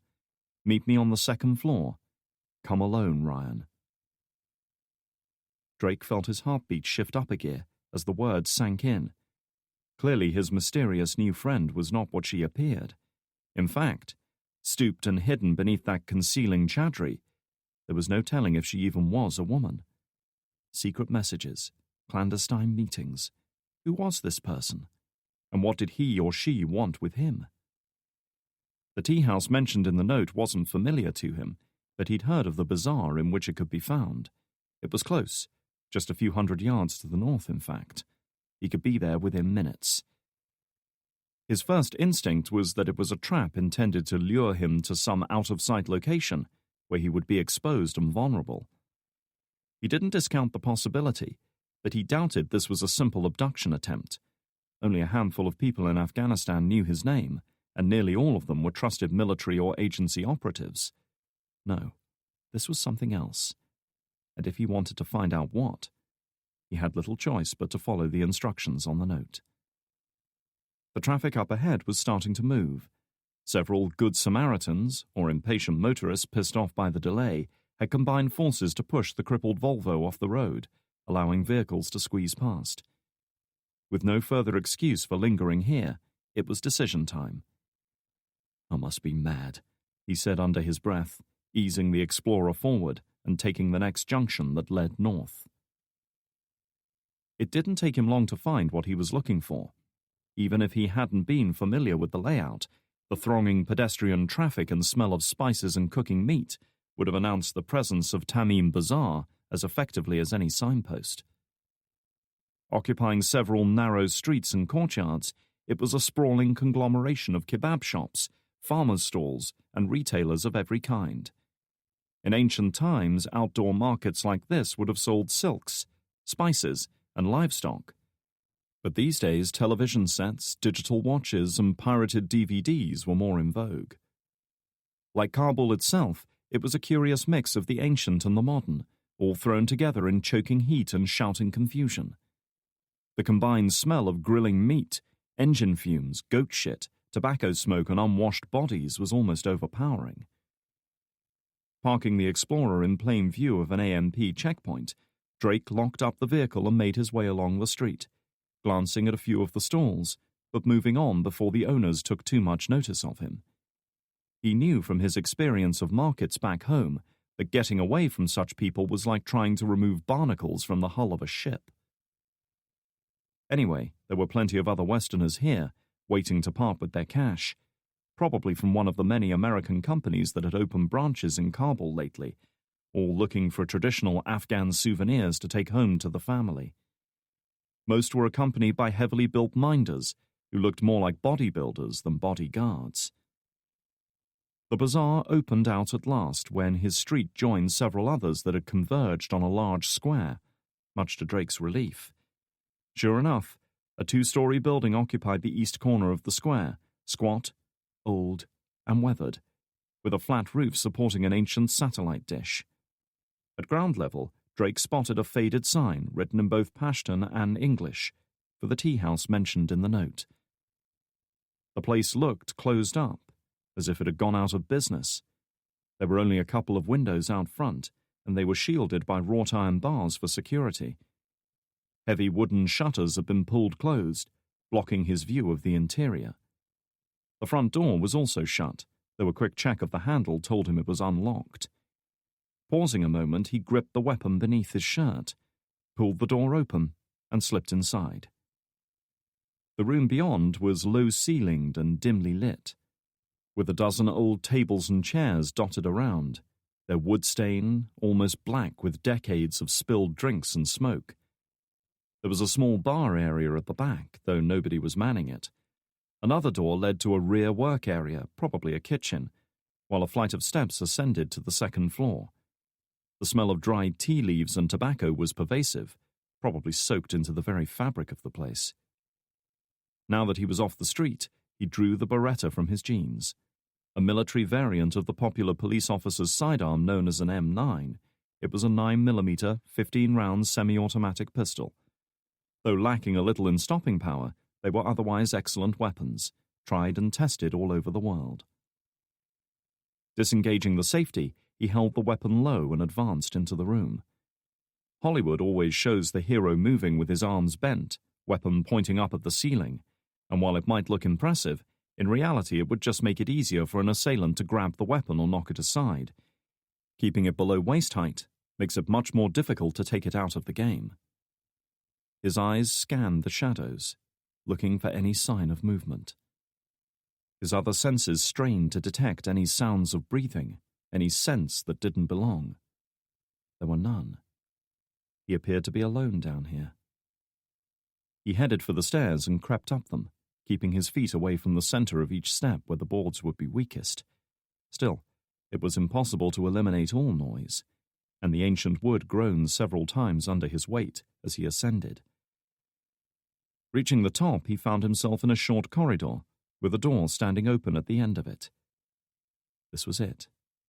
Whoever his new friend was, they were likely waiting for him in that room. Waiting to help him, or waiting to kill him? He didn't know. "Fuck it," he said under his breath, and advanced through the doorway. His eyes took in his surroundings in an instant, a snapshot, a flash that his brain immediately processed and analyzed. The room seemed to occupy most, if not all, of the building's upper floor. Whether it had been living accommodation at one point, he couldn't tell. There seemed to be no utilities up here, but whatever purpose it had once served, the place was clearly being used as a storeroom now. Wooden chairs and tables similar to the ones in the bar below were stacked in various places, along with sagging cardboard boxes, rusty machinery that could have belonged to anything, and a couple of threadbare floral couches that looked as though they'd been supporting the world's most obese man for the past few decades. The floor was nothing more than bare boards, warped with age, and marked by a variety of stains. Some looked like dried blood. This room was at least better illuminated than the bar below. The wooden shutters were closed, but they too had warped and shrunk with age, allowing bright shafts of evening sunlight to stream through. Drake took another step forward, gripping the weapon tight. His eyes were everywhere, seeking a target, seeking movement, seeking anything. The room was quiet and still, with only the background noise of the city outside and the muted thump of his boots on the floorboards within. Where the hell was his contact? If they wanted him here, why keep him waiting like this? "You're getting sloppy, Ryan," a voice announced from behind. Drake twisted around, bringing the weapon to bear. His heart was racing, his pulse pounding, his mind focused on threat assessment and target acquisition, ready to make the countless decisions and calculations necessary to decide whether or not to fire. But the moment he locked eyes with the figure who emerged from the shadows, it all fell apart. The decisions, the calculations, the assessments and judgments, all of them vanished from his mind as shock and disbelief swept them away. Anya? The weapon lowered seemingly of its own volition, as he stared at the woman standing just a few paces away, comparing her with the memory etched forever into his mind. The same pale blonde hair, the same finely sculpted, almost noble features, the same wry smile, and the same intense, icy blue eyes. It was her. It was Anya. But a different Anya from the one he had known. She had changed in the year they had been apart. Her hair was cut short now, her skin tanned from long exposure to the sun, her once thin and malnourished body filled out and healthy. The close-fitting black t-shirt she wore revealed the contours of her athletic physique, her bare arms betraying the taut, sinewy muscles of hard-won physical strength. All things considered, she looked much improved since their last encounter. "Hello, Ryan," she remarked, taking in his appearance. He sensed she was entertaining similar thoughts, though he doubted he compared as favorably. "How have you been?" The question was posed as awkwardly as it was phrased. Anya had never been big on small talk, and the past year had clearly done little to change that. "You mean since you shot me in the stomach and left me to bleed to death in the middle of the desert? I'm tip-top, thanks." Anya had been a wanted woman when they parted ways. Wanted by the Russians, wanted by the agency, wanted by Kane. Knowing that Drake would have taken the fall for allowing her to escape, she had done the unthinkable and shot the man who had twice saved her life. It had been enough to convince the agency that he was still playing for the right team. By almost killing him, she had probably saved his life. But if she was expecting gratitude, she would be waiting a long time. He had been willing to follow her, willing to risk everything for her, and she'd left him behind. Left him to go back to his old life, to linger on alone, to live with a sword hanging over his head for the past year. That was something he wasn't ready to forgive. The wry smile faded. "I did what I could for you. You are still alive." "I'll be sure to send you the medical bill." He tucked the Beretta down the back of his jeans, more or less sure it wouldn't be needed for now, and looked at her again. "I assume you caused that breakdown back on the road?" The breakdown that had stopped traffic and blocked Drake's path, forcing him to exit his vehicle to investigate. Then it had been a simple matter of approaching while he was distracted, and the rest practically took care of itself. She shrugged. "A few dollars to have a local taxi driver pretend to break down. That was all it took." "Why? You knew where I was. You could have found me before now." His question was implicit. If you knew where to find me, why did you leave me alone for more than a year? He could almost feel her impatience. "Of course I could have found you. But what then? Unless you are more stupid than you look, you will know you are being watched closely by the agency." She was right, of course, much as he hated to admit it. Keeping friends close and enemies closer had never been more relevant where Kane was concerned. "Believe me, I'm very aware of that fact," Drake said, flashing an accusing glare at her. She said nothing, as he knew she would. Whatever she had come for, it hadn't been to bicker and squabble with him. "So why now?" he asked, adopting a calmer tone. "What are you doing out here?" Sighing, she settled herself on one of the wooden chairs that looked less in danger of collapse than its comrades. "You may want to take a seat," she suggested, gesturing to an empty chair opposite. "I'll stand." "Suit yourself?" She shrugged, dismissing the issue. His personal comfort was not a concern of hers. "I'm here because I have questions, Drake." "What sort of questions?" "I was in a Russian prison when we first met. I assure you I did not end up there by being reckless or stupid. The Russian FSB intercepted me on my way to Iraq 5 years ago." She looked him hard in the eye. "It seems logical that someone I trusted betrayed me to them. When we parted ways last year, I intended to find out who and why. The trail led me as far as Afghanistan. Then I hit a dead end," she said, unwilling to elaborate. "That was when I learned you were here." "What do you mean you learned?" It wasn't as if his arrival had been printed in the local newspapers. "I have been keeping tabs on you," she explained, as if it were obvious. "Why?" Because you are a source within the agency and you are linked to Kane? She hesitated, finding it difficult to express herself. And because I wanted to know you were all right. Very compassionate, he thought, resisting the urge to touch the scar on his stomach. First, she shot him in the gut. Then she kept careful tabs on him to ensure he was safe. Talk about mixed messages. The look in his eyes gave his thoughts away to Anya as clearly as if he'd spoken them out loud. She seemed to withdraw a little, relinquishing whatever tentative effort she had made to reach out to him. You still didn't answer my question, he pressed. She was stalling, and that only made him more determined to reach the truth.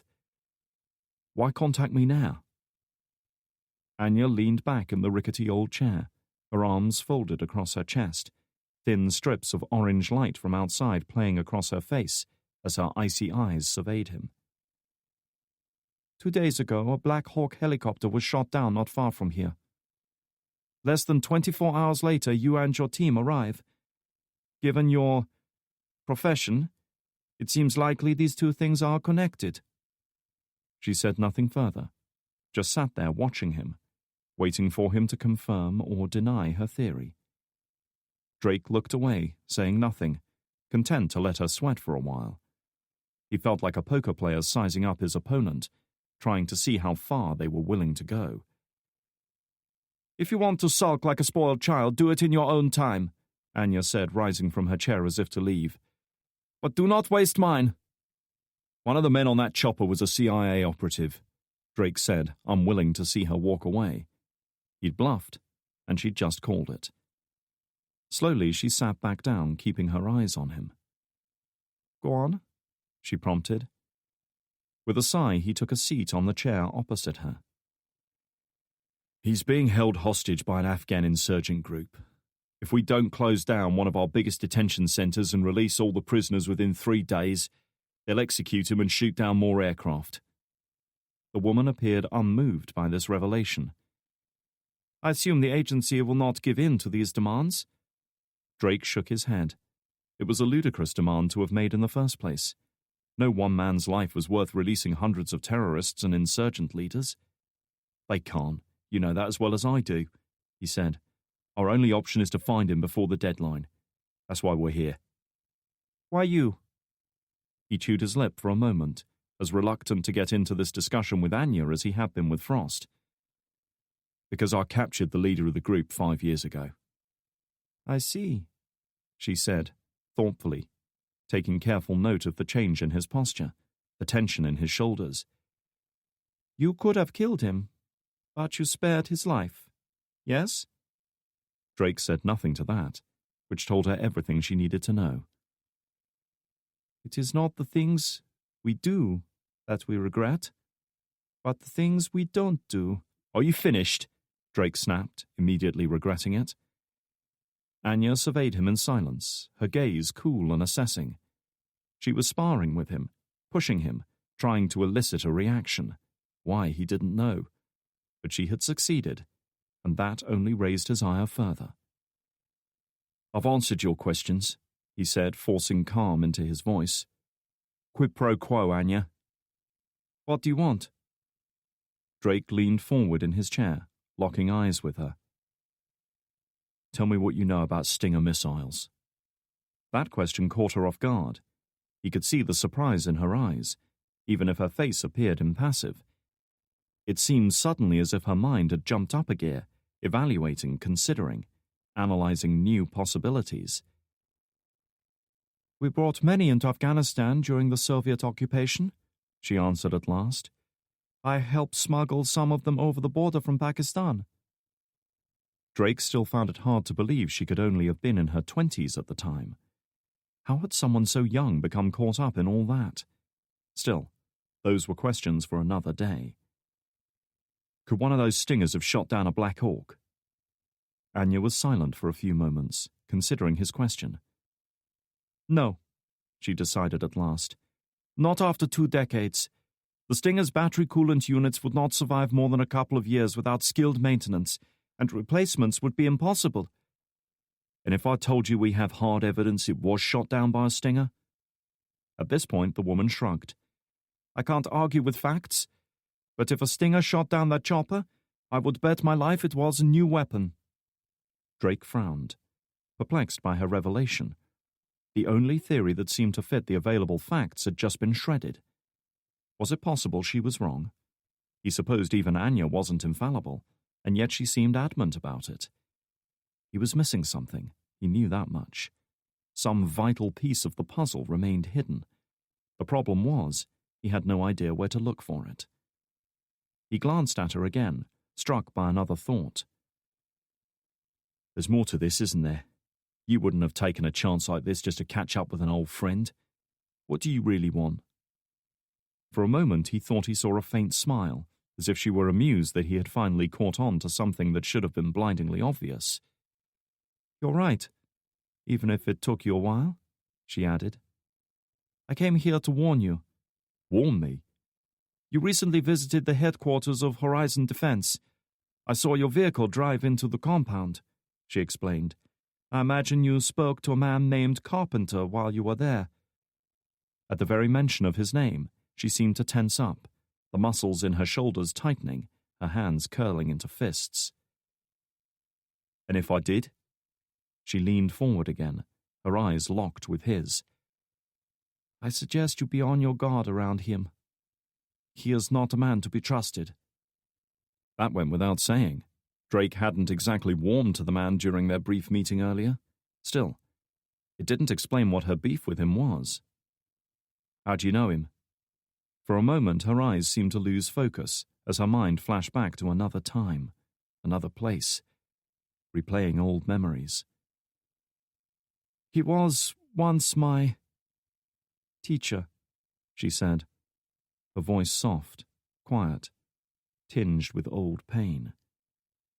"When I first joined the agency." Drake frowned. "I thought Kane was your instructor." As he understood it, Kane had been Anya's mentor. He had spotted her potential, inducted her into the agency, trained her and prepared her for the clandestine operations she would one day take part in. Kane had eventually become her handler, and Drake suspected something more. But whatever relationship they had once shared, it had long since turned sour. To his surprise, she chuckled at this notion. "Kane might have brought me in, but he was no field agent. For the work I was to do, they needed someone with more unique skills. Carpenter was that man. He taught me everything I needed to know. Taught me how to survive, how to fight, how to kill. He taught me how to do all of those things and feel no emotion about it. He made me into a soldier." There was a bitter undertone in her voice when she added, "I have a lot to thank him for." No wonder Carpenter hadn't responded well to his probing questions, Drake thought. If this was a man who had molded Anya into the operative she had become, then he wasn't someone to be fucked with. "So what's the problem?" "I made the mistake of underestimating him," she admitted. "It did not end well for me." And then, just like that, she blinked. The memories vanished, the barriers went back up, and her eyes focused on Drake once more. "I told you I was in this country looking for answers. Well, Carpenter is my best chance. He knows more about me than anyone left alive except Kane. I intend to find out just how much he knows." And then, at last, the truth dawned on Drake. "So that's why you really made contact. You need my help." Anya said nothing, though the uncomfortable look in her eyes told him everything he needed to know. "You can say it, you know. It won't kill you." Again he saw that disapproving look. She was tiring of this game. "I am an outsider now, Drake. There is only so much I can do alone. You, on the other hand, have the resources of the agency to call on." It wasn't exactly an admission of weakness, but it was as close as she was ever likely to get. "So what you suggesting here? Collaboration?" "Cooperation," she replied. "Keep me in the loop with your investigation, especially anything concerning Carpenter." Drake eyed her dubiously. "Cooperation is a two-way street. If you want my help, you'll have to do better than that. Anya said nothing. The silence stretched out, broken only by the drone of car engines outside. He wasn't giving her anything this time. He wanted a concession. All right, she conceded. Rising from her chair, she fished a cell phone from her pocket and tossed it to Drake. Take this. He turned it over in his hand. It was a cheap, prepaid model with an old-fashioned LCD screen, the sort of thing that had been all the rage 10 years ago. You're really spoiling me, Anya, he remarked with a raised eyebrow. His attempt at humor wasn't acknowledged. It is prepaid and anonymous, which means the agency can't listen in. She handed him a piece of paper with a number handwritten on it. You can reach me on this number. Memorize it, then destroy it. And don't use real names or keywords, understand? I do, he said, already committing her number to memory. Her precautions might have seemed excessive, but Drake knew as well as anyone the power and resources that the agency could bring to bear.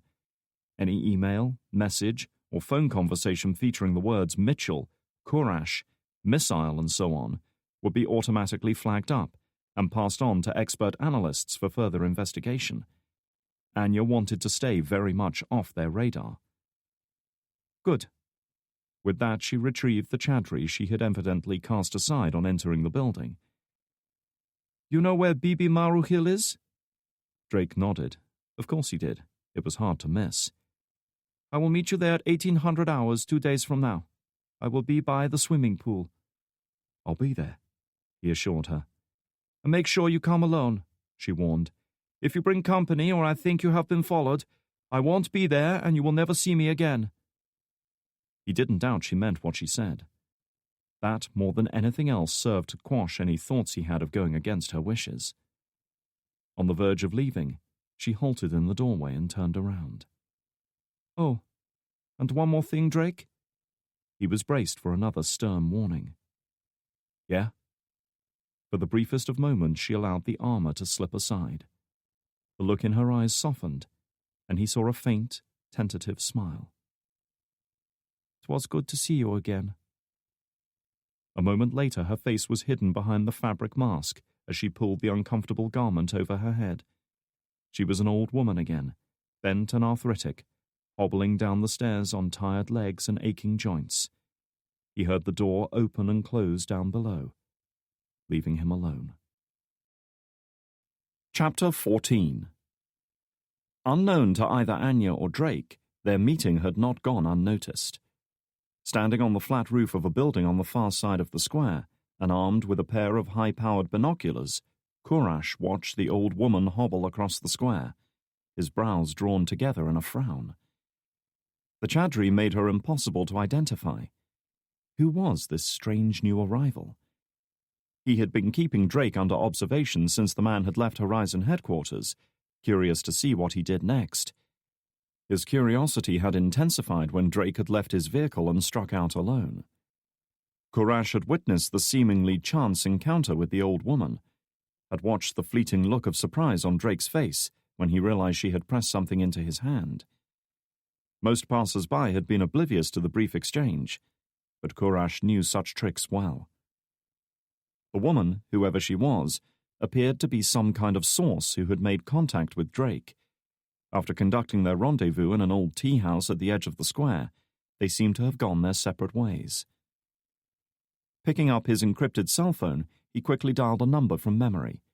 2 of his men were waiting in the square below. It rang once before it was answered.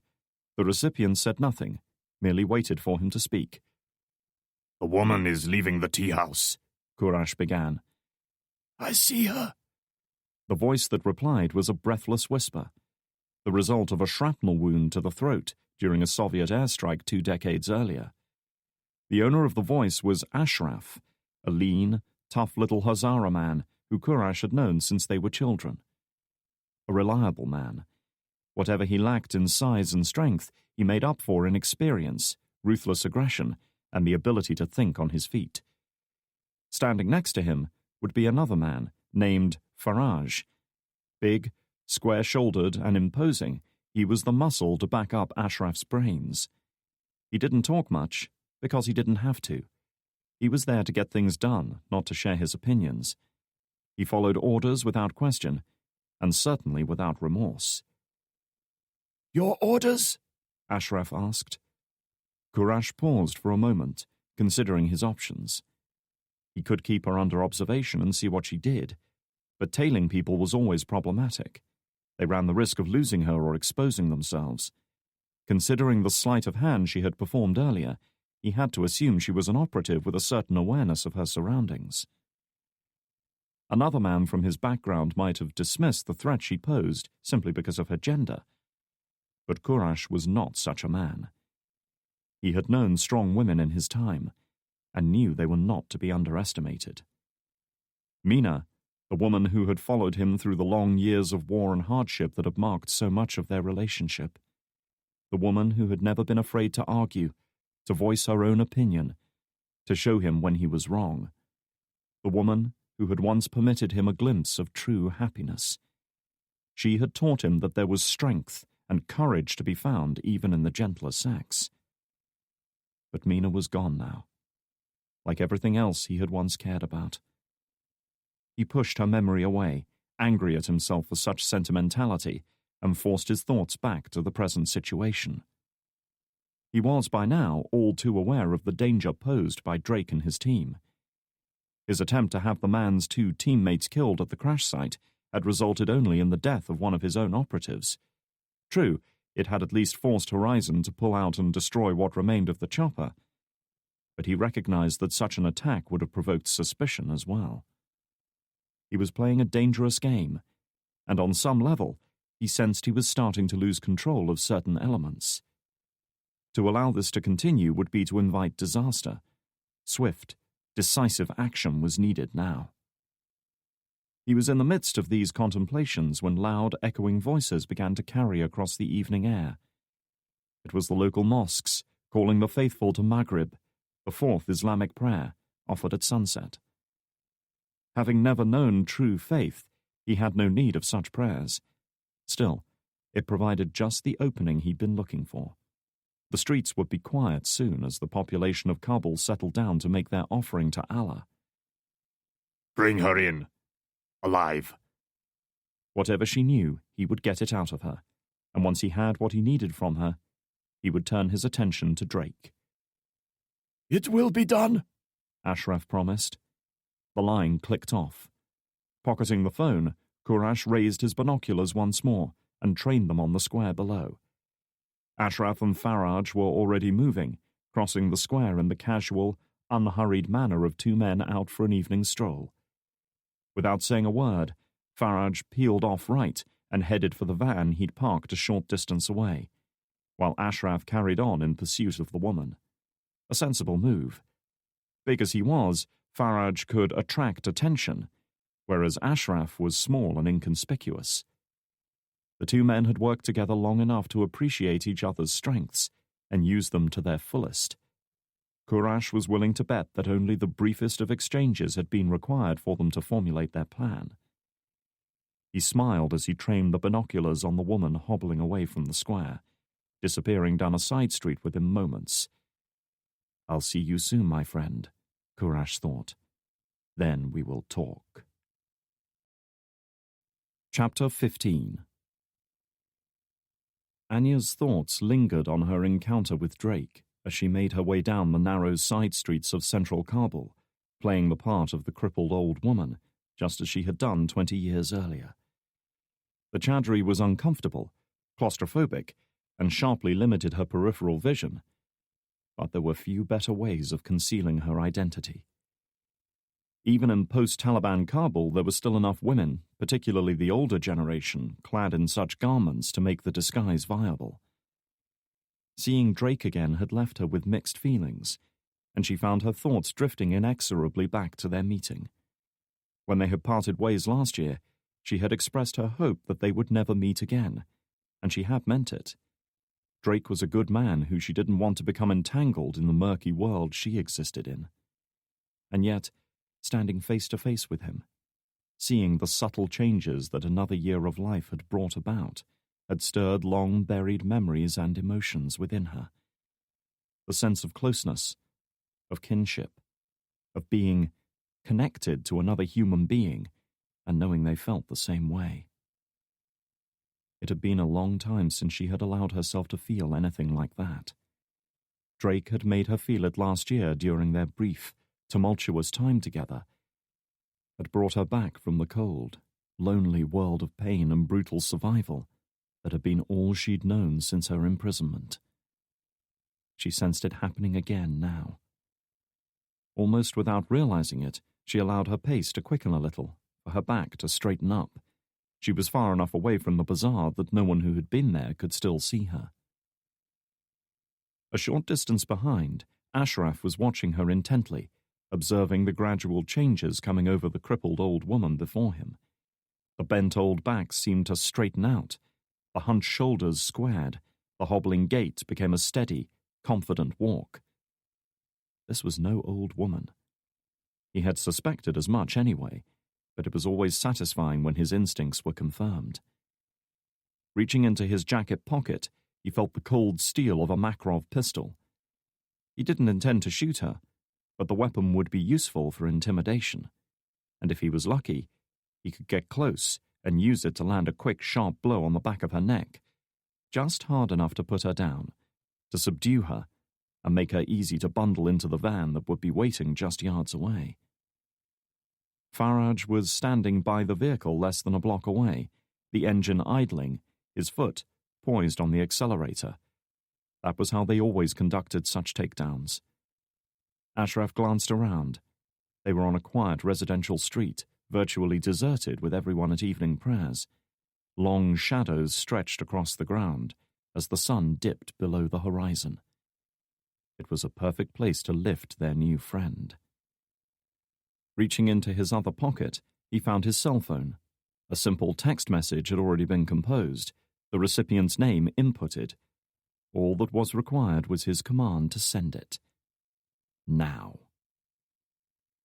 Human intuition is perhaps the most overlooked and least understood of all our mental faculties. Blinding in its potential and infinite in its subtlety, it is a trait born from millions of years of hard-won survival and evolution. And yet, it often has to break through a lifetime of conditioning and rational thought to make itself known. That same primal ability to see without seeing, to feel changes in the world around us, had once helped Anya's distant ancestors sense when a hidden predator was stalking them. For them, living on a knife edge of survival in a cold, untamed wilderness, it had been just another tool to help keep them alive. Unfathomable, but tacitly acknowledged. That intuition had faded almost beyond all knowledge for many people, but for her, it was still very much alive.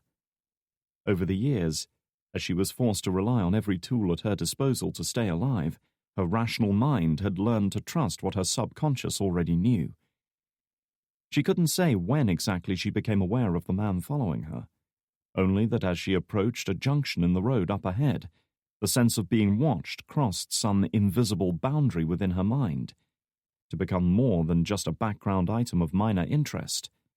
Now, it was a potential threat. Straight away she began to consciously analyze her situation, drawing in what little information she could glean to decide on how to respond. She couldn't see the person following her, but it was almost certainly a man in this part of the world.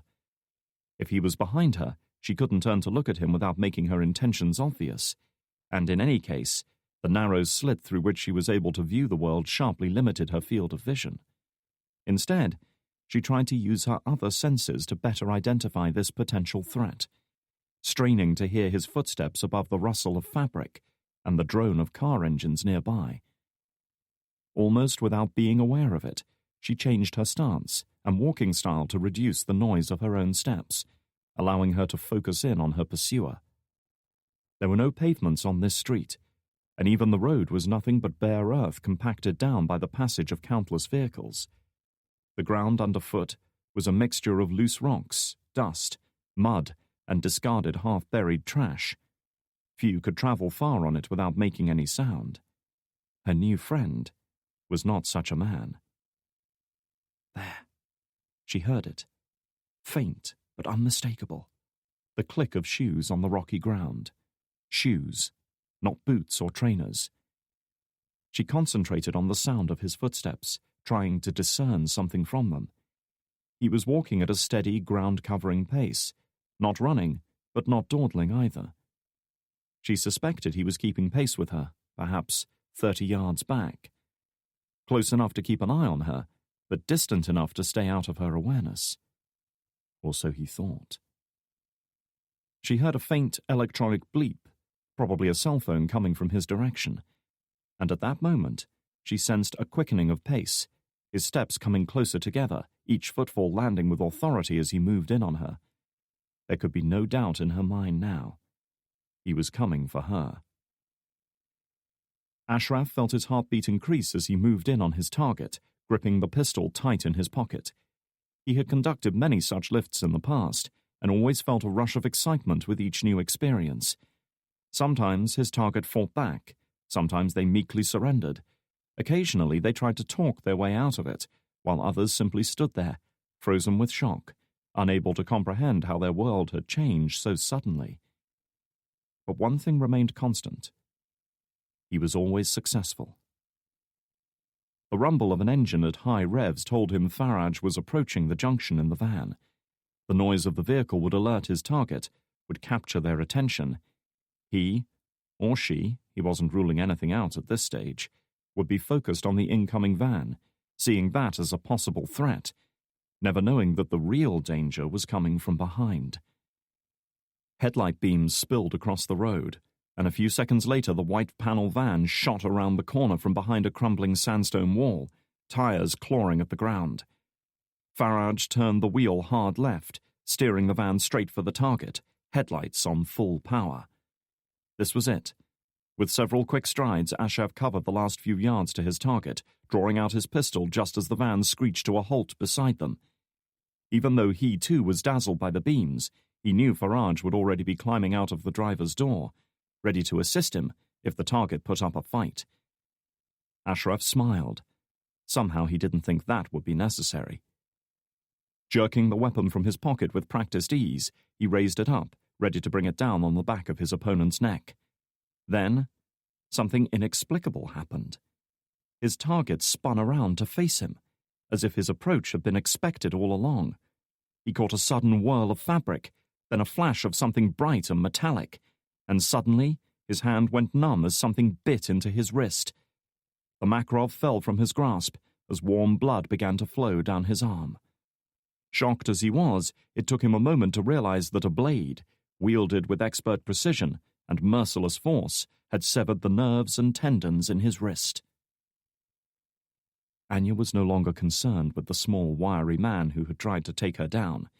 She had disarmed him with her first strike, noting in passing that he had been armed with a Makarov PM, a simple 8-round automatic, ideal for jobs where concealment was more important than accuracy or firepower. Either he had intended to threaten her into submission, or to use it as a crude club to knock her unconscious. Neither option would have served him well, but personally, she had never seen much logic in using a projectile weapon for hand-to-hand combat. Still, he was more or less out of the fight now. He wouldn't be using that hand again without reconstructive surgery, and she thought it unlikely he had another weapon on him. Judging by his sharp intake of breath, the first waves of pain had just reached his brain. Soon, he would either try to flee or take her on one-handed. Again, neither option would end well for him. The driver of the van was still a concern, however, and one that had to be dealt with quickly while she still had the initiative. Grabbing at the face mask of her chadri, she yanked the cumbersome garment off and hurled it aside, glad to be free of its claustrophobic embrace. She could move and fight properly now, and though she was armed only with a fixed-bladed knife, she felt it was more than suitable for the task at hand. The takedown man had elected to fight her, either hoping to distract her until his companion could get into the fight, or because he wanted revenge for his injury. He swung a hard, snappy left hook that she was obliged to dodge, though it provided her with the perfect opportunity to catch his arm while it was overextended and twist it backwards. He tried to turn with the motion, but she was faster than him, and within a few moments she had the arm locked behind his back. She heard the ragged growl deep in his throat as he tried to throw her off, but straight away she knew it wouldn't succeed. He wasn't nearly strong enough to break such a hold, and though she considered herself far from physically powerful, she had the advantage of leverage. Now that she was facing the van again, she was afforded her first glimpse of the driver as he lumbered into view, the vehicle visibly springing upward on its suspension as his weight departed. Even in the glare of the headlights, it was obvious he was a big man, tall and broad, his frame bulked out with solid muscle. He was holding something in his right hand, something long and curved at one end. A crowbar. Anya had never enjoyed taking on big men like this. Trying to punch or kick upward reduced her effectiveness, and a couple of good hits in return would be enough to take her out of the fight. She preferred to ambush them from behind, but failing that, she would have to get creative. She had wasted enough time on the takedown man. Exerting more pressure on his left arm, she drew back her right and struck a sharp blow with her elbow, targeting the overtaxed shoulder joint. There was a dull crunch as it gave way, followed by a howl of pain from her would-be abductor. By now certain he was out of the game, Anya shoved him aside and turned her attention to the giant of a driver, quickly assessing the threat. He was 6'5" in height, 250 pounds, maybe 40 years old. He held the crowbar as though he'd been using such things his entire life, his brute strength allowing him to easily wield such a heavy weapon. His eyes flicked to the knife in her hand, no doubt weighing up his chances of getting stabbed. She was only a woman, in a country where women were kept cowed and weak, and his experience would tell him she was easy prey. But he had seen what she had just done to his companion, and now a hint of doubt would be creeping into his mind. He would swing first, using his superior reach and strength to take her out quickly, wanting to stop her before she could use that knife. She knew that if he did manage to connect with that crowbar, such a blow would shatter bones like dried twigs. She saw the tightening in his muscle-slabbed shoulder, the changing angle of his arm, as the great body readied itself for the crushing strike. He was smart enough to use a backhanded strike. Swinging the bar like a baseball bat would take precious time to draw his arm back, to build the momentum he needed, time she could easily use to close the distance. Still, this was her only chance. Gathering herself up, she rushed straight for him just as he brought the weapon around with vicious force. But instead of trying to block it, she ducked beneath the deadly strike, the heavy bars scything through the air mere inches above her head. The knife leapt out, plunging into the back of his right leg, piercing the fabric of his jeans, his skin, the muscle beneath, and finally severing his Achilles tendon. He tried to turn to face his adversary again, using the momentum of his fruitless swing to aid him, but found that his leg was no longer able to support his weight. He fell to his knees, blood staining his jeans. Whirling around, Anya closed in and delivered a hard kick to his groin. Hardly an honorable tactic, but fights like this weren't about honor, they were about survival. With a look of complete shock, the giant buckled over and fell into a muddy, fetid drainage ditch running along the side of the road. Anya leapt on him before he could collect his wits, grabbed a handful of thick curly hair and yanked his head back hard to expose his throat. The idea that a single quick slice is enough to cut a man's throat is pure fantasy. The reality for Anya had proven more difficult, dangerous, and far more unpleasant. Utilizing the knife as a crude saw, she went to work with grim efficiency. The blade bit into the skin with the first slice, but it wasn't until the return stroke that she heard the gurgling hiss as his windpipe was opened. Two more powerful saw-like thrusts cut right through the windpipe and severed the arteries in his neck, releasing a pumping spurt of blood. Her work done, Anya released her grip and stepped back to avoid the worst of the spray. She observed the results with cold, emotionless eyes. The giant flailed and convulsed before her, his blood mixing with the mud around him, soaking his clothes, while his hands scrabbled at his throat as if they could repair the damage. There was no screaming. He was incapable of making such sounds now. All he could muster was a sickening gurgle that came not from his mouth, but from the ragged hole in his neck. She saw the wild, panicked look in his eyes. It was the look of a hunted animal. It was a look she had seen in many men who were about to die. And die he did. He lasted another 20 seconds or so before loss of blood and oxygen took their inevitable toll. His struggles grew weaker, his movements less meaningful, until, at last, he slumped forward, face down, one hand pawing aimlessly at the mud, until that too stopped moving. For a couple of seconds Anya did nothing, just stood there, breathing deeply, allowing her heart rate to return to normal and her thoughts to clear. The time for swift, aggressive action was over.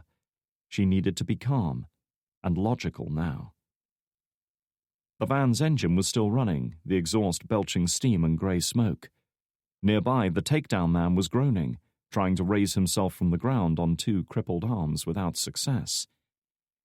This had been no casual mugging. It had been an organized attempt to lift her. But organized by whom? Who even knew she was in the country apart from Drake? She needed answers, which is why she had kept one of her would-be attackers alive. For now, at least. Sheathing the bloodied knife, she strode over to the injured man and kicked him in the ribs, sending him sprawling on his back. Unfazed, she knelt down beside him and quickly rifled through his pockets. There was some money, mostly in Afghanis, but with a few American dollars mixed in. No wallet, credit cards, or ID, which didn't surprise her. Men like him went into such jobs sterile and untraceable. In his inside jacket pocket, she found a cell phone which she shoved in her trousers. She would take a closer look at it when she had more time. But right now, the priority was getting off this street. Even in a neighborhood like this, such a confrontation would arouse attention, and the last thing she needed was for the AMP to show up. "You American whore!" the man hissed, his voice strangely breathless and lacking in tone. It wasn't until she saw the jagged scar on the right side of his throat that she realized why. It was no surgical scar, but a traumatic shrapnel wound that had partially destroyed his larynx, forever altering his voice. He had spoken in Pashto, one of the two dominant languages in Afghanistan. Still, Anya said nothing in response. She would do her talking soon enough, and she would make sure he did his. Leaving him for a moment, she walked over to retrieve the gun he had dropped during their brief fight. Making sure the safety was engaged, she changed her grip on the weapon slightly. It was less effective for shooting, but much better for what she had in mind. She still didn't approve of using guns in this way, but since there was nothing else to hand, she would have to make do. The man stared at the weapon, fear in his eyes now. He looked as the giant had done in his final moments, like a hunted animal, cornered, about to die. Still saying nothing, Anya swung the weapon hard and delivered a heavy blow to his left temple, enough to put him down for a time, but not enough to kill him.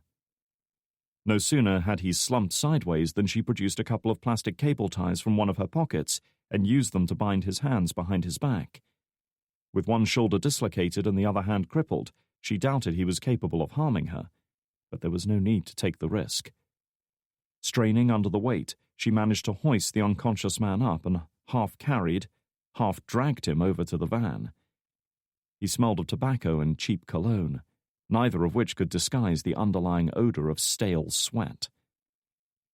He wasn't heavy, but the human body is an awkward shape for carrying alone, especially when it isn't cooperating, and she was perspiring by the time she reached the vehicle.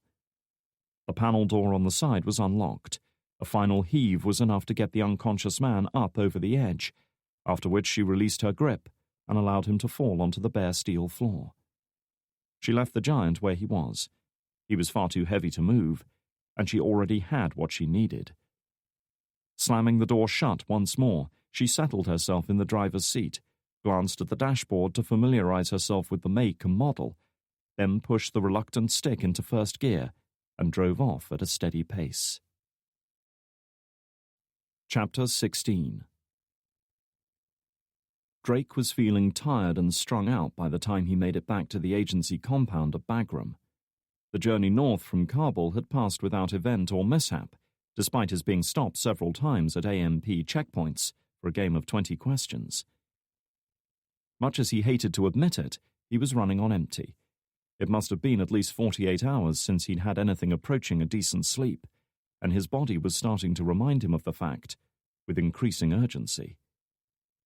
Still, there was no thought of resting yet. His mind was buzzing after the day's events, not to mention the fact that they were a day closer to Kurash's deadline and no closer to finding Mitchell. What he really wanted was a quiet room in which to think over everything he'd seen and heard, and as he approached the conference room that served as their base of operations, part of him hoped his teammates would have turned in for the night. No such luck. All three of them were waiting for him as he pushed the door open, and none of them looked happy. "Jesus, Ryan, where the hell have you been?" Frost demanded. "What happened to you at Horizon?" "Breckenridge wants to tear you a new asshole," Keegan added at the same time. "He's been chewing my damn ear off demanding updates." "We tried calling you," McKnight chipped in. "I've had some results back on the stinger." All right, one at a time," Drake said, making a beeline for the coffee urn. It looked as if it had been switched off a while ago, but still had a cupful of sludge at the bottom. He looked at Frost first, reasoning that her question was easiest to tackle. "I turned my phone off for a reason. I didn't want to be disturbed.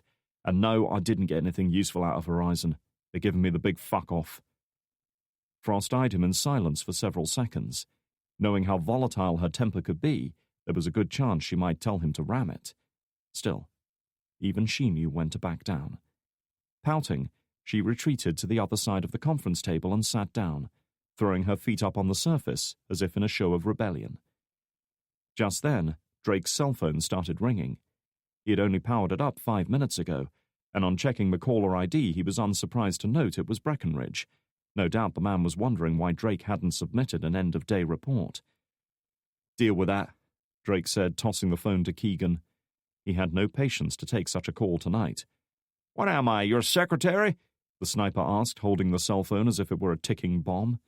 However, one look from Drake was enough to dissuade him from further protests. "What do you want me to tell him?"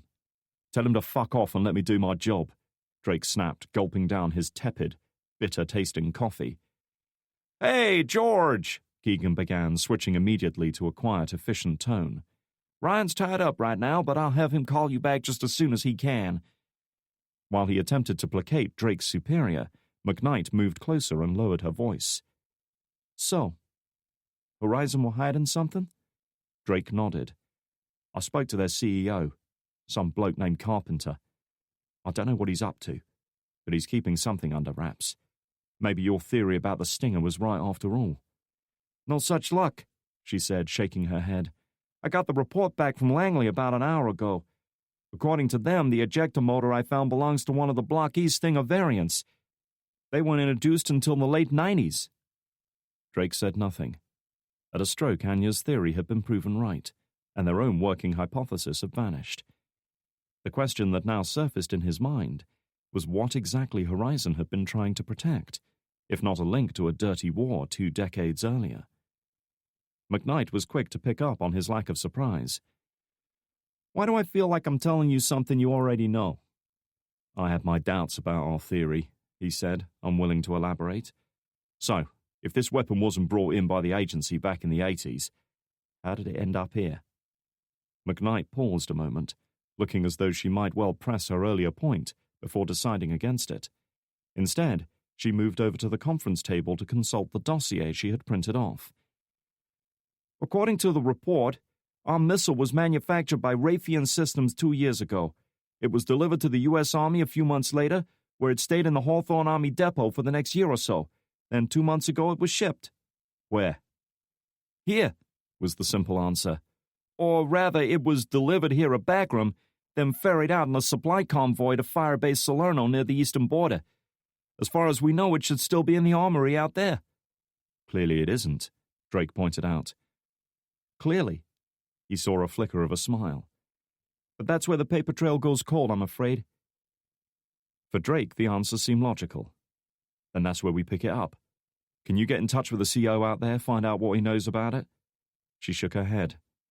"These are difficult questions we'll be asking, Ryan. In my experience, it's best to ask them face to face." "Are you volunteering?" McKnight flashed a grin. "Any excuse to get out of the office," she quipped, though her playful look soon turned more serious. First thing in the morning, I'll see about hitching a ride out there. All right, stay on it. Satisfied that he could do no more with McKnight, Drake turned his attention to Frost. The young woman had settled herself on one of the chairs lining the conference table, not looking altogether pleased by his quick dismissal of her earlier question. In fact, she reminded him of a sullen teenager. Kira, I need your help. Funny how that works, huh? She replied without looking at him. I'm serious. I need you to do some research for me. That piqued her interest at least. When Drake said research, what he really meant was covert snooping. Both of them knew and acknowledged it without explicitly saying it. On what exactly? She asked, sitting up. On Horizon. I want to know everything you can find on it. When it was formed, who owns it, what they do, and what their capabilities are. And I especially want to know about Richard Carpenter, the man who runs the show. I want to know his background, his experience, his training, his favorite ice cream flavor. Make it happen. The young woman cocked a dark eyebrow. I see. Any reason? I'm curious. That's not much of an answer, Ryan. I don't have much to go on. Yet, he replied. Horizon and Carpenter, everything you can find. Got it? Yeah, I've got it, she replied in a tone devoid of emotion. Drake wanted to apologize for being so hard on her earlier, but he couldn't summon the words. Anyway, he sensed she didn't need to hear it. Frost was many things, but sensitive wasn't one of them. Leaving her to get on with it, Drake turned his attention to Keegan, who was closing down his phone after what had clearly been a fraught phone call. How did things go with Breckenridge? Safe to say I won't be making the Christmas card list, the older man replied, tossing Drake's phone back to him. Join the club, Drake said, flashing a weak smile. Listen, Sam's following up on the Stinger, and Kira's looking into Horizon. Meanwhile, our priority is Kurash. First thing tomorrow, you and I are heading into Kabul. Sounds like fun, Keegan grinned. What are you expecting to find? Clues, was his simple response. He's around here somewhere. He'd want to be close so he can watch us fumble around trying to find Mitchell. He wants to prove how superior he is. What better place to operate from than Kabul? Right under our noses. You sure you're not tempting fate, putting yourself out in the open like that? McKnight asked. If you've got a history with him, chances are he'll remember you. For a moment, she saw a glimmer of something in his eyes that sent a chill through her. They weren't the eyes of a shepherd team leader sent to rescue a man from his captors. They were the eyes of a man with only one objective: to kill. I'm counting on it, he said. Chapter 17. Pulling the van into an ancient farm compound that looked as though it hadn't been inhabited in her lifetime, Anya killed the engine and switched the lights off, allowing the cool darkness to envelop her. As a child, she had been deathly afraid of the dark. She could still remember the fear that had charged through her veins when she lay cowering in her bed in the middle of the night, convinced that horrific unseen monsters hovered all around her. Power cuts had been a common occurrence in Lithuania during her early years, and more than once she had let out a shriek of fright when the dim electric lights went out, plunging the house suddenly into darkness. How things changed. Now she was perfectly at home in the dark. It was her friend, an ally, a tool that she had often used to her advantage. Lack of light heightened her already keen senses, affording her an unusually complete picture of the world around her. 20 years ago, Red Army soldiers had learned to fear the darkness because it brought her. Reaching into her pocket, she fished out the phone she had confiscated earlier. A quick glance was enough to tell her it wasn't a standard commercial model. It was thicker, heavier, designed for rough handling. She had seen enough of them in her time to recognize a cryptophone. Designed to prevent electronic eavesdropping or tracking, cryptophones used a simple but effective key exchange algorithm to encrypt their transmissions. Such a system only worked between phones using the same encryption mode, with the same session key, which is why they were so popular between small groups of covert operatives. If she needed further evidence that her attackers were more than petty criminals, this was surely it. Powering the unit up, she found herself confronted with a 6-digit password screen. She tried a few obvious possibilities like 000000 or 012345, but her attempts were firmly rebuffed. She would need the access code if she wanted to uncover whatever secrets lay on that phone. The takedown man was stirring in the back. She had checked her force when she struck him with the butt of the pistol, wanting only to incapacitate him. Now it seemed he was starting to come around. She picked up the Makarov from the passenger seat and pulled the slide back just far enough to see the faint brass gleam of a round in the chamber. After checking the safety once again, she pulled her door open and stepped outside. They were a good 5 or 6 miles east of Kabul, parked up in a former agricultural area that had turned to wasteland after the irrigation system had been destroyed. The orange glow of electric lights hovered over the distant city, reminding her of another time, long ago, when she had sat on a wind-blown hill surveying that same capital, wondering if it would ever see peace. Dismissing such memories, she rounded the vehicle, tucking the weapon down the back of her trousers as she did so. She didn't imagine she would need it to defend herself, but force of habit wouldn't allow her to leave a weapon unsecured. Hauling open the sliding door, she leaned in, switched on the internal light, and surveyed her prisoner. The jolting movement of their passage over rough roads must have pushed him up against one corner of the vehicle. He was a mess, his clothes stained with blood and dirt, his thinning hair damp with sweat, his lean, pinched face tight with pain. His eyes flickered open at the sound of the door sliding on its rollers, and suddenly went wide when they fastened on her. No doubt the hazy memories of his failed takedown had resurfaced, and it was now dawning on him just what kind of situation he was in. Clambering inside, she pulled the door shut behind her. She didn't think there were any people nearby, but she didn't want the light to draw curious onlookers.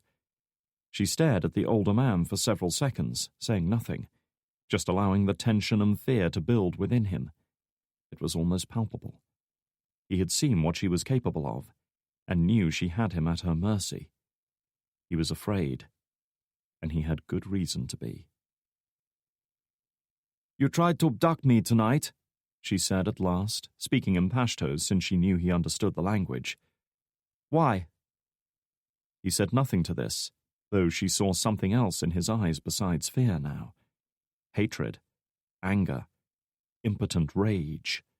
She was only a woman, and she had hurt him worse than he'd ever been hurt before. "I killed your friend," she added. "I cut his throat like slaughtering an animal, watched him bleed to death before my eyes. It took a while, of course." The simmering anger flared up inside him, yet still he said nothing. It must have taken a great effort of will to keep silent. "Why did you try to abduct me?" His dark eyes glimmered, filled with hatred, but he did not speak. Anya had suspected as much. She was going to have to persuade him. She understood the utility of torture, had studied the psychology and methodology behind it in depth as part of her training, but she had never enjoyed it. Of course, that didn't mean she wasn't good at it. As with all aspects of her profession, she had absorbed a wealth of knowledge and experience on this particular topic, and been obliged to put it into practice many times. She thought to use her knife. Knives were good because they allowed far more control than firearms, but he had already lost blood from the slash wound on his arm, and she didn't want to risk him passing out again, or even dying. No, she needed something else. Glancing around, she caught sight of something that she had noted absently when she first dumped him in the van, a toolbox fixed against the sidewall with bungee cords. Either her 2 attackers had stolen the van from a tradesman of some kind, or they liked to be prepared for breakdowns. Regardless, she undid the metal hinges, holding the lid down, and flipped it open. It didn't take her long to find what she needed. Anya had few memories of the man who had been her grandfather. He had suffered a series of strokes when she was still a young girl, leaving him crippled and embittered for the final part of his life. But in his prime, she recalled him as a tall, imposing man, gruff and blunt and practical, his hands huge and square and immensely powerful to her young eyes. A carpenter by trade, he had imparted to her one piece of advice she would never forget. There were few problems in life that couldn't be solved with a good hammer. How right he'd been, she reflected as she lifted the battered claw hammer from the toolbox, testing the weight and getting a feel for it. It was a sturdy implement, easily 3 or 4 pounds of tempered steel, with a black rubber handguard for better grip. Armed with the tools she needed to solve this particular problem, she turned her attention back to her captive. "I will only ask you politely once more," she warned. "Why did you try to abduct me?" No response. Without hesitation, Anya raised the hammer up, took aim, and brought it down hard and fast on his right knee. She considered herself only mediocre in the art of carpentry, but she'd never had trouble driving a nail into a piece of wood, and her aim hadn't failed her today. She heard a muted pop and felt a slight yielding through the hammer as his kneecap gave way beneath the blow. She didn't think she had broken the patella itself, since it was basically a solid piece of bone, but she had certainly torn the ligaments holding it in place and probably driven it deep into the joint between his femur and tibia bones. A good strike. Her grandfather would have approved. A heartbeat later, the van was filled with the man's howls of pain as a million nerve endings lit up, announcing the terrible damage that had just been inflicted on his knee. Anya waited in silence until his screaming died down, her face a mask of cold detachment. She might as well have been listening to a weather report, such was the lack of emotion his cries elicited.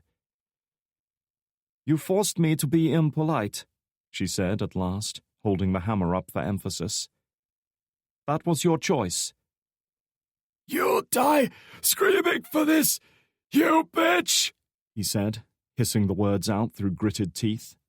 This time he had spoken in Dari, and she sensed from his fluency that this was the language he had been raised with. Good. They were making progress. "We all die, my friend," she replied in the same language, noting with a certain satisfaction the look of shock her words elicited. On first arriving in Afghanistan 20 years ago, she had soon discovered to her dismay that the Mujahideen, coming as they did from countless different tribes, regions, and ethnic groups, spoke a bewildering array of different languages and dialects. To communicate, she had been forced to painstakingly master each of them in turn. She was far from fluent in them all, but could at least carry on a basic conversation in most. The knowledge had, fortunately, stayed with her over the years. "You have a choice now," she explained, speaking slowly and patiently. Some interrogators chose to scream and yell at their subjects, but not her. She was always cold, logical, controlled, as she had learned a long time ago. That was far more frightening. "I'm going to ask you questions, and every time you refuse to answer, I will hurt you. The longer you make me wait, the more I will make it hurt. If you lie to me, I will know, and I will treat it as refusal to answer. It is that simple." She leaned in a little closer. "Now, why did you try to attack me?" He was weighing up his chances of holding out against her. She could see it in his eyes. The calculation, the indecision, the fear. She stared right back at him, unafraid. A soldier without conscience or remorse. "I was ordered to do it," he said at last, practically spitting the words out. "Ordered by who?" "By Korash. Why?" He wanted to know who you were. He saw you meet with the CIA man. He ordered us to bring you in." That revelation did nothing to improve her mood. She had thought her meeting with Drake had been secure. Now she knew otherwise. Drake was a marked man, not only by the agency, but apparently also by Korash. She was beginning to question her wisdom in making contact with him again. Had she left him alone, she might have remained safe in anonymity. But now Korash knew of her existence. She had been a potential threat already, but after killing 2 of his men, she had undoubtedly become an enemy. "Why is Korash interested in this man?" He glared at her, his eyes burning like coals. "He will find you, he hissed. He will find you, just like he finds everyone. Any harm you do to me, he will revisit on you 10 times over. You will beg for death before he is finished. The empty threats of a cornered man, she knew. They were of no concern to her. Still, they warranted a response. His left hand was resting on the steel deck. Taking aim, she struck a quick, sharp blow with the hammer. There was a crunch as the first knuckle of his middle finger shattered under the impact of several pounds of unyielding steel. "Answer my question," she said, when his cries of pain had died down. He must have bitten his tongue when she struck him. Spitting bloody phlegm on the floor, he at last responded. He visited the crash site. Kurash knew he had been sent to find the men who shot down the helicopter. He was a threat to us. That made sense, she supposed. It was logical that this Kurash, whoever he was, would keep tabs on potential threats. "And why did you shoot down that helicopter?" she asked. That was what Drake had been sent here to find out, after all.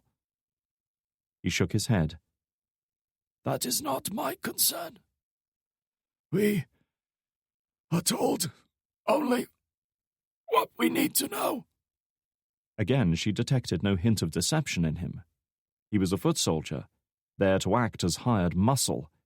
There was no sense in giving men like him information that could compromise an overall operation. Instead, she decided to try a different approach. Reaching into her pocket, Anya held up the cryptophone. "This is your cell phone. What is the access code?" "Fuck you, whore!" That one was delivered in English. If he had been hoping to stir her to anger, he was mistaken. She had a far more effective retort in mind. Raising the hammer again, she calmly took aim at his other knee. "Wait!" She paused, keeping the hammer ready, and glanced up at his face. There was a look of desperation in his eyes now. He was breathing hard between clenched teeth, pain threatening to overwhelm him. It seemed he was at the limits of his tolerance. Everyone had a limit. She knew that much from personal experience. All it took to find was a little perseverance. "No more," he said, shaking his head. "No more." "The code," she prompted. Closing his eyes, he recited the code, speaking slowly and deliberately. 1, 5, 5, 3, 1, 6. Anya regarded him dubiously. "For your sake, I hope that you are not lying." The takedown man sighed and shook his head again, broken and defeated. "The code is correct. I promise you that." Lowering the hammer, Anya turned her attention back to the phone and inputted the numbers. The unit gave a single beep, then went blank. Straight away she knew what he'd done. A duress code, designed to wipe the phone's memory and render it useless. Looking at him again, Anya saw a crooked smile on his face. He would die, and he knew it, but he had at least scored a minor victory. "You asked for a code. I gave you one. Now the phone is useless to you." He closed his eyes again, steeling himself for what was coming. "You can do what you want to me. I have nothing more to give you." He was right about that. She used the hammer one more time, then opened the sliding door and jumped lightly down onto the dusty ground, returning to the driver's cab. A quick check of the fuel gauge told her the tank was just over half full, more than enough to do the job. She caught a glimpse of her reflection in the rearview mirror and noticed a splash of the takedown man's blood on her cheek, wiping it away without a second thought. It took her a moment or two to find the cigarette lighter built into the cheap plastic dashboard. Having not smoked in nearly 20 years, it wasn't in her nature to look for such things out of habit. Pushing it in, She opened the glove box and found a tattered cleaning rag amongst the mess of receipts, manuals, and other assorted junk that had been jammed inside. She suspected it was used to clear condensation from the window, but tonight she had a different purpose in mind. The cigarette lighter popped out about 30 seconds later, by which time she had removed the van's fuel cap and jammed the rag into the opening. Making a mental note of the van's license plate, she retrieved the glowing red lighter and held it against the rag, blowing gently on it until she had coaxed a small flame into life.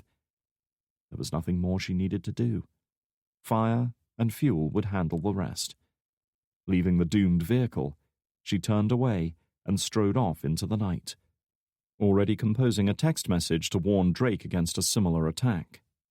She had covered about 50 yards before the desert lit up vicious orange around her, followed by a deep concussive boom as the van's fuel tank ignited. Even from this distance, she could feel the heat from the raging inferno. She didn't look back. Chapter 18. Drake was alone in the 8x10 brick cubicle that served as his room. With a simple steel-frame bed pushed up against one whitewashed wall, and a cheap writing desk next to it, it was hardly a luxury suite. Still, it was a roof over his head, and a bed beneath it. He knew he needed both things at that moment. It was late. He should have been asleep hours ago, but after everything that had happened today, he felt keyed up and restless, filled with an energy he couldn't expend. His laptop was powered up and displaying a still image of Courage lifted from Mitchell's hostage video. The audio-visual technicians at Langley had done what they could to enhance and clean up the grainy image, even producing a couple of composite renderings of Courage's face, sporting various combinations of hairstyle, beard and moustache, to account for attempted disguises. None of them would be much use to the ISAF and AMP troopers charged with looking for him. In his 50s, with a gaunt, weather-beaten face, heavy brows, and a high, deeply lined forehead, Courage could blend in anywhere in Afghanistan. But Drake would know him if he saw him. That much he was certain of. "Where are you?" Drake said under his breath as he took a drink from his glass of whiskey. The potent, smoky taste was by now quite familiar to him. Knowing how difficult alcohol was to come by on bases like this, he had had the foresight to bring a bottle of Talisker along, hidden within his pack. Being a Shepherd operative had its advantages. Their bags couldn't be searched at customs, meaning it was easy to smuggle in minor items of contraband like this. He felt guilty for drinking on the job, but he also knew he needed it. His thoughts were racing, chaotic, endlessly replaying everything he'd seen and heard today. He took another pull, allowing the potent spirit to light a small blaze in his stomach, as he stared at the picture, boring into those dark eyes that were so filled with anger and hatred. Images of the twisted, scorched Black Hawk flashed through his mind, and for a moment he could have sworn he detected something in the air besides the peaty aroma of whiskey, the scent of charred plastic and burned human flesh. Questions. All he seemed to have were questions, and no answers. And yet, the answers he desperately sought were near. He sensed it. His instincts told him he was missing something fundamental, something he had seen, and yet hadn't seen. He frowned at the unfamiliar bleep of a text message tone, realizing a moment later that it was Anya's phone. He felt a surge of anticipation and immediately rebuked himself for it as he fished the phone from his pocket. However, his excitement quickly changed to concern as he read her message. "2 of Carl's friends found me. You were followed. Suggest you watch yourself." Naturally, the message was coded to conceal identities and thus avoid arousing the suspicion of any CIA signals technician who happened to intercept it. Carl was her word for Courage, just as Christopher or Cameron might double up for Carpenter. Still, the meaning was clear. 2 of Courage's men had tried to ambush her, and she blamed him for it. Knowing Anya, he didn't doubt she would have responded to this with lethal aggression, but her revelation brought with it a pang of guilt and anger. She had taken a risk by making contact again, and already he had fucked up. Burning with self-recrimination, he composed his own coded reply. Made it back without trouble. Why did they come after you? She hadn't said it explicitly, but in her message he sensed a certain concern. She wasn't texting just to report the encounter. She wanted to know if he too had been attacked, and if he was all right. None of which made him feel any better. His grim thoughts were interrupted by a knock at the door. "Who is it?" he called, irked by the distraction. "It's Kira. Open up." Setting his glass on the sorry excuse for a desk, Drake rose from the bed and unlocked the door to find Frost standing before him. She was clutching several sheets of paper, and judging by her wide-eyed appearance, she had been working and gulping down coffee rather than resting as he told her to do. "You ordered dirt on Horizon? I've got it," she said, holding up the printed sheets with a triumphant grin.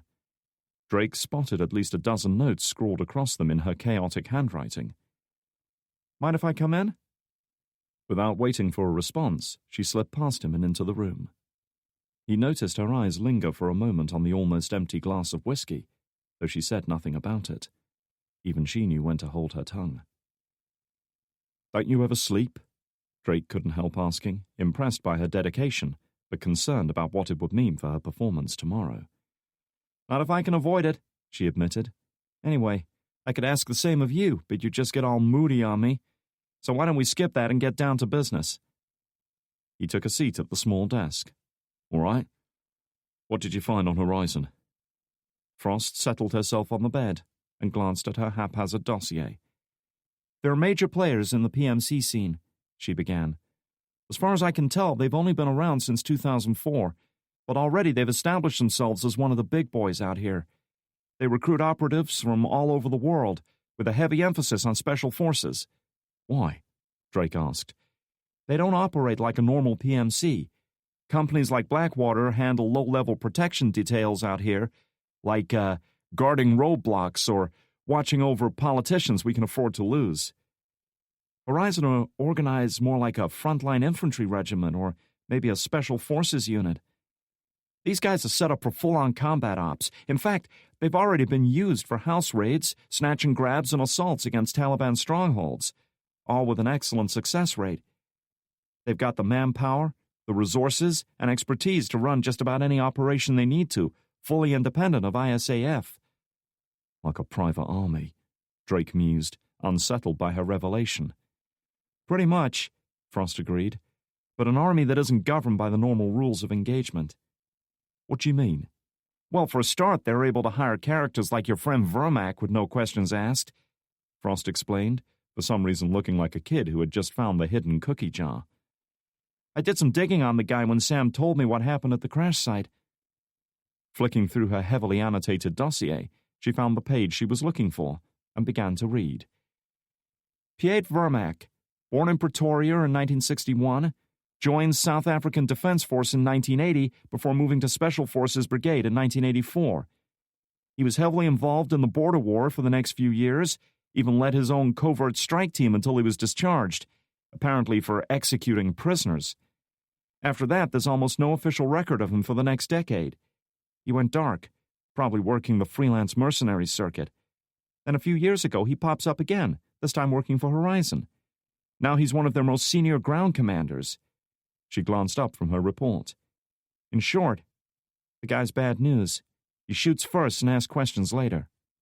Drake didn't need Frost to tell him that Vermac wasn't a man to be trusted, but this put a whole new slant on his actions at the crash site. However, there was one name she hadn't mentioned yet. "What about Carpenter?" At this, the young woman grinned conspiratorially. "I've saved the best for last," she said, flicking to the final page in her dossier. "Richard Carpenter. Enlisted U.S. Army 1963, age 21. Served 2 tours in Vietnam before joining a task force of the 327th Infantry Regiment, better known as Tiger Force." That was enough to get Drake's attention. Tiger Force had been a special composite unit formed to wage guerrilla warfare against the Viet Cong, employing many of the same methods and tactics as their enemy. Unfortunately, the unit became rather too good at their job, eventually descending into brutality and mindless killing. Countless rumors had circulated about them over the years, from torturing civilians to rape, murder, and mutilation. The unit was disbanded in '69. They were rumored to be involved in all kinds of weird shit, like wearing necklaces made from human ears, she said with a disdainful curl of her lip. Anyway, our friend Carpenter was apparently cleared of any wrongdoing. He carried on working in various special forces outfits, then got promoted to colonel in 1980. But it's not until '84 that things get interesting. Drake frowned. How so? Because nothing happened. His service record just stops. There's no mention of any deployments, any operations, any transfers. Nothing. It's like a black hole in his life from '84 up to '89. Then around the time of the first Gulf War, it just starts up again like nothing happened. She laid down her folder and looked at Drake across the table. Read between the lines on this one. I'd say he was involved in some kind of black op. Something so dirty that they expunged the whole thing from his record. I want to know what he was up to, Drake said. In some part of his mind, he knew he was allowing himself to become distracted, that he was allowing his encounter with Anya to intrude on his investigation. But he didn't care. He wanted to know her history with Carpenter. He wanted to know why she was really here. Hey, I can't find what isn't there, she hesitated, having seen something in his expression that went deeper than mere professional interest. Anyway, why the focus on Carpenter all of a sudden? Even if he is hiding something, who cares what he was up to 20 years ago? Drake glanced away. He could say nothing further on the subject without revealing his meeting with Anya last night, and that was one road he was unwilling to go down. It's just a hunch, he lied. Something about the guy doesn't add up. Frost eyed Drake hard. You know, if I was the cynical type, I'd say you know something you're not telling us. Then I should be grateful you're not the cynical type, Kira, he said, returning her gaze. What are the chances of you accessing Horizon's computer network? Her brows rose at this. You mean hacking in? I didn't hear anyone say the word hacking, did you? Their remit as special investigators granted them a certain amount of latitude in matters of covert intelligence gathering, but hacking into the computer system of a major DoD contractor was crossing the line. She weighed up the matter for a moment or two. Dicey, she concluded. I can try, but I guess they'd have some pretty serious firewalls in place.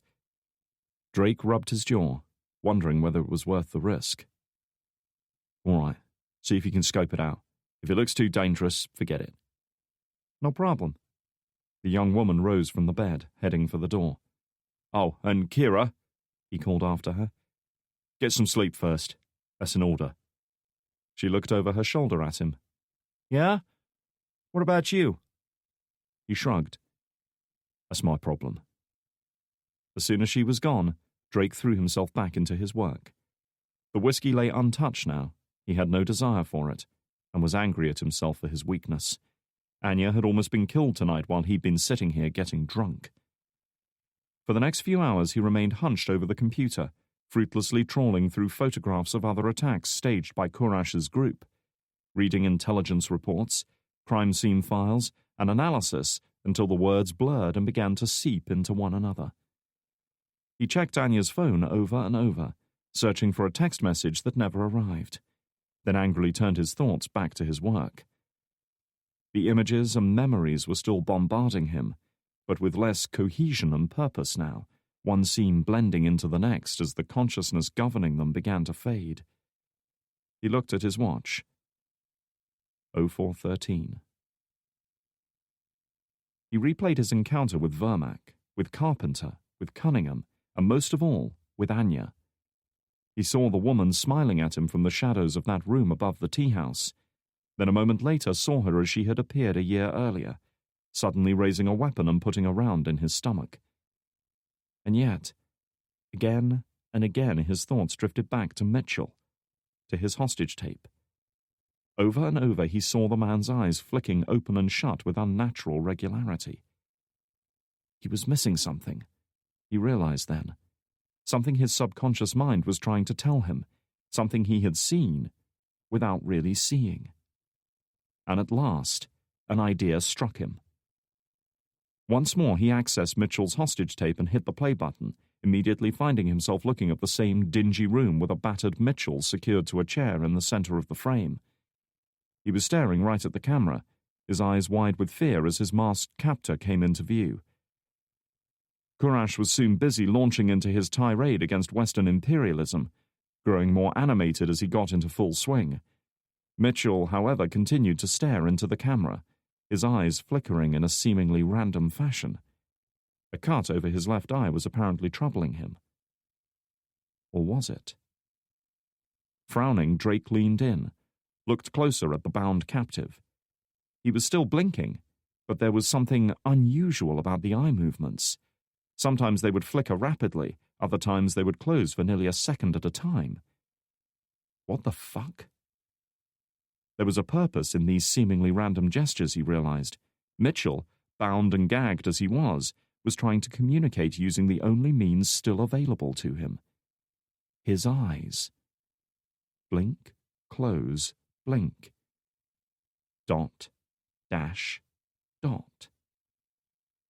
I'll be damned. It was Morse code, he realized now. Mitchell had been talking in Morse code. Drake was far from an expert in such antiquated forms of communication, but he recognized enough of the letter patterns to understand the intent behind them. If only it hadn't taken him so damn long. It had been here this whole time and nobody saw it, Drake included. He had seen, without truly seeing. Hastily reaching for a notebook and pen, Drake moved the pointer back to the start of the video and hit play again. Part 3. Retaliation. In 1979, the Soviet 40th Army crosses the border into Afghanistan. Despite their securing major cities, Mujahideen fighters wage a vicious guerrilla campaign against the Red Army, leading to an eventual withdrawal in February 1989. The Soviet Union will formally dissolve 2 years later. Total casualties: 14,000 Soviet soldiers killed and 54,000 wounded.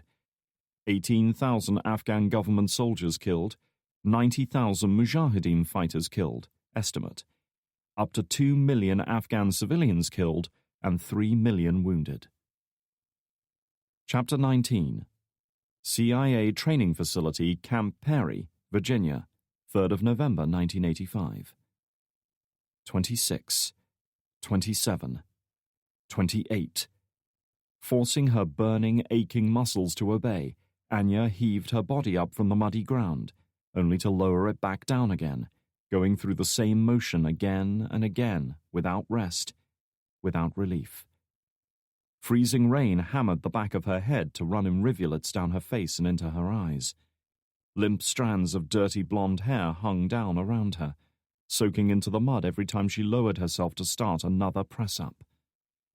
The full equipment pack she was wearing felt like a boulder, pressing down inexorably upon her, crushing the life out of her. All night long they had been at it, running, marching, fighting, and finally this grim, unrelenting test of endurance. She was falling behind. A dozen other men in her unit were pulling ahead of her, their movements still fast, efficient, mechanical, as if all concept of pain and weakness was foreign to them. All strong, fit, capable men in their prime. Next to them she was nothing. And every day, with every march, every drill, every test of strength and endurance, she was made to feel it. 34, 35, 36. "You ladies aren't getting tired, are you?" a deep, powerful voice called out. "Sir! No, sir!" they replied in unison. A dozen men shouting out together, proclaiming their collective strength and defiance and support of each other. A dozen men and one woman, her voice virtually drowned out. "Good, because what we have here is a lesson. Endurance. One of many qualities it's my sorry duty to instill in you worthless sacks of shit," the voice went on. "What's the first promise you made when you joined this unit?" Again, the reply came at once, 12 men and one woman crying out, "I will endure when all others fail!" 41, 42. 43. Every movement was agony. Her lungs heaved, her heart pounded, her vision swam as exhaustion clawed at her. Again! I will endure when all others fail! Anya barely had the strength to cry out, could barely find breath in her lungs to make the sound. Every nerve ending in her body was on fire. Every muscle screamed at her to stop. 44. 45. Again! I will endure when all others fail! This time no woman's voice cried out. This time she could summon up no words. It was all she could do to raise herself up again on trembling arms. Through her blurred vision, she saw a pair of boots splash through the mud towards her, coming to a halt so he could kneel down in front of her. Carpenter. She didn't look at him. She could already picture the expression on his lean, chiseled, terrifying face. It was the same mixture of disdain and simmering resentment he'd given her the first time they'd been introduced 6 weeks earlier.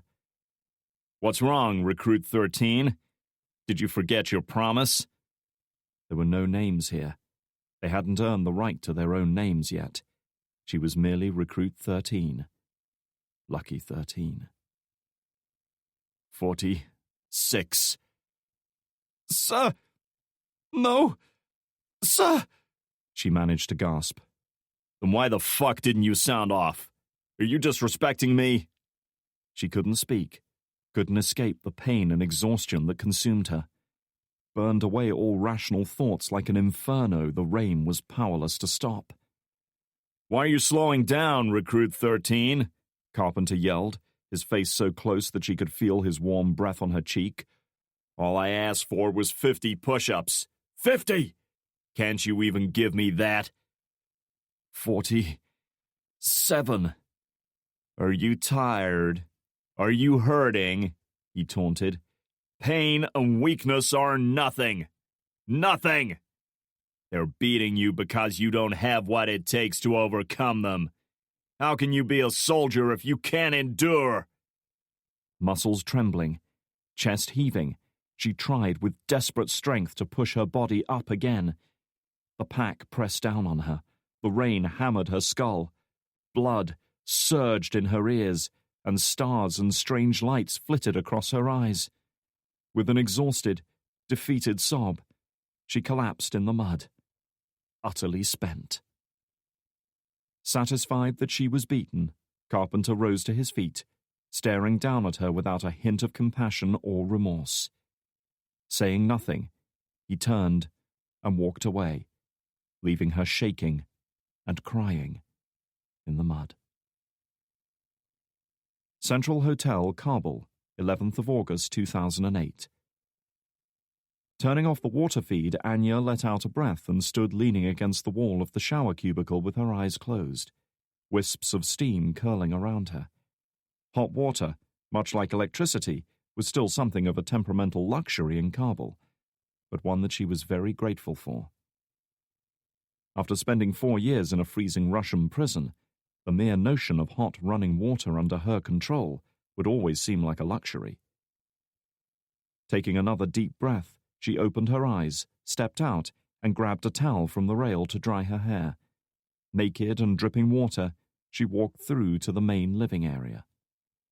With cheap carpets, a hard, lumpy bed, and air conditioning that didn't work properly, the room was certainly nothing impressive, but it was more than enough to meet her needs. She didn't sleep on the bed anyway. And unlike the more expensive and prestigious Kabul Serena Hotel, this place was low-key and inexpensive, ideal for her cover as a freelance writer trying to discover the real Afghanistan. There were plenty such people here these days. If she ever did get around to writing a book about her experiences in this country, it would be rather more illuminating than most of the tomes penned by self-professed experts. She had travelled here under a Norwegian identity. She tended to pick Scandinavian nationalities for her aliases, partly because it fitted with her physical appearance, tall, blonde-haired, blue-eyed, but mostly because it seemed to make international travel easier. Countries like Finland, Norway, and Sweden were seen by most immigration officials as neutral and inoffensive, with generally affluent populations who didn't meddle in crime or terrorism. Like most things based on human psychology, it was irrational, but it worked. She tossed the towel on the bed and, seeing herself in the mirror, turned to regard her reflection. Her body had filled out a little in the past year, partly due to better diet, but mostly as a result of the intense training regime she had put herself through. After escaping Iraq last year and recovering from the various injuries she'd sustained, she had determined to claw back as much of her former strength and fitness as possible. Daily 5-mile runs, weight training, stretching, and sparring had been easy enough in her 20s, but maintaining such a demanding regime at 43 years old had been rather more difficult. Still, the results spoke for themselves. With a firm, flat stomach, long, slender legs, toned arms and shoulders, well defined with hard, compact musculature, Anya appeared little different now from 10 years earlier. The impression was heightened by her short haircut, which she had told herself was purely for reasons of practicality. But deep down, she wondered if she was somehow trying to erase the past decade. Dismissing such thoughts, she took a gulp of water and sat down at the table to access her laptop, another benefit of her cover as a writer. It had been humming away on standby and took only a few seconds to boot back up. Logging into her email account, she found only one new entry. There was no title, and the sender was listed simply as Loki. She was comfortable enough with modern technology when obliged to use it, but Anya had little knowledge or experience in the confusing world of computer hacking. For that, she was forced to rely on others. She had been introduced to Loki through a mutual acquaintance, and although they had never met in person or exchanged real names, she knew two things about her enigmatic contact. Loki was English, and he had never let Anya down when it came to information retrieval. She opened the message, hoping against hope that good news was waiting for her. Have run a check on the number plate you sent. A Volkswagen van, reported stolen in Kandahar a week ago. No police follow-up. Also tried reconstituting the phone's memory. It's knackered. The duress code wiped it completely. If the memory had still been intact, I might have broken the encryption scheme, but I doubt it. It was very sophisticated, much more than normal commercial models. My guess is military or intelligence agency. Sorry I don't have better news. L. Anya chewed her lip, suppressing a surge of disappointment. She hadn't expected much when she connected the cryptophone to her laptop and allowed Loki to remotely access it, something she would never have done with another person. But there was always a chance it might have borne fruit. Not this time. By now she was questioning the wisdom of her decision to kill the two men who had tried to abduct her. If she had spent more time and effort on the takedown man, there was a chance she might have broken him. A slim chance, perhaps, but a chance nonetheless. It had seemed logical to kill him at the time, but now she wasn't so sure. She had been on the receiving end of physical torture more times than she cared to remember, and although she understood its necessity on an intellectual level, to her dying day she would never forgive those who had inflicted it on her. She would ponder that in more depth later. For now, she turned her thoughts to what little information Loki's email had imparted. Cryptophones, though expensive, weren't difficult to obtain. Anyone with the cash could buy one. But phones with sophisticated military-grade encryption were another matter entirely. Clearly the men who had tried to abduct her were part of something more than just another Islamic extremist group. If they had access to Stinger missiles and sophisticated communications equipment, they were something very different indeed. It was lucky for her that last night's takedown had been hastily formulated and executed with only 2 men. No doubt she had been a target of opportunity, rather than a planned objective. However, they had Drake under surveillance. No one had followed her to the meeting, she was certain of that. Therefore, they must have been trailing Drake, following his movements. From her understanding of the Shepherd teams, she knew their operatives were protected by a fog of secrecy. Only a select few knew their true identities and purpose. Yet apparently Kurash had been able to penetrate that veil. On the one hand, she felt a certain relief that Kurash and his group seemed to have no knowledge of who she was or why she was here. Yet, on another, she felt concern, disappointment, and even a degree of anger towards Drake for not realizing he was being tailed. That was partly why she hadn't replied to his text message. He had confirmed he was safe, and that was enough for now. She would be certain to question him on the matter next time they met face to face, though. Anya leaned back in her chair and took another sip of water. She had warned him of the danger, and for now, at least, there was little more she could do. Drake would have to look out for himself. Chapter 20. Bagram Air Base. The day dawned hazy and vague over Bagram, the sun visible only as a brighter disk through thick dust clouds off to the east. Its red-hued rays set the nearby mountains ablaze, tinged the sky orange, and cast long, indistinct shadows across the runways. The temperature, which had dipped close to freezing overnight, began to climb inexorably with the rising sun. As the local mosques called the faithful to Fajr, the first of Islam's daily prayers, soldiers rose from their bunks and cots to start another day. Drake, however, had no need of the daily reveille to wake him.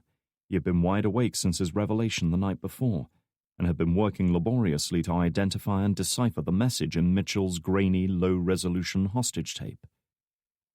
By the time he shoved his way into the conference room for his morning briefing, he was haggard and bleary-eyed, but triumphantly clutching his laptop in one hand and a sheet of paper covered with handwritten notes in the other. McKnight wasn't there, having already departed to continue her search for the missing Stinger. However, Frost and Keegan were waiting for him. The young woman wasted no time in voicing her thoughts. "Jesus, Ryan, you look like shit!" Drake wasted no time responding to her insult, even if it was partially true. He was too buoyed by his discovery. Setting his laptop down on the table, he looked up at his two teammates. "I know where Mitchell is."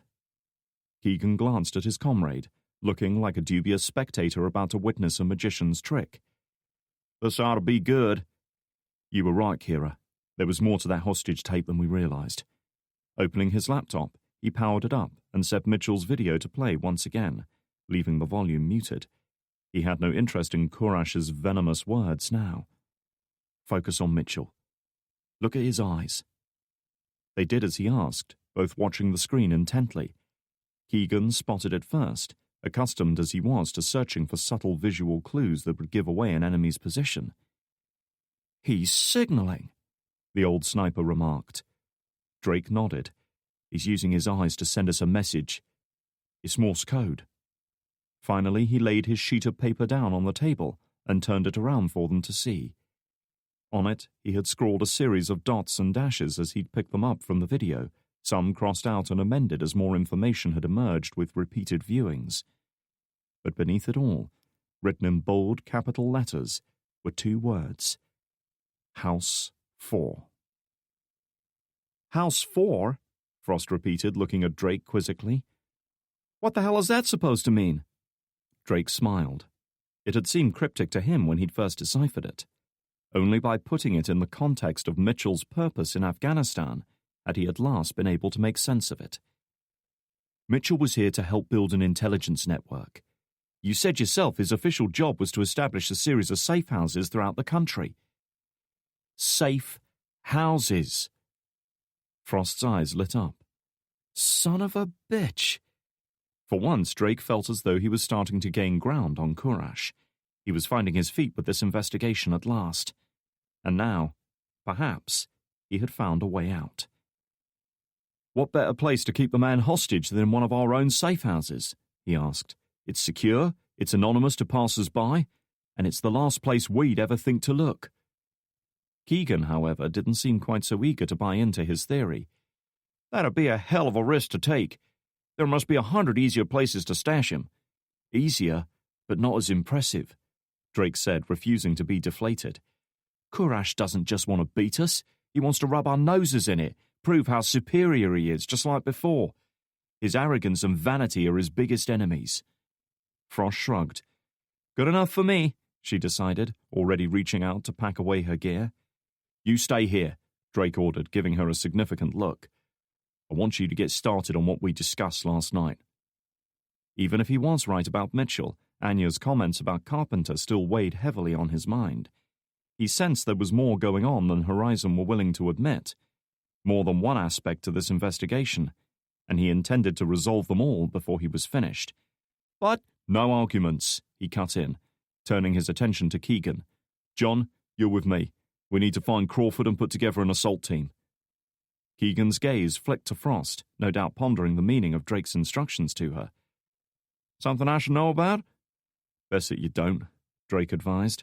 The fewer people who knew his intention to probe Horizon's computer network, the better. "Kurash and Mitchell are all we need to focus on right now. Let's get them." Both men were within his grasp. He could feel it. And now that he was closing in, nothing was going to get in his way. Chapter 21. A small crowd had gathered to watch as the body was heaved up onto a waiting stretcher and wheeled over to a nearby ambulance. No easy task considering the size and weight of the victim. In most cities, the discovery of a brutal murder in the middle of a street would have elicited shock and outrage from local residents. But here, the assembled faces reflected only weary resignation. Kabul had seen more than its share of death over the years, and those experiences had profoundly changed its inhabitants. Kurash had seen enough. Turning on his heel, he strode quickly away from the scene. His face might have displayed the same casual disinterest as the others, but his eyes blazed with wrath. 2 good men dead in one night. Faraj found lying in a muddy ditch with his throat cut, while Ashraf, or what was left of him, had been discovered in the smouldering remains of the van several miles east of Kabul. 2 good, capable men wasted. And to make matters worse, their mysterious killer was still out there somewhere. His grim musings were cut short by the buzz of his cell phone. Kurash knew who it was, and flinched inwardly as he imagined the conversation he was about to have. Punching in the access code, he retreated into an arched doorway and held the phone to his ear. "Yes." "You disobeyed my instructions," the voice on the other end said without preamble. Even over the phone line, Kurash could hear the veiled menace, the barely contained anger in that voice. "Your job was to kill Mitchell and put an end to his work. I presume you have an explanation for this?" "Mitchell is taken care of," Kurash assured him. "Then why are Drake and his team still here?" his benefactor demanded. "Could it be the ransom demand you made?" He allowed that question to hang in the air for a moment, and Kurash made no attempt to answer it. Any response he gave would be futile anyway. "Did you really think I wouldn't find out? You're allowing your pride to get the better of you. You're jeopardizing everything we've worked for. That puts me in a difficult position." Kurash's grip on the phone tightened. "This is not about pride." He had known the Americans would never give in to his demands to close down Parwan detention facility and release all those prisoners. He'd known even before he recorded that video. And in any case, he had no interest in seeing ignorant fanatics go free. But that wasn't his objective. His objective was to attract attention. "I don't care what this is about," the voice growled. "This has to stop. Now. Today. Have I made myself clear?" Kurash bit his lip, incensed by the fact that he was being talked down to, as if he were a disobedient child in need of reprimand. Still, there was no denying that his benefactor was right about one thing. This had gone far enough. It was time to put an end to Drake and his investigation. "You have made yourself very clear, as always," he said. "I will handle it myself." With no further comment from the other end, the line went dead. Forward Operating Base Salerno, Kost Province. Samantha McKnight braced herself as the UH-1 Huey, a veteran aircraft dating back to the days of Vietnam, touched down hard on the flat expanse of sun-baked earth that served as a landing pad. Dust and sand kicked up by the rotor downwash blasted her exposed skin like buckshot, forcing her to turn her head aside until it subsided.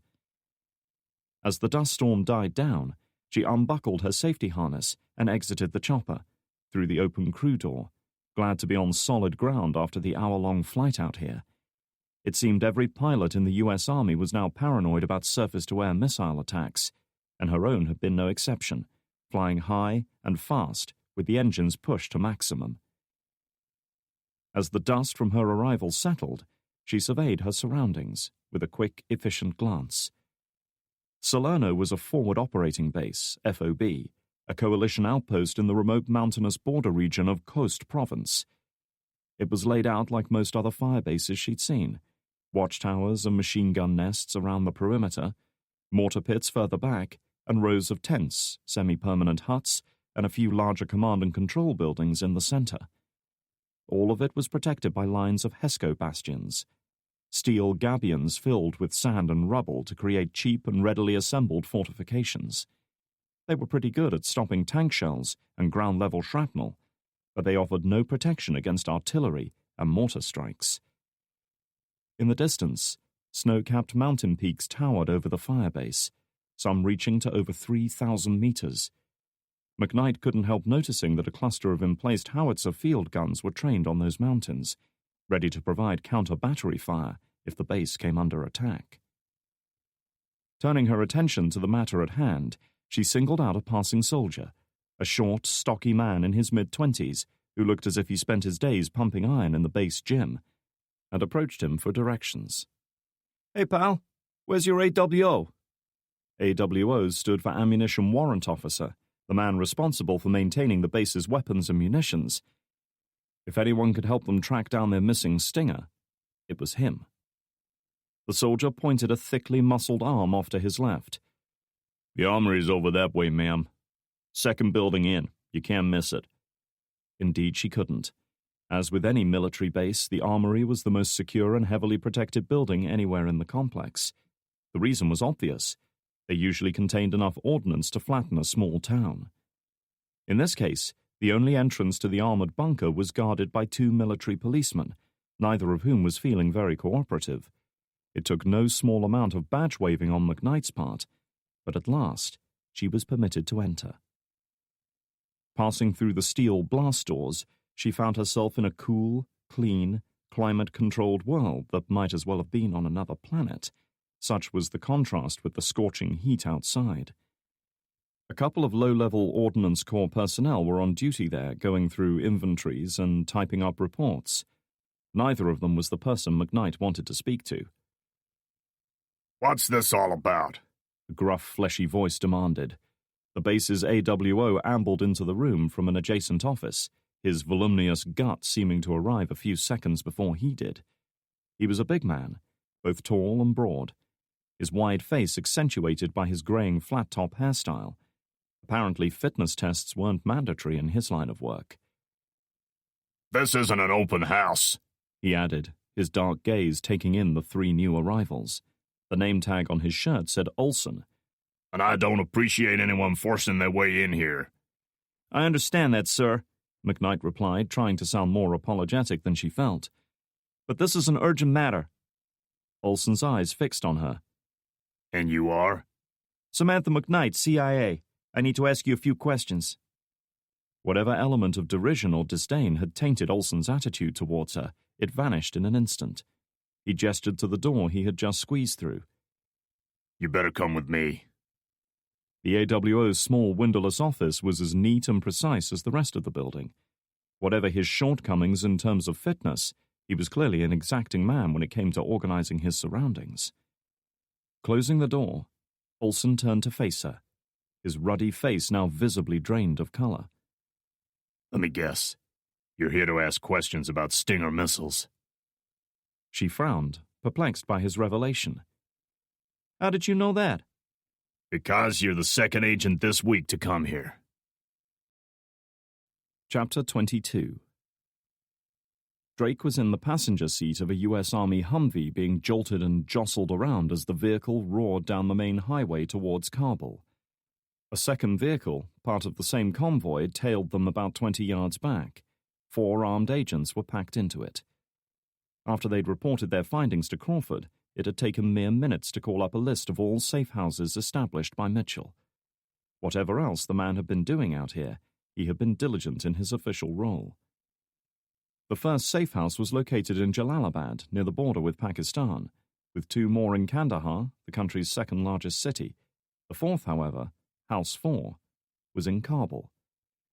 It was only bought a month ago, Crawford explained, one hand on the wheel, the other on the gear stick as he maneuvered the big vehicle around a slow-moving cattle truck. He was driving with a heavy foot, pushing the engine hard. According to Mitchell's last report, it was still being prepped for activation. Which made it even better as a hiding place, Drake thought. No one was going to turn up inconveniently and see something they shouldn't. What do you mean, bought? Keegan asked, having to shout from the back seat to be heard over the roar of the engine. How do you think we get our hands on these places? Crawford called back over his shoulder. We buy them. Our guys pose as businessmen, property developers or whatever, and they make an offer and buy them. Then they get to work installing all the hardware they'll need. Safe houses came in all shapes and sizes. Some were nothing more than one-bedroom apartments which served only as a place to sleep, while others were virtual fortresses, equipped with everything from secure communication suites to panic rooms and high-tech alarm systems. By the sounds of things, this place belonged in the latter category. How long till we get there? Drake asked, unable to mask his impatience. Crawford spared him a sideways glance. About another 10 minutes. Drake was about to reply, but the buzz of his cell phone caught his attention. As he hoped, it was McKnight. Sam, how's it going? Well, my theory was correct, she began. The Stinger never made it out here. I've just spoken to the base AWO and compared the delivery manifest from Bagram with the one out here. We're short by 1 launcher and 3 missiles. I even did a visual check of their arsenal to confirm it. Somehow they vanished on the way out here. Which meant Kurash had the capacity to shoot down 2 more aircraft, Drake thought. Any ideas? It seems logical that Enwari's group had help, McKnight said, speaking quieter as if she was afraid of being overheard. Weapon systems like this don't just fall off the back of trucks. This was an inside job. Drake was inclined to agree. It was an unpleasant fact to face up to, but an unavoidable one. It could have been the AWO, he suggested. He could have forged the transfer documents and helped smuggle the weapon out. I wouldn't rule it out, she agreed. But it would have been easier to offload the Stinger before it got here and hand him a fake manifest. If we want answers, my guess is we'll find them in the supply convoy that brought it here. Agreed, he said. Stay on it. Let me know what you turn up. Will do. I'll be off comms for the next hour or so until I get back to Bagram. She paused for a moment, weighing up how much to share over the phone. Listen, there's something else you should know. Drake braced himself as their Humvee swerved and roared past a Toyota pickup, receiving an angry horn blast in return. Yeah? I'm not the first person out here asking about Stingers, she announced. Mitchell was here, just a few days ago. That was enough to shatter whatever sense of distraction he might have felt. Drake's eyes opened wider as the realization sank in that a big piece of the puzzle had just landed right in his lap. He was following the same trail as us. It looks that way. He came requesting a copy of the delivery manifest, then boarded a chopper bound for Bagram. He never made it back. Shit. Drake gripped the phone tighter. It couldn't have been a coincidence that Mitchell's chopper had been shot down as he returned from that meeting. I want to know about that convoy. Throw everything you have at it. You know I will. Hearing the roar of wind and engines in the background, she added, By the way, where are you? En route to Kabul. We have a lead on Mitchell's location. He didn't have time to go into his discovery of the hidden message. That could wait until later. We're following it up now. All right. For all our sakes, I hope you find him. Watch your back out there, Ryan. I always do, he promised. Drake out. Shoving the phone in his pocket, he surreptitiously removed the one given to him by Anya and composed a brief text message. She still hadn't replied to his previous message, but he felt obligated to honor their agreement. May have a lead on Mike. Checking it out now. After hitting send, he quickly hit the phone again. He didn't want his companion seeing it and asking questions, but he was willing to risk it for her. And maybe, just maybe, he would soon have some good news. Chapter 23. Situated on a hillside on the southern outskirts of Kabul, The villa provided an impressive view over the sprawling city. It had been built during the Soviet occupation and used as the personal residence of some senior figure or other in the puppet government that had tried to run the country before it all fell apart. Now it belonged to Kurash, one of several properties he owned across the country, bases from which he could operate. A monument to his former enemies, steeped in luxury and excess, and it was all his. Downstairs in the building's lower floor, a dozen of his men worked and planned and coordinated, using secure satellite phones and encrypted computers to relay their orders and receive reports. This was the nerve center of his operation, the place from which he planned and directed the attacks that had made him one of the most feared insurgents in the whole country. The days of hiding in dank caves were far behind them. But as he sat alone in the wide living area with its panoramic view of the city, none of it mattered to him. He exhaled slowly, willing his mind to calm. And as they so often did at times like this, his thoughts drifted towards Mina. He had no pictures of her, nothing to keep her image constant in his mind. And in truth, he was starting to forget what she had looked like, the image of her slowly dissolving with each passing year. Instead, he saw little flashes, moments in time that had somehow imprinted themselves on his memory.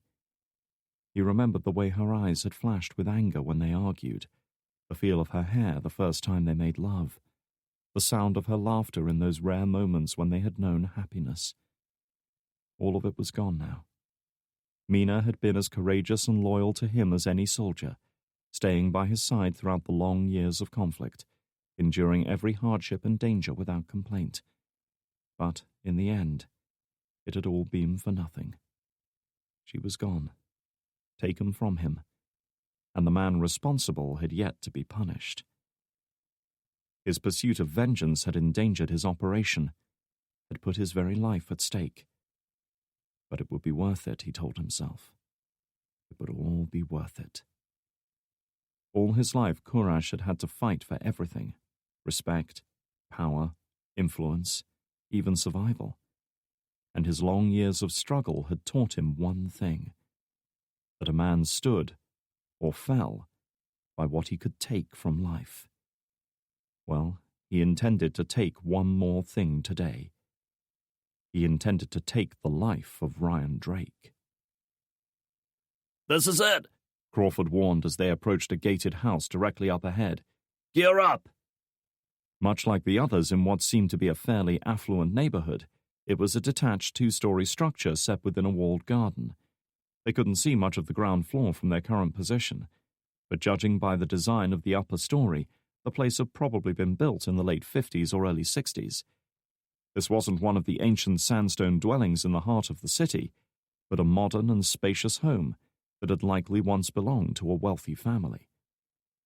Drake didn't pause to wonder what had become of the original owners as he drew his Sieg Sauer P226 automatic from its holster, pulling back the slide far enough to see the gleaming brass round in the chamber. He was all business now. All extraneous thoughts and doubts had vanished. All that mattered was what happened in the next 60 seconds. Jamming the brakes at the last moment, Crawford brought them screeching to a halt in front of the main gate. Drake was out and hurrying towards it before the vehicle had even come to a halt. The weapon was held tight in his hands as he sprinted for the wall just to the right of the gate, leaning out far enough to survey the ground beyond. The gardens surrounding the house had probably once been as impressive and well-maintained as the building itself, all expertly manicured lawns, sculpted shrubs and spotless flower beds. But such things required maintenance and attention, and clearly this place had received little over the last decade or so. The once vibrant lawn was reduced to bare earth and a few stubborn patches of coarse brown grass. Weeds grew through cracks in the driveway, while the skeletal remains of a row of trees stood against one wall. There were no cars in the driveway, no sign of any activity, in fact. The windows on the main building were covered by wooden shutters, blocking any view of what was happening inside. Drake heard movement at his side and glanced over as Keegan and Crawford backed up beside him, weapons out and ready. Neither man displayed fear or hesitation. They both looked focused, resolute, prepared. The gates were secured by a heavy padlock for which they had no key. However, the solution came in the form of a pair of bolt cutters, wielded by one of the agents from the second Humvee. A single hard yank was enough to cut through the steel bolt. As soon as the shackle fell away, Drake was moving again, with Crawford and Keegan close behind. Pushing his way through the rusty gates, he advanced across the courtyard to the front door, while the agents behind spread out to take up flanking positions. These men were armed with MP5 submachine guns, ready to lay down heavy suppressing fire if it was called for. Two more circled around to the rear of the building, in case the occupants tried to make a break for it. Drake's radio earpiece crackled. The whole team were wearing the discreet devices. "Back entrance, all clear. No movement." "Copy that," Crawford replied. "Stand by." Whatever key was required for the front door, they had been unable to locate it before leaving Bagram, and there wasn't time to pick the lock. However, Crawford had a simpler, if rather inelegant, answer to this problem. He looked at Drake, receiving a nod confirming he was ready. "Breaching!" Raising the Benelli M3 shotgun he brought specifically for breaching doors, he took aim at the lock and fired a single shot. The boom of the weapon discharge was followed an instant later by the crunch of splintering wood as the lock was blasted apart by the solid metal slug. A single hard kick from Crawford was enough to send the smoking remains of the door flying inwards. Drake went in first, his weapon up, and sweeping the gloomy interior of the dwelling. Keegan was right behind him, with Crawford bringing up the rear. Drake heard the distinctive click as he worked the shotgun's pump action, feeding another round into the breech, though he paid it little attention as his eyes swept the darkness before him. The cavernous room stretching before them must have been an impressive reception area back in the day. Roughly L-shaped, it occupied 2 floors, with a staircase off to the left leading to the house's upper story, and an alcove to the right that Drake guessed had once been either a sitting or dining area. There was no furniture now to support either theory. Indeed, there appeared to be no furniture anywhere, no couches, tables, chairs, or cabinets, nor were there fixtures or fittings of any kind. Even the light switches were nothing but rough holes in the plasterboard walls, with multicolored electrical wires trailing out. No sound or movement greeted them. The house was as quiet as a grave. Reaching out, Crawford switched on the flashlight mounted beneath the barrel of his shotgun, allowing the beam to pan slowly from left to right. Bare brick and plasterboard walls reflected back at them. The air reeked of burned cordite from the breaching round, though beneath it, Drake detected an undertone of dust and age. There was nothing to suggest that anyone lived here, or had even visited this place recently. He could feel Crawford's eyes on him. Suspicious, dubious, a tentative faith he had shown slowly evaporating. "Clear," he heard the man mutter. "Unit 2, anything round back?" "Negative, sir." "Check the other rooms," Drake said, advancing deeper into the house, unwilling to concede defeat yet. "Move." Only later would he realize he had been both wrong and right at the same time. Chapter 24. Alone in the conference room that served as their base of operations, Frost sat hunched over her laptop, chin resting on her hands, as she surveyed the report from the program she had dispatched to covertly probe Horizon's firewall. So far, the results were not encouraging. With her headphones plugged in, she was oblivious to the world around her. All her attention was focused on the screen. She was just reaching for her cup of coffee when the door burst open, and a young man rushed in, startling her and causing hot black liquid to spill across the table. "God damn it!" she snapped, leveling an angry glare at the man who she vaguely recognized as Gibson, one of the intelligence analysts on Crawford's staff. "Doesn't anyone in this fucking place know how to knock?" "I'm sorry, ma'am," he panted, his face flushed as if he had run up several flights of stairs. "but we have a problem." Frost was busy trying to extract a couple of sodden sheets of paper from the black slick in front of her. "What is it?" "Mitchell's captors are broadcasting again. It's going out live across the internet right now." Abandoning her efforts, Frost turned to look at him. Show me. With Gibson providing the appropriate web address, it took mere seconds for her to navigate to the video stream in question and bring it up on her laptop. Displayed in grainy, low resolution was Mitchell, still bound and gagged on a chair at the center of the shot. Beside him stood Courage Amwari, dressed in the same frayed, cobbled-together combat uniform he had worn in the previous video. He was clearly in the middle of some tirade or other. The fate you saw fit to condemn this country to when you abandoned it 20 years ago. His voice was a throaty rasp as he spoke. Millions of Afghans fought and died here, soaked the ground red with their blood. And when the war was over, you turned your back on their sacrifice. You found it convenient to forget us. Well, today we will remind you of your sins. This is going out live? Frost asked, wanting to be sure. Gibson nodded, transfixed by what he was seeing. He had seen other videos like this, and knew all too well their gory climax, yet he couldn't look away. Frost had other ideas. She had been waiting for just such an opportunity. The first hostage tape had been a recording, emailed to them from an anonymous address, impossible to trace. Not so this time. Ignoring the hostage video, she selected a program called Root Hack 1.1 and double-clicked on it. After copying over the URL of the video, she clicked a button marked Trace. We gave you a chance to negotiate with us, to deal as honorable men. Anwari went on, his voice echoing through the room. Instead, you chose to do nothing, to ignore us, as if we meant nothing. You insult us. Well, you will pay the price for this insult. The time for negotiation is over. If you do not meet our demands within half an hour, this man's life will end and his blood will be on your hands. Gibson glanced at Frost's laptop and frowned at the unfamiliar program, curious at what she was doing. What is that?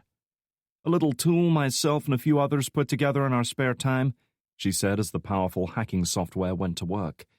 I call it a heat seeker. It'll identify the ISP these guys are using, then slip a nasty little Trojan into their servers that'll commandeer their routing protocols and use them to trace the data stream back to its source. Is that even legal? Gibson asked. He was staring intently at the screen, trying to make sense of the complex diagnostic tool. She looked up at him with a mixture of sympathy and amusement. Half the things we do every day are illegal. I wouldn't worry too much about this. He frowned, not sure what to say to that. How long will it take? He asked instead. Assuming they aren't using hardcore encryption, shouldn't take more than a few. She turned her attention back to the program and frowned when its search abruptly ceased. Shit. What? Did it fail? Frost shook her head, already reaching for her cell phone. Far from it. I think we've just found them. Chapter 25. Well, thanks for that, Drake, Crawford said, leaning against the west wall of the building's wide reception area while he gulped down some bottled water. Thanks for taking us on a wild goose chase across Kabul and burning a safe house before we'd even put it to use. We owe you one. Drake said nothing as he sat at the foot of the staircase, his earlier rush of excitement and confidence long since vanished. Crawford was right. Their mission here had been a waste of time. There was no sign of Mitchell, no sign of Courage or anyone else for that matter. The lower floor of the building was essentially empty. There was no basement, and upstairs they had found only stacks of plasterboard sheeting, timber, nails and screws. Building materials that would likely never be used. He had been wrong. At that moment he didn't understand how or why, but clearly he had misinterpreted whatever message Mitchell had tried to impart. He thought he had seen the truth, but wondered now if he had seen only what he wanted to see. There are none so blind as those who think they can see, his father had once said, putting his own unique spin on that well-known phrase. Drake had never given it much thought until now. Maybe Mitchell was talking about some other house or building, Keegan ventured without much optimism. Jesus, you'd think if he wanted to tell us where he was, he could have been less goddamn cryptic. Behind him, one of the agents from the second Humvee was disabling the silent alarm that had been tripped when they made entry. Drake absently noted the keypad combination as he punched it in, 917214. For some reason, numbers always seemed to stick in his mind. It had been a useful skill for memorizing phone numbers. He thought once more about the message Mitchell had managed to impart, turning it over in his mind, as if it were a puzzle to be examined from different angles. House 4. At the time, he had assumed the brevity of his message was simply due to the circumstances he was sending it in. Time had been short, and to have attempted anything longer might have aroused suspicion amongst his captors. But perhaps there was another intention behind it. What was he not seeing? Before he could ponder it further, his phone started buzzing in his pocket. It was Frost. Yeah, Kira, he began wearily. We're in trouble, and Warrior's broadcasting another hostage tape. He's giving us 30 minutes to meet his demands or he'll execute Mitchell. What? Instantly, Drake's heartbeat stepped up a gear. His deadline is 3 days away. Search me. Maybe the fucker's getting impatient, she replied. But we've managed to trace the broadcast to a small town called Jarmatoy, just south of Kabul. As near as we can figure, he's being held in an old cement plant on the edge of town. He couldn't believe it. He felt like a drowning man who had just been thrown a lifeline. Good work, Kira. He had never meant it more than at that moment. I'm putting you on speaker. He looked up at Crawford. Kurash is in a town called Jarmatoy. How far is that? To his credit, Crawford wasted no time questioning how they had come by this information. About 30 clicks south of here. We need to be there, now. Drake was already on his feet. I suggest you don't hang around, Frost said. You've got 28 minutes. They had to cover 38 kilometers in 28 minutes, in unpredictable traffic and road conditions. This was going to be tight. We're on it, he assured her as he hurried through the front door towards the 2 Humvees that had now been brought into the weed-strewn courtyard. Do we have any surveillance on the target area? We're working on it. Operations like this were normally planned out hours, days, or even weeks in advance. They might have air assets, real-time satellite coverage, ground reinforcements, and almost any weapons under the sun at their disposal. In this case, they could call upon 6 operatives, a small cache of arms, and perhaps the element of surprise. The only problem with surprise was that it didn't last long. Okay, do what you can. We're en route now. Crawford had already clambered into the driver's seat and fired up the engine as Drake approached. Understood. Frost's voice was barely audible over the rumble of the engine. Oh, and Ryan? Yeah? There was a pause. No more than a second, but long enough. Be careful. Out. Chapter 26. Drake's mind was racing as fast as the Humvee as they sped down the rough potholed road to a town he hadn't even heard of until 20 minutes ago, trying to beat the clock and save the man who just might hold the answers he needed. But only if they reached him in time. His earlier disappointment at failing to find anything at the safe house had been pushed to one side now as he tried to focus on the task at hand. Air assets were scrambling from Bagram to reinforce them, but it would take them more time than they had to reach the target area. For the time being at least, they were on their own. His thoughts turned inexorably to the motives behind his adversary's change of plan. Why had he suddenly brought forward the time of Mitchell's execution? Was he growing impatient? Or was he afraid of something? Was he somehow aware of the progress they had been making and moving to forestall further discoveries? Everything they had seen so far pointed to a plan, a series of phased, mutually supportive actions building towards a desired result. Had he changed his plan, or had this been his intention all along? How long? He called out. Crawford didn't take his eyes off the road. A lot longer than if you shut the fuck up and let me drive, he replied tersely. He was feeling the pressure just as much as they were. Drake's phone was ringing. Amidst the background noise, he felt rather than heard it. It was Frost calling with another update. Ryan, you need to hurry, the young woman implored him. And Warrior's broadcasting again. Frost could do nothing except watch and wait. She ached to be out there with her companions instead of stuck in this dusty conference room, knowing they were about to put their lives on the line. When Drake returned to Bagram, she fully intended to kick his ass for leaving her behind.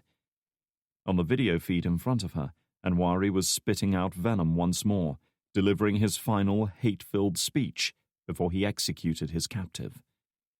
We have given you every opportunity to negotiate, yet still you ignore us. We gave you a chance to save this man's life, but you refused to take it.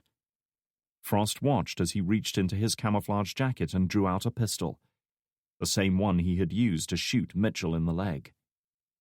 If this is the only language you understand, then so be it. Hurry, Ryan, Frost whispered. This is it, Crawford said as the Humvee roared up the side of a low hill. 20 seconds! Drake tensed, readying himself, gripping the M4 carbine he had armed himself with from the vehicle's weapons bin. A sidearm might have been adequate for a house raid, but for possible urban combat like this, he wanted something with greater range and firepower. With only 7 operatives against an unknown number of hostiles, their chances of success were far from guaranteed. Still, they were all highly trained professionals, and between them, they were capable of causing a lot of trouble. Perhaps, just perhaps, it might be enough. Keegan reached into his shirt, plucked out the necklace he wore for luck, and kissed the crucifix dangling from the end. Superstitious to his core, he performed the same ritual before every operation. Maybe there was something in it. He'd never been killed yet. Sensing Drake's eye on him, he turned and flashed a grin. If you tell me this is just like old times, I'll have to shoot you, Drake warned. The grin broadened. Wouldn't dream of it, buddy. 10 seconds! Crawford called out as they crested the hill. Ahead and below stood their target. The cement works, another relic of the Soviet attempts to turn Afghanistan into a modern socialist republic, was a bombed-out ruin of a place. 2 of the 3 big concrete storage silos had been blasted open, their steel shells peeled back like orange skins, with the support gantries and walkways lying broken and twisted in giant heaps of rusted metal. Nearby, the main kiln stood as a sad, wind-scoured shell, its machinery long dead and rusted solid. Off to the right, beyond the sole remaining silo, was the cement mill, where the coarse aggregate had once been ground down into fine powder. Various other buildings, offices and warehouses, clustered in around the cement processing facility, all long since abandoned. They were hurtling towards what had once been a delivery yard near the entrance to the cement works, still moving with frightening speed. Drake braced himself, ready for the sudden deceleration that would tell him it was time. A moment later, it came. Turning the wheel hard right, Crawford stamped down on the brakes, bringing the Humvee skidding to a halt amidst a cloud of dust and sand. Go! Go! Drake yelled, throwing his door open and jumping down onto the dusty ground. Keeping low, he sprinted about a dozen yards to the collapsed remains of a brick outbuilding and ducked down behind it, the weapon at his shoulder. The first rule of disembarking into a hot landing zone was to get away from the vehicle and find cover as soon as possible. The open ground around the Humvee was a killing zone. A scuffling on the sand followed by the muted thump of flesh meeting concrete told him Keegan and Crawford were beside him. With both Humvees shut down, the only sound was the sigh of the wind and the tick of their cooling engines. All around was ominously quiet and still. You see anything? Crawford asked, scanning the buildings around them. Nothing, Keegan replied, then leaned in closer to Drake. What's the plan? Popping his phone's Bluetooth headset in his ear, Drake enabled the device and dialed Frost's number. She answered straight away. Ryan, we have a Predator drone orbiting the area. We see you. Good. Any activity around us? Nothing. The place is quiet. Drake frowned, wondering if Kurash had known of their approach, or whether he was trying to lead them into an ambush. Still, they were here now. There was little choice but to see it through. Do you have a fix on the signal? On your 2 o'clock, 40 yards. Following her description, he spotted their most likely candidate. It was the only large building in that area. It's got to be the cement mill. That'd be my guess. Taking a deep breath, Drake nodded to himself. All right, We're going for it. I'll stay on comms. Call out any targets if you see them. Roger that. Watch your back. He intended to. Turning to his companions, Drake pointed towards the cement mill. That's our target. We'll move in a 5-meter spread. John, you take the left. Crawford, you go right. Everyone else on me, understand? He was met by half a dozen nods, which was just as well. There was no time to plan anything more sophisticated. Drake paused for a second to focus his mind on the task ahead. He never allowed himself to wait longer than that. Dwelling too long on the situation would lead to hesitation, indecision, and all too often, death. All right, move. Bringing the M4 to his shoulder, he rose up from behind cover and started forwards at a steady run. Sprinting was a bad idea because it was impossible to fire accurately at full tilt. Keegan and Crawford followed a few paces behind, spreading outwards to take positions on either flank, while the 4 other agents moved behind Drake in a loose column. Drake and the men behind him were far enough apart that a single burst couldn't wipe them out, but close enough that they could support each other in a firefight. At any moment, he expected a storm of gunshots to erupt around them, chewing up the ground until they found soft human flesh. All of them were wearing Kevlar vests, but Drake wouldn't rate their chances of stopping anything bigger than a 9mm round. An AK-47 could make short work of them. And yet, to his amazement, nothing happened. The entire group crossed the open space without mishap, converging on the entrance to the cement mill. A truck-sized set of rusted double doors stood half open, allowing them a glimpse of the shadowy interior of the building. Backed up against the door on one side, Drake glanced over at his companions. He held up his hand with 3 fingers extended, and Keegan nodded, understanding. 3, 2, 1. Gripping the M4, he rounded the door and advanced inside, with Keegan and Crawford right behind him and the other operatives following close behind. The cavernous interior of the building was dominated by a massive cylindrical metal drum that ran from one end of the structure to the other. Gantries and walkways lined the walls around it, with heavy machinery at one end that had once allowed it to rotate. It must have been an impressive place when it was operational, but now it was a scrapyard, another rusting monument to a failed invasion. One end of the cylinder had been blasted apart by explosives, shredding the outer shell and crumpling it like a beer can. The destruction had also detached it from its support cradle, so that it was lying tilted on its axis. The floor was covered with decades of wind-blown sand that had found its way in here and, with nowhere else to go, had slowly piled up, probably a couple of feet deep. Drake hesitated, catching the scent of something in the air. Stale. Rotten. Decaying. It was an odor that so often accompanied war and conflict, that hung in the air for days and weeks after the battle had passed.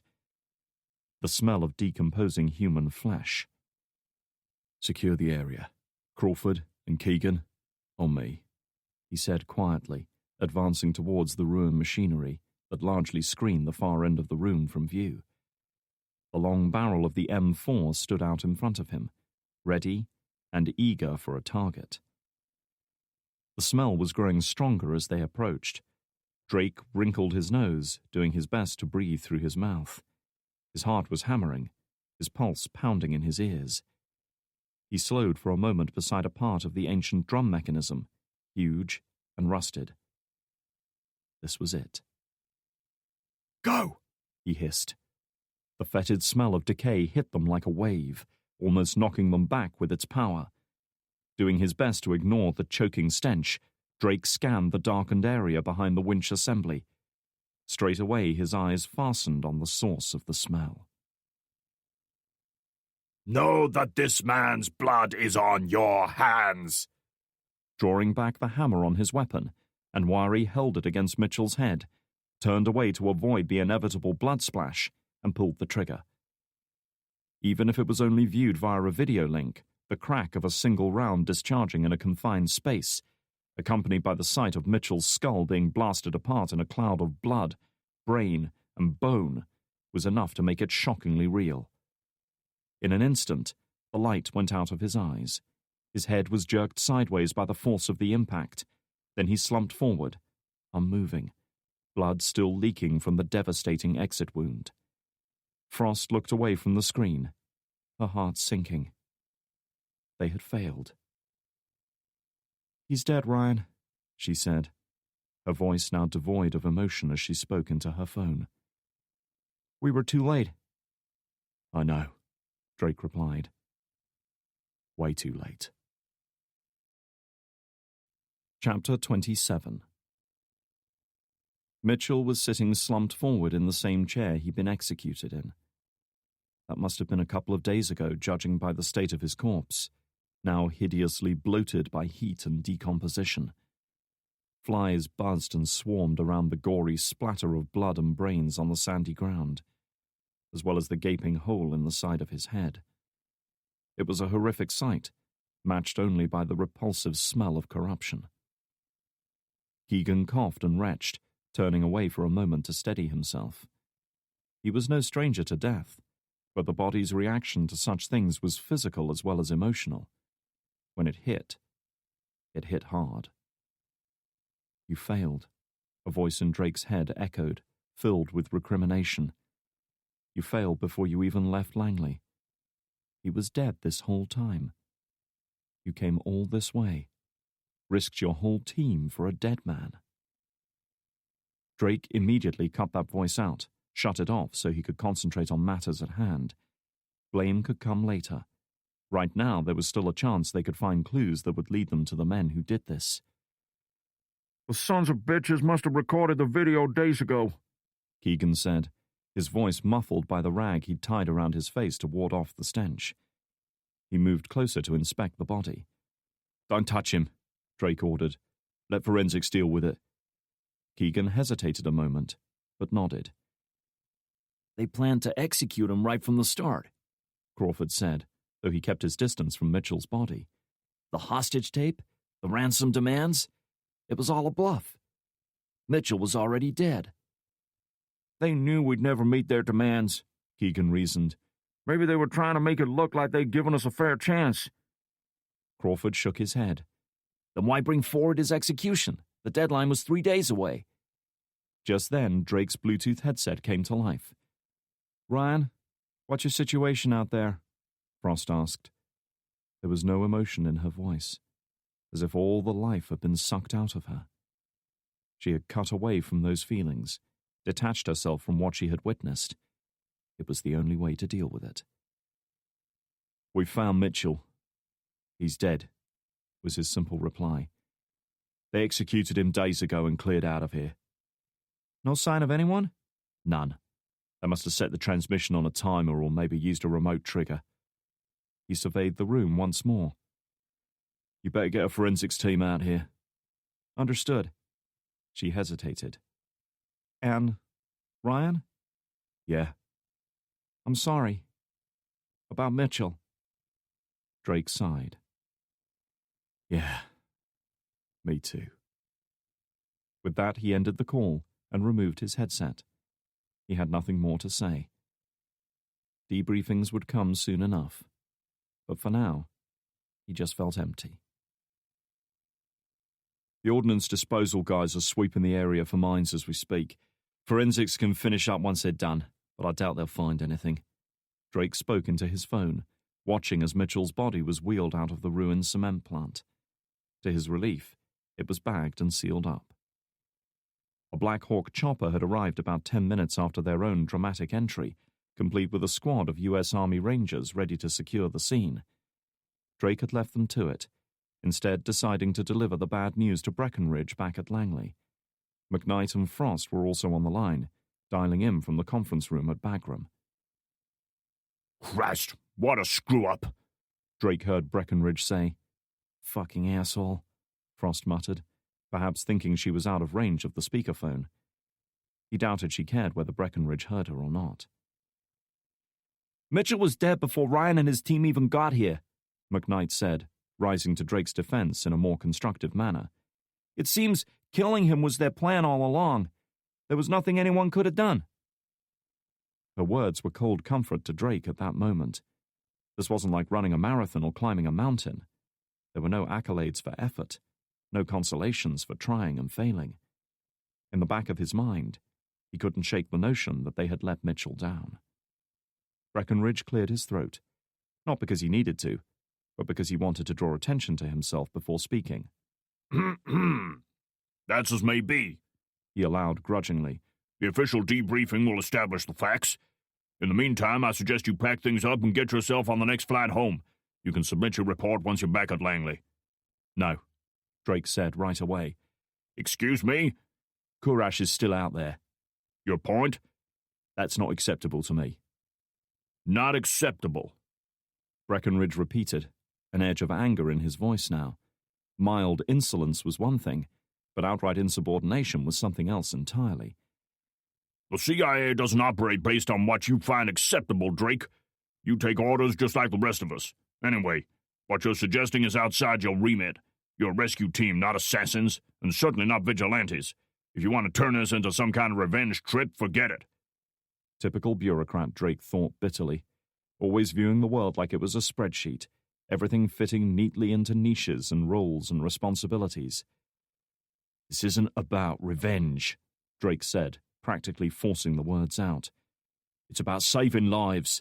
Courage has at least 2 more stingers he can use. What's to stop him shooting down another chopper next week? Dealing with potential threats to U.S. personnel is a job for our Afghan field office, Breckenridge pointed out. You were brought in to recover our man, and you didn't do it. The operation is over. What part of that don't you understand? Drake could hold his frustration in check no longer. For fuck's sake, this isn't some hypothetical scenario we're dealing with, he snapped. I'm telling you there's more going on than just a random insurgent attack.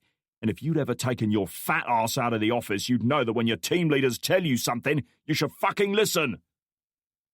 But listening wasn't on Breckenridge's agenda, not after an outburst like that. Consider yourself relieved, Drake, he said straight away. He was on autopilot now, barking orders with cold efficiency. McKnight, you're acting team leader now. I want that team on the next flight home, with Drake in tow. Is this in any way unclear? There was a pause, a second or two while McKnight decided what to say, whether to obey orders from a superior officer or tell him to go fuck himself. Drake felt for her. She should never have been put in a situation like that. No, sir. You've made yourself very clear, she said at last, failing to keep an edge of hostility out of her voice. Good. Then get it done, Breckenridge concluded. And Drake, when you get back, you and I are going to have a talk about insubordination. With that, the line went dead. Another moment or two of stunned silence before McKnight spoke up. Ryan, I don't know what to say to you right now. There's nothing to say, Sam, he assured her, his voice quiet now. I'm coming back to Bagram. As far as his superior was concerned, it was over. But not for him. Chapter 28. Half an hour later, Drake again found himself in Kabul's southern outskirts as their Humvee made its way back to Bagram at an unhurried pace. With no leads to pursue and no pressing time constraints, he was content to take his time and brood on his thoughts. Crawford had for once relinquished control of the vehicle, leaving Drake behind the wheel. It was a very different experience from McKnight's Ford Explorer. Now he felt every jolt and shudder as the heavy vehicle fought its way through potholes and sudden dips. Nobody was saying much, which suited him just fine.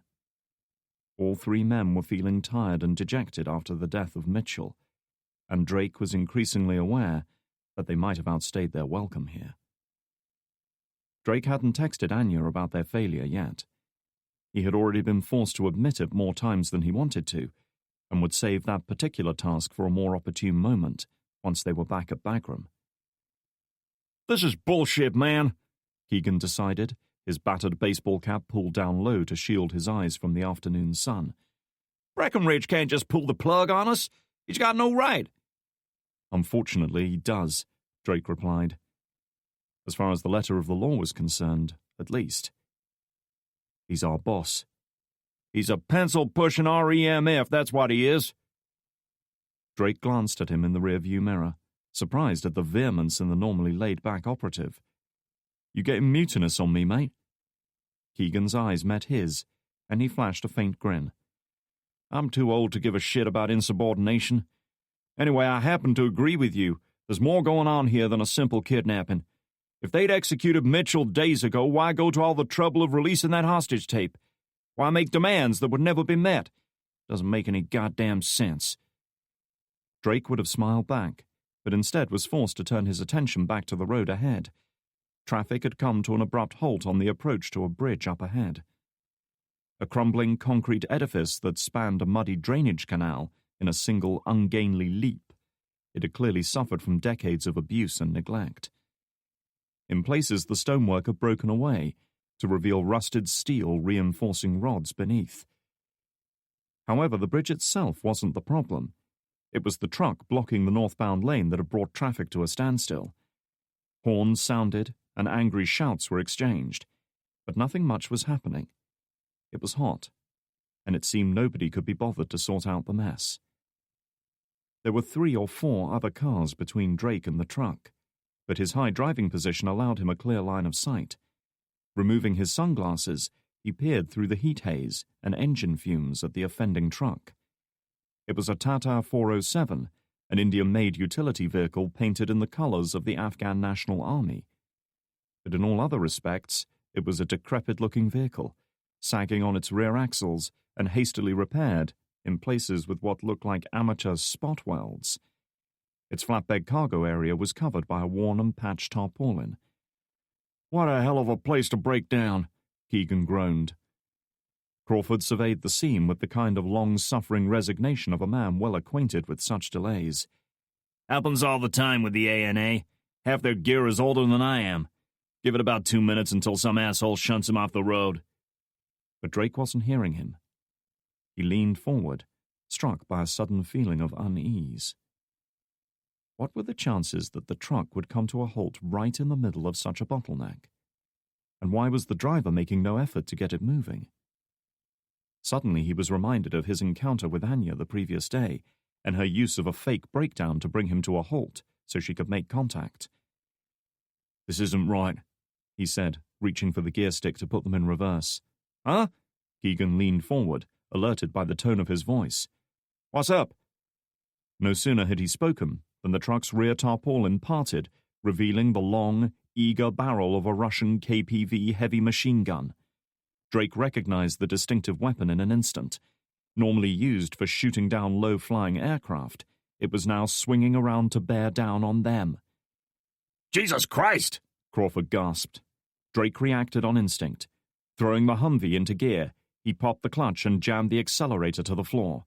Tires skidding on the rough tarmac and throwing up clouds of dust and burned rubber, the Humvee lurched forward, straight towards the truck, and the weapon mounted inside. "What the fuck are you doing?" Crawford shouted. "You're heading right for him!" Drake ignored him. The KPV had an effective range of over 3,000 meters. To have attempted to retreat down a busy road would have been worse than futile. His only option, as far as he could judge in the half-second it took to make his decision, was to try to exploit the weapon's heavy, cumbersome size. Throwing the wheel hard over, he swung the Humvee left, narrowly avoiding a collision with a small hatchback in front, before stomping on the gas again. And at virtually the same moment, the truck gunner opened fire. The rhythmic thud of the autocannon's discharge sounded more like the rumble of thunder than the crack of any kind of conventional weapon. The muzzle flare illuminated the truck and the surrounding road like lightning, as round after round was expelled, spent shell casings clattering onto the ground.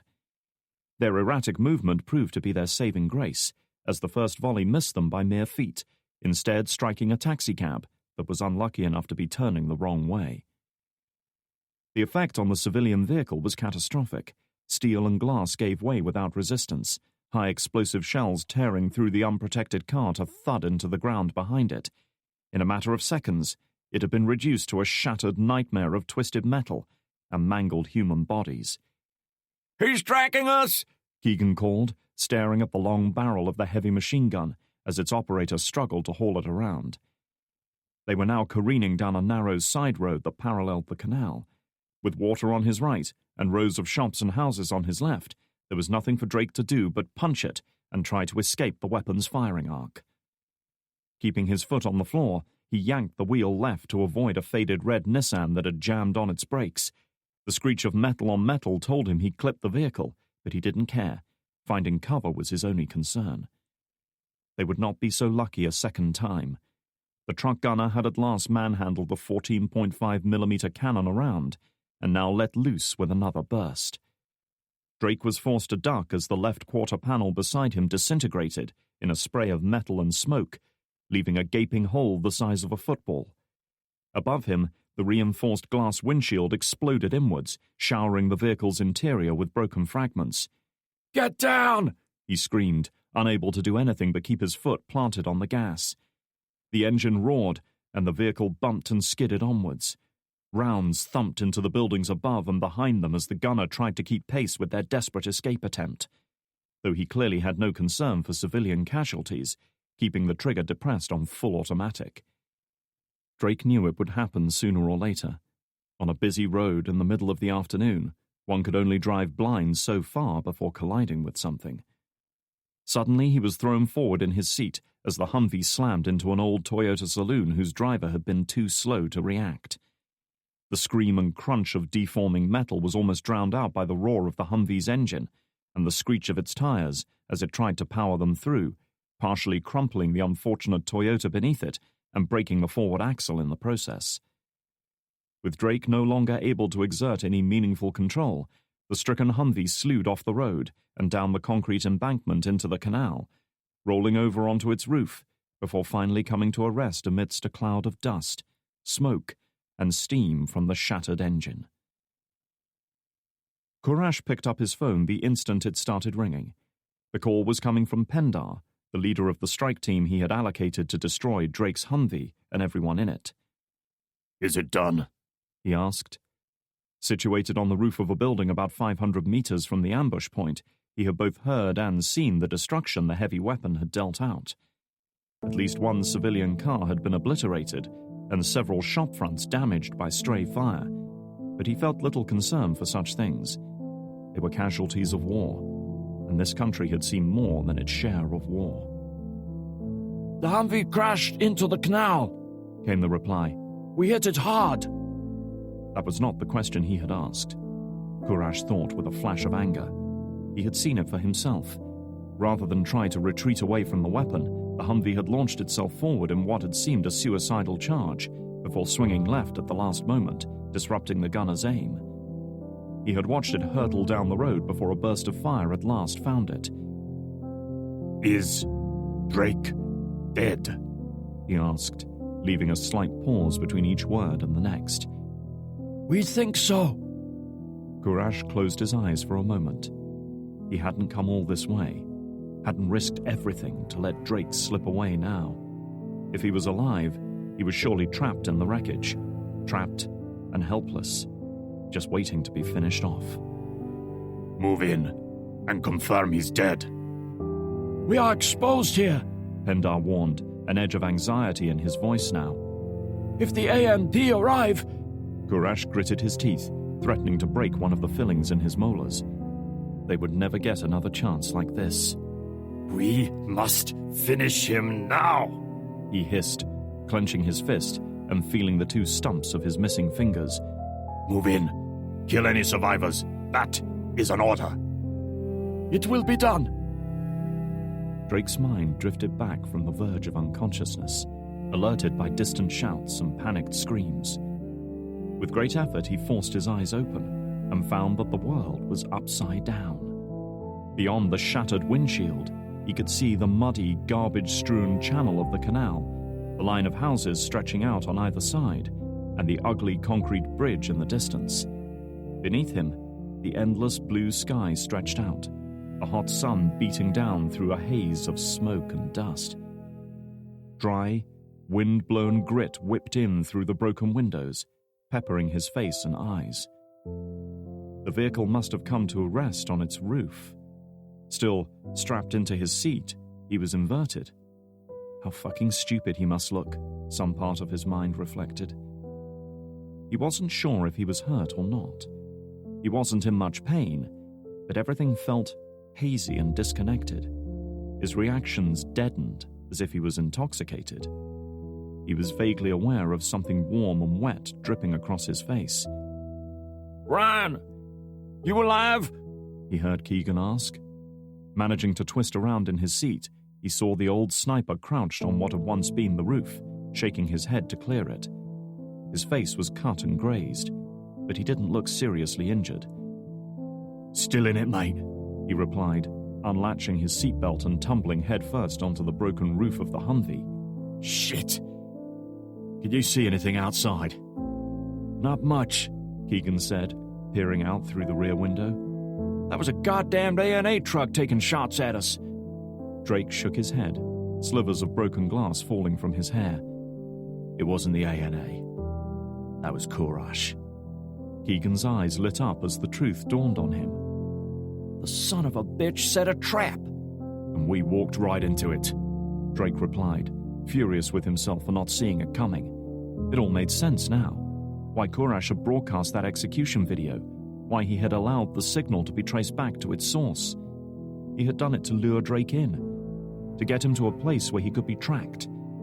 No doubt they had been following the Humvee since it left the abandoned cement plant, just waiting for the perfect place to spring their trap. Wincing in pain, he looked over at Crawford. The man was hanging in his seat, still secured by his belt. An angry bruise was forming down one side of his face. I can smell gas, Keegan hissed. We need to get out of here, buddy. Drake nodded. I hear you. Crawford, can you? He was interrupted by a loud bang that reverberated through the interior.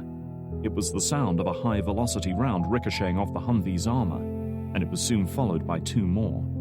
The crackle of automatic gunfire echoed from outside. Shit! We're taking fire! Keegan said, as if Drake hadn't realized already. Get out, John. I'll get Crawford. Wasting no time, Drake unlatched the man's seatbelt, causing him to pitch out of his seat and onto the roof with a resounding clang. However, the impact seemed to have roused him. He groaned and opened his eyes, focusing blearily on Drake. We're getting out of here, mate. Come on. Grabbing his arms, Drake pulled and hauled him towards the door. At the same time, Keegan scrambled out through the rear window, grabbed Drake's door, and managed to lever it open, allowing him to drag the semi-conscious man out. Thanks, Drake said quickly, laying Crawford against the side of the upturned vehicle. His eyes were fully open now, though he wore a puzzled look as if trying to work out how he'd ended up in an upside-down Humvee. Crawford, can you hear me? His eyes focused on Drake then, and the puzzlement quickly gave way to a look of irritation. "'Cause I can hear you," he snapped, shoving the younger man back. "Remind me not to thank the asshole who taught you to drive. What kind of shit are we in?" We got company, Keegan warned, drawing his sidearm and taking cover behind the makeshift barrier as another burst of fire split the air, several rounds hammering off the Humvee's broken chassis. "There's your answer," Drake said. Leaving Crawford to sort himself out, he stole a glance around the side of the Humvee. Sure enough, armed men were advancing towards them along both sides of the canal, clad in the uniform of the ANA. But these were no ANA troopers. They were Korash's men, wearing the uniform of their enemies. He counted at least 3 on each side, all armed with AK-47 assault rifles. Drake and his 2 companions could muster only 3 sidearms. He had no idea where his carbine was, but he hadn't seen it inside the cab. Likely it had been thrown loose when they pitched over. One of their attackers had spotted him and raised his assault rifle to fire. Ducking back behind cover, Drake heard the distinctive thump as a burst of fire scythed past him, chewing up the ground only feet away, or punching holes in the Humvee's side paneling. Drawing his Sieg Sauer, he flicked the safety off, leaned out, and snapped off several shots in his attacker's direction, none of which found their mark. He considered himself a reasonable marksman with a rifle, but even with the best pistol in the world, the chances of hitting much beyond 50 yards was slim to say the least. He heard the crack of Keegan's weapon beside him, joined a few seconds later by Crawford on his left. Their desperate volley of fire was enough to force their enemies to duck for cover, but only Keegan scored a hit. Drake watched as one man pitched forward and tumbled down the sloping side of the canal, leaving a smear of blood behind him. Several more shots from both himself and Keegan were enough to put him down for good. However, the answering storm of automatic fire was enough to force all three operatives to drop down behind the Humvee. They could do nothing but press themselves against its armored sides as rounds slammed into the ground around them or ricocheted off the crippled vehicle. "We're screwed here," Crawford called out above the din, ejecting a spent magazine from his weapon. "We have to fall back before they outflank us." Fall back where? Keegan gestured to the open ground beyond their scant cover. That's a kill zone right there. We move and we're dead. Drake looked around in desperation. They couldn't retreat, and they couldn't stand their ground. In a matter of seconds, Kurash's men would have outflanked and surrounded them. Then they could pick off the three helpless operatives at their leisure. And in that moment, Drake knew Kurash had won. Half a kilometer away, Kurash surveyed the firefight through a pair of high-powered binoculars. He had watched the three men scramble from the wreckage, looking desperately for a way out, but finding none. He saw one of his own men fall, and the others press forward under a storm of fire to avenge their comrade's death. Nothing motivated men more than the desire for revenge. He understood this concept best of all. Armed only with pistols, Drake and his two companions were unable to put up more than a token resistance as Kurash's men took up firing positions on the edge of the canal. With a clear field of fire from an elevated position, they couldn't ask for anything better. He had won. He knew in that moment. Drake might have proven himself more resourceful than he'd expected, but in the end, it had made no difference. For all his cunning and resourcefulness, he was still going to die. He was going to pay for what he had done all those years ago. And with Drake gone, he could turn his full attention to his true purpose. He would broaden his campaign of assassinations and bombings to encompass the entire country. The Taliban, the remnants of Al-Qaeda, the countless warring factions and splinter groups and fanatics fighting for control of Afghanistan would all be swept away, like shadows at the coming of dawn. And with the coalition soldiers withdrawn, this country would finally know true freedom. That was his destiny. That was the path he had started on when he left behind his abusive childhood 4 decades earlier. That would be his final testimony on a life used to its fullest potential. Kurash allowed himself a faint smile of triumph as he trained his binoculars in on Drake, eager to see the man's final moments. He saw him crouch down behind the crashed Humvee, saw the hope drain from his eyes as the realization sank in that he was going to die in a shit-filled canal. This is where it ends for you, my friend, he thought. But then, suddenly, the look on Drake's face changed to one of puzzlement, as if something unexpected had just interrupted him. Kurash frowned, wondering what the man was thinking. His frown deepened as, to his dismay, Drake rose up from his hiding place without fear to stare at the top of the concrete embankment. Why was the man able to do such a thing? Why hadn't he been cut down by a burst of AK fire? Still failing to understand, Kurash moved his gaze upwards, following Drake's line of sight, and felt his blood freeze. No. Drake couldn't understand it. One moment they had been pinned down, powerless to stop their enemies moving to outflank them and pour a murderous rain of fire down on them. The next, it had all fallen silent.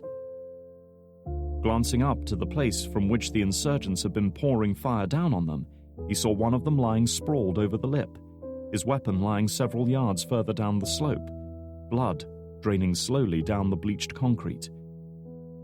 What in the hell just happened? Keegan asked, rising slowly, cautiously up from his hiding place. His face was cut and grazed, smeared with blood and soot, but he had somehow managed to keep hold of his tattered baseball cap.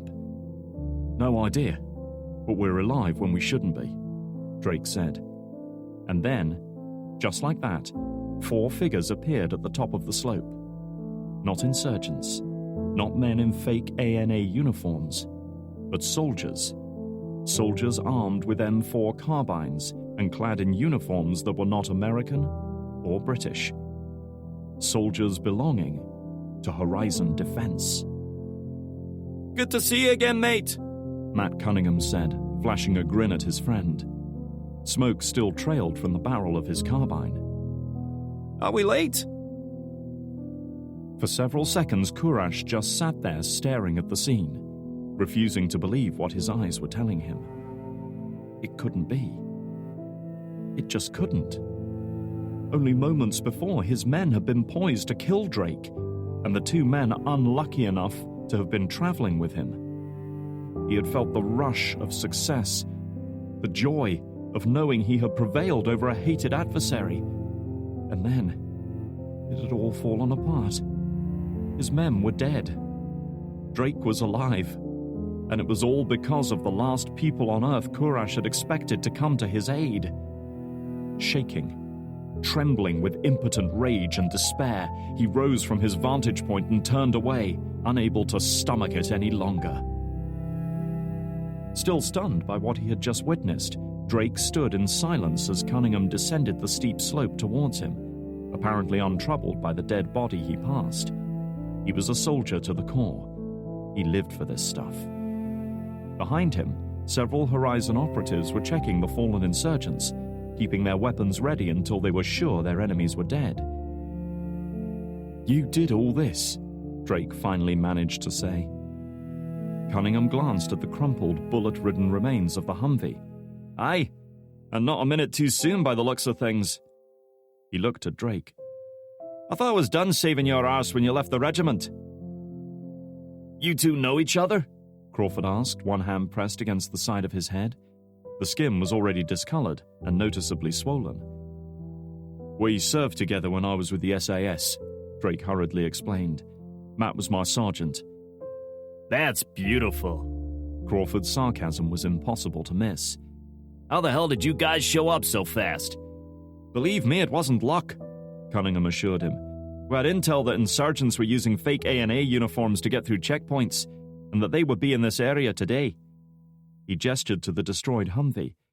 "Looks like you caught the worst of it." "No shit," Keegan remarked cynically. "You could have warned us." At this, Cunningham shrugged. "Warn you of what? To avoid every A&A soldier in Kabul, aye? Good luck with that." Drake suspected there was another reason they hadn't been notified of the danger. It would have alerted Courage that they were onto him. Drake and the others had been the bait. Bait that Courage couldn't possibly refuse. "This was Courage's work," he cut in. "He laid a trap for us. He'll be close by. He's always around to watch his attacks." Cunningham nodded. "Aye, so I heard. We have Afghan police sweeping nearby buildings as we speak. If he's here, they'll find him." He looked Drake up and down. "You all right, mate? We've a medic in our team." "I'm fine," Drake lied. In the space of a couple of minutes, he had gone from staring death in the face to standing side by side with people he had regarded as enemies.